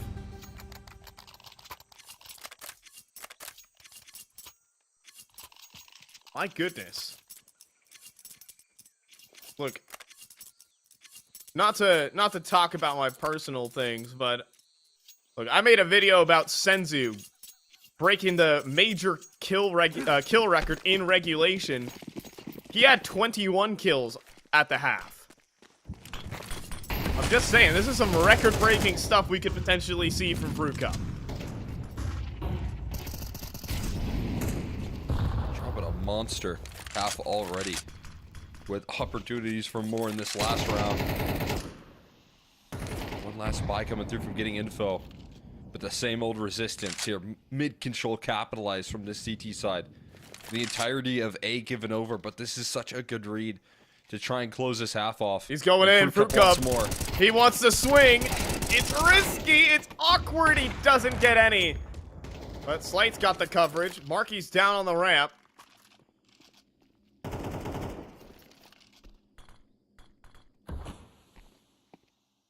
B wants to push down. Not satisfied. Made the noise of picking up a grenade. And it will cost him a bit. 1 kill, quickly traded. Molly in, though. And Dare's burning. And Sauce has gone down. Slate has to push. One off the Tech 9, but not another. It's down to Darty. 2 low HP bars to play up against. I mean, this is so doable. Darren Snav joining forces and a really well-placed smoke is going to buy time. He's just going to push it. He will. Right into 2 players. 4 rounds at least for getting info, despite the monster half coming through from Fruit Cup X.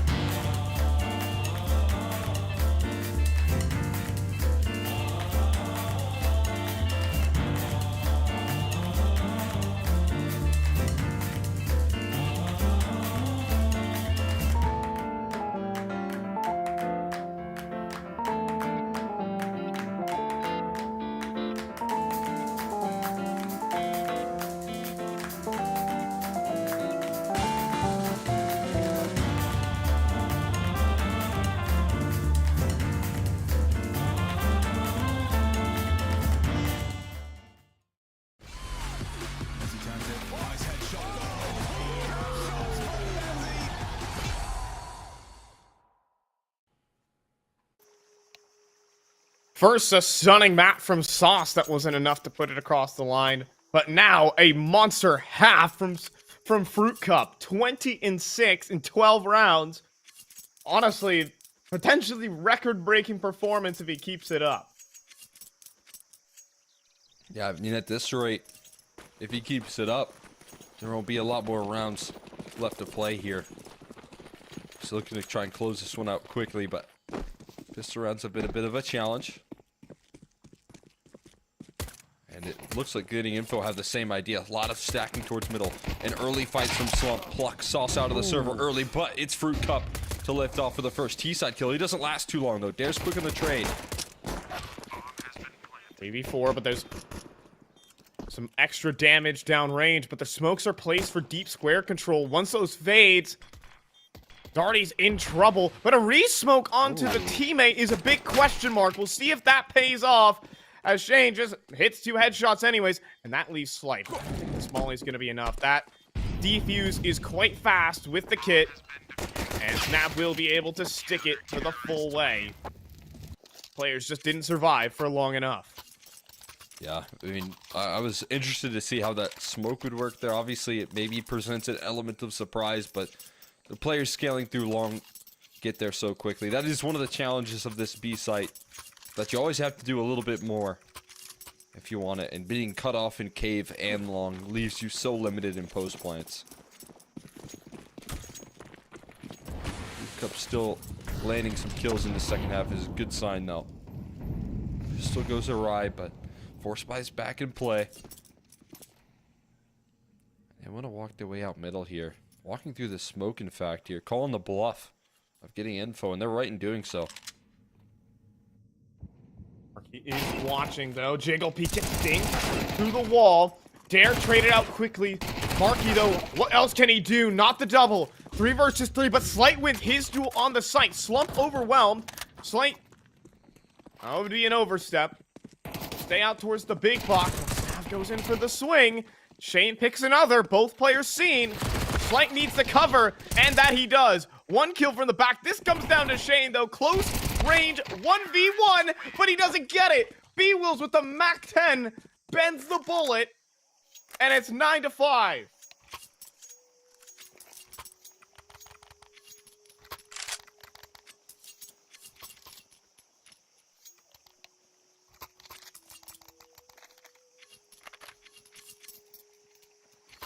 Oh my goodness.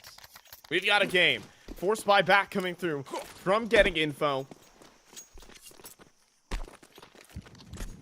And if Boss win this, we're probably going to a 3rd map. Money will be so broken for the CT side. They won't have an AWP, but Marky, known for some tricks.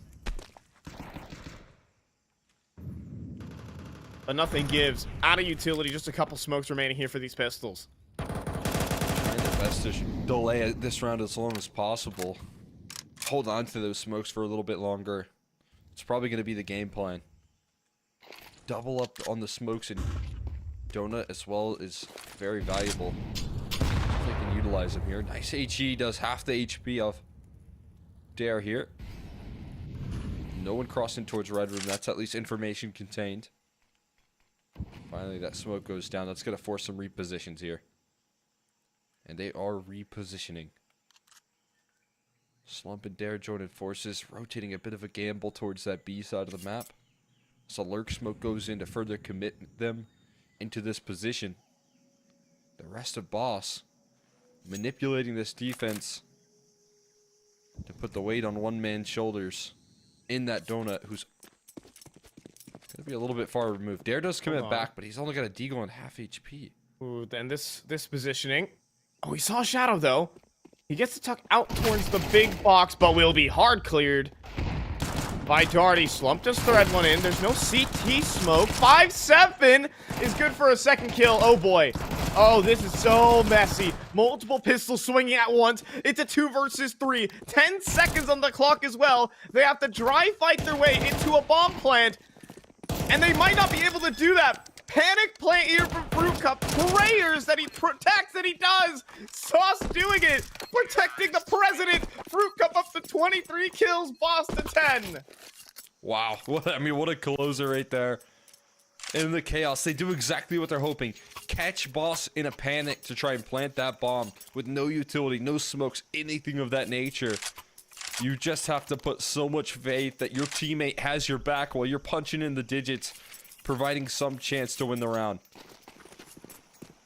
And Boss finally being able to do it, capturing control of this game here in a big way. Money's rattled here for Boss, and they can scale to 11 relatively comfortably. Now that's getting past a couple of upgraded pistols, but opportunity right in front of them to try and snatch this third map.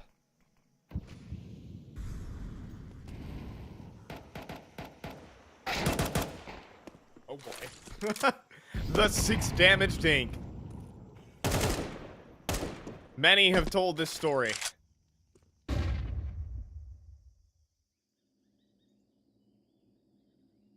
Alright, Sauce. Forward. Who's getting 1 digged here? One It's deed gonna- or one tapped. It's yin and yang. I mean, there's a decent stack here, but you think that the guns can overwhelm, and that's exactly what they do. Nice coverage from Darty to escalate on in. And they get past the most of this defense here.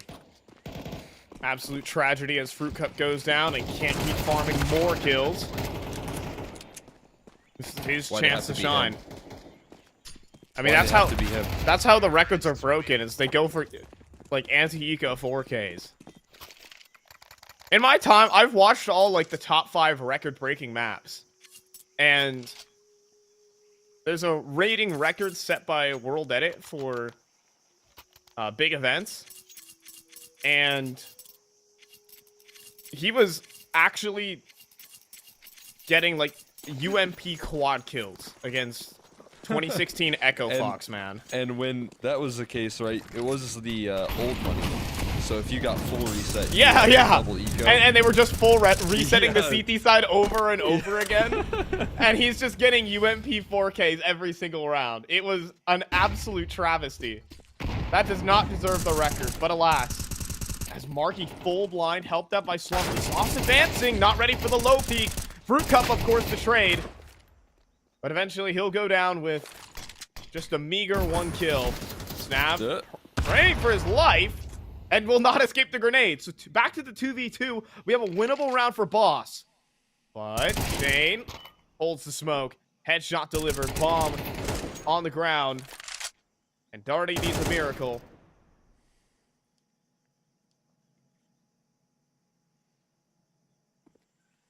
And hoping for a magnificent kill. I don't think Dare will be giving that one up. And getting info, stay alive just a little bit longer, which means more kills for Fruit Cup.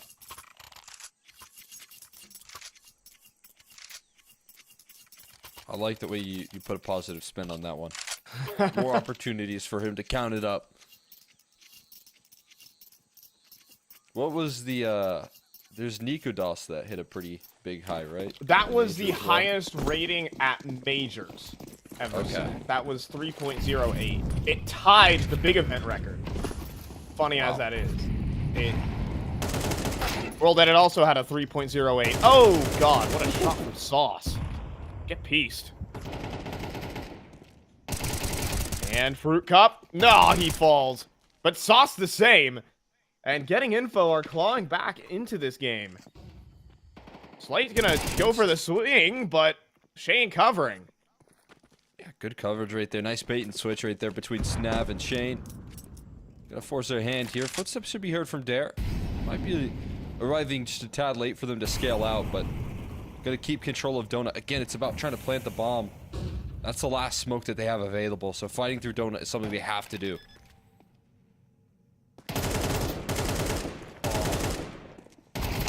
B-Will's unable to cover. Getting Info are clawing back into this game. We have an Eco coming up next for Boss.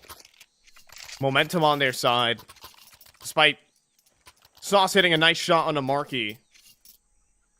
We know all these players from Getting Info can shoot.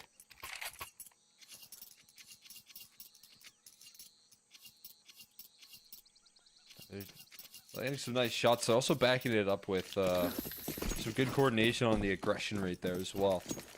I like that combo. Pressing through cave, middle, and down the ramp. 3 different prongs to suffocate the offense. There we Fast go. play from Darty though. Yeah, To the but meat grinder. there's 2 separate players spamming smokes, and then 1 tucked at the cubby. Nothing happening. Slump. What's happening? Nothing weird was going on down there. That was just a little meet and greet. Hi there, Slight. He hit the lurk in a donut, but has now been seen. We've got a runner. Running out of donut. Right.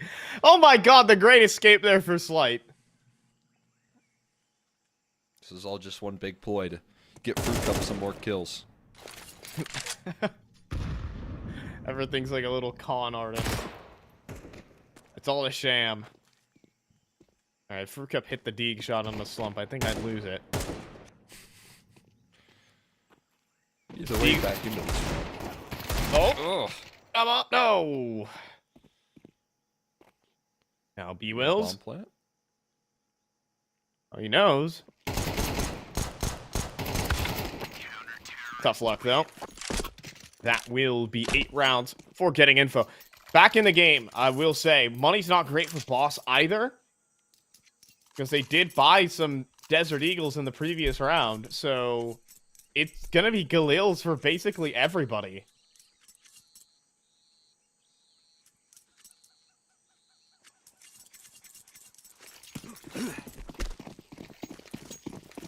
Getting info, just have to take this one round at a time, and they've got to keep up what they've been doing so far in this half, and that's taking some good map control. Flying slump in to this round here. They're ready to blow open the smoke, and they've got flashes to back up the entrance here. Also collapsing through from the shelf side. This is a multi-pronged approach to take mid. Oh, and Sauce from up on the shelf, able to deliver one, but Marky! There couldn't have been a better spray transfer. Snap handles, Fruit Cup, and Boss are getting bowled over right now. Marky climbing from the bottom of the scoreboard, 8 and 17 can hit that spray transfer. Yeah, I mean, a bit of a sleeping giant. That looks like a spray transfer right there with how smooth the transition was. 2 instant dismissals as they try and trade through the smoke. Boss, try and fight fire with fire. Throw manpower at the problem, but Slight gonna fall over as well. Only casualty being Slump in the MP9. He'll buy it off in this round if he wants to. The rest have AKs in the mix. And getting info scaling back into this game. Just down 2 rounds here up against another half buy from Boss. They're making this one a reality here. A match on map 2. Boss were in such a dominant position. But that has since slipped.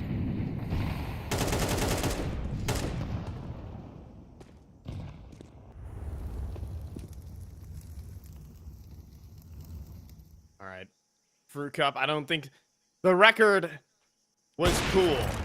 The idea of that, but now Boss actually have to fight for the game.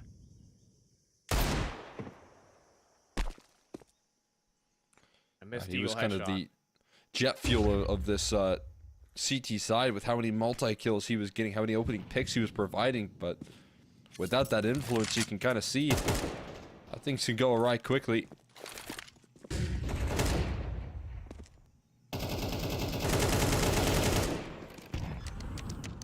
And a bomb plant is the best thing that they're going to get here. Is Fruit Cup okay? But needing so much more than just that. This will be a ridiculously difficult round. It's like just tries to make a miracle happen. From 11-6 to this. Nail biter game coming up.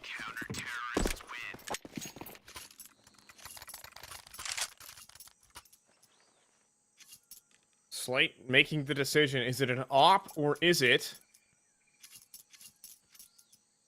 And, well, before I can even ask the other hypothetical, AWP out for Slight.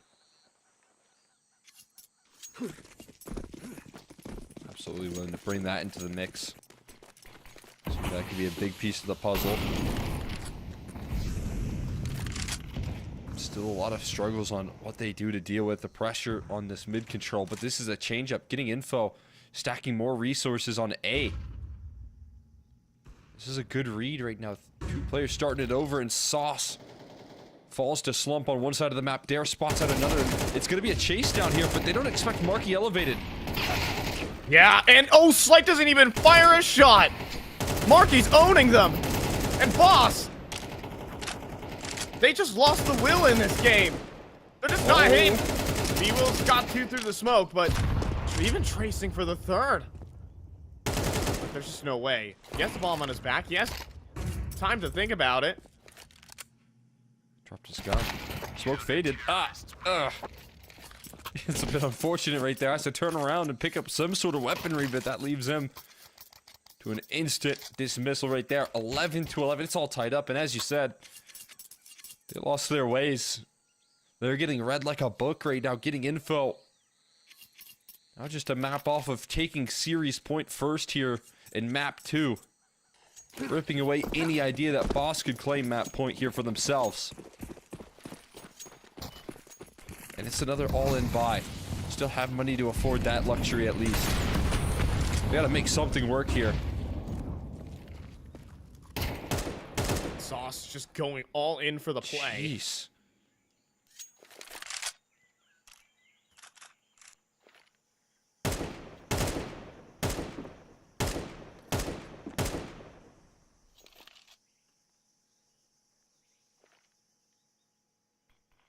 It seems like a one-stop shop for the B site. Line up here for Slight. Short and long. Snav. Praying for a flashbang, but an even better one hits the site. Darty on the spray transfer. Marky to make a move. And the set piece from Boss is perfection.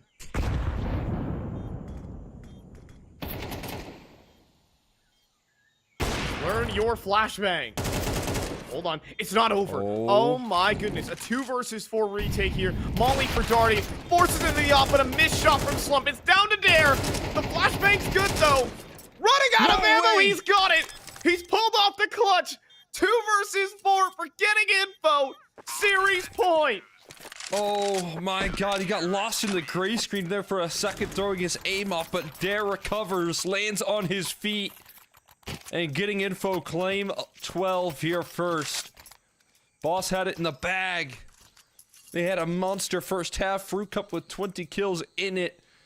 And now the realization setting in as the first pause used out of Boss here, despite this monumental comeback effort, comes at the hands of playing up against series point now, when there's no room to breathe. All of Boss getting picked one by one. You're seeing a lot of situations where there's just miscommunications. There's players getting shot in the side. Timing's not being communicated. Awareness gone. And Dare, 5 bullets in the magazine. Nails the headshot.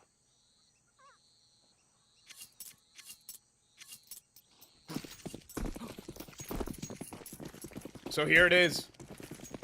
Down heavy. 8-4, then 11-6.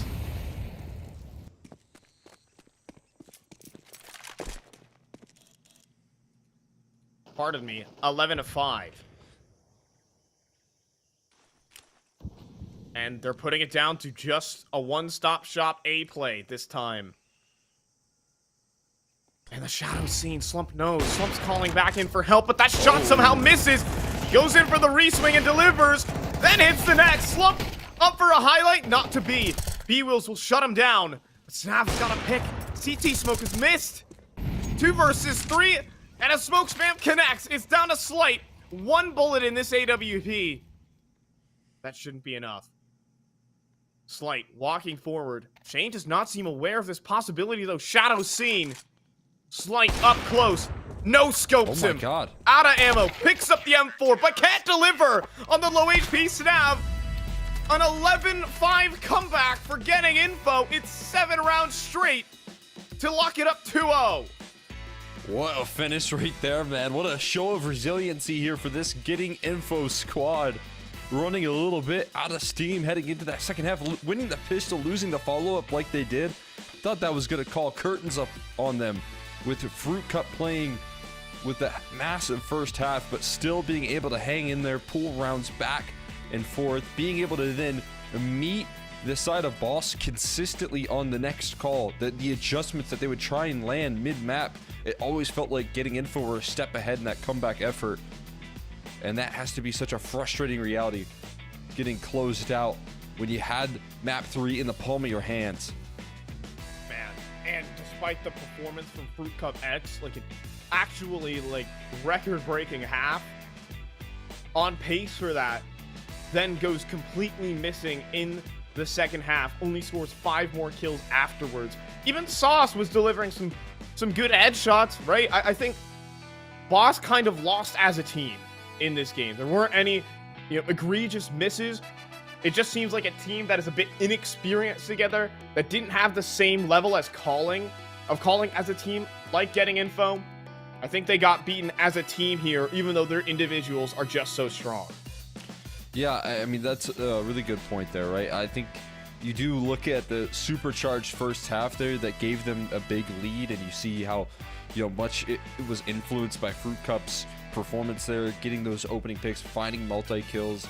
It falls apart in the second half when he kind of gets a little bit more quiet, when it requires more of a team effort, when it requires more coordination to try and punish some of the players remaining, right? And from that point, Getting Info did capitalize on a lot of those missteps, a lot of those missed bits of utility in that last round. Execute. Missing your CT smoke is not something you can afford when you're down a map and up against Series Point. But I mean, those are the sort of realities that you face when you're trying to bounce back here, when you're still trying to figure out, what the calling system is going to be long term. These are all big questions that Boss have to answer in the lower bracket now. Yeah, I mean, it's difficult, obviously, when your in-game leader leaves your team, just days before this competition. And so you kind of just have to rock up with some very inexperienced pieces. Like Sauce has got the aim, just sometimes missed out in the communications. You're bringing B-Wills basically out of retirement at this point. Before this series, before today, in the EPL closed qualifier, his last official was in 2023. Oh so, my God. You're bringing in a lot of old guard here and fresh faces at the same time. And all I can say is that Boss tactically looked pretty rusty. Yeah. I mean, as they should, right? That's kind of something we should anticipate here. You hope to see them bounce back, given a bit of a lower bracket run, maybe challenging some of the teams that have been sent there already, but no easy task here. In the meantime, though, I want to give Getting Info a lot of credit. I think there's no question that when you talk about a lot of the changes and the roster moves that this team has made, I mean, the expectation is it really shouldn't take this team a lot of time to get the ball moving. You've got 4 players that are very familiar with each other in Slump, Marky, Dare, and Snav, who have had history. And then you look at, bringing a player like Slump, who obviously on the op can probably just call a lot of his own shots, can put himself where he needs to be. I think you should be able to kind of land on your feet early on with this roster, and that's exactly what we're getting out of this team right now.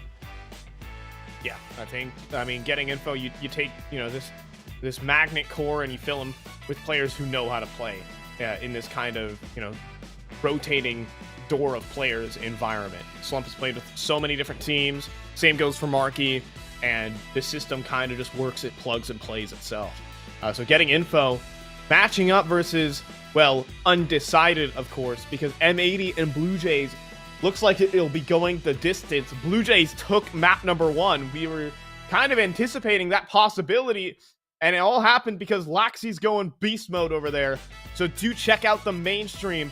But we do have our first team in the upper final right there. The winner of that doesn't necessarily go to Pro League, but the winner will head to the grand final and then fight for a chance for EPL. Well, that's going to do it here for the B stream today. Checking in the mainstream, as I've just said. And on behalf of myself, Cole X McHenry, the admin and production squad, thank you guys so much for watching, and we'll be back here for the EPL qualifiers tomorrow. Come play with us.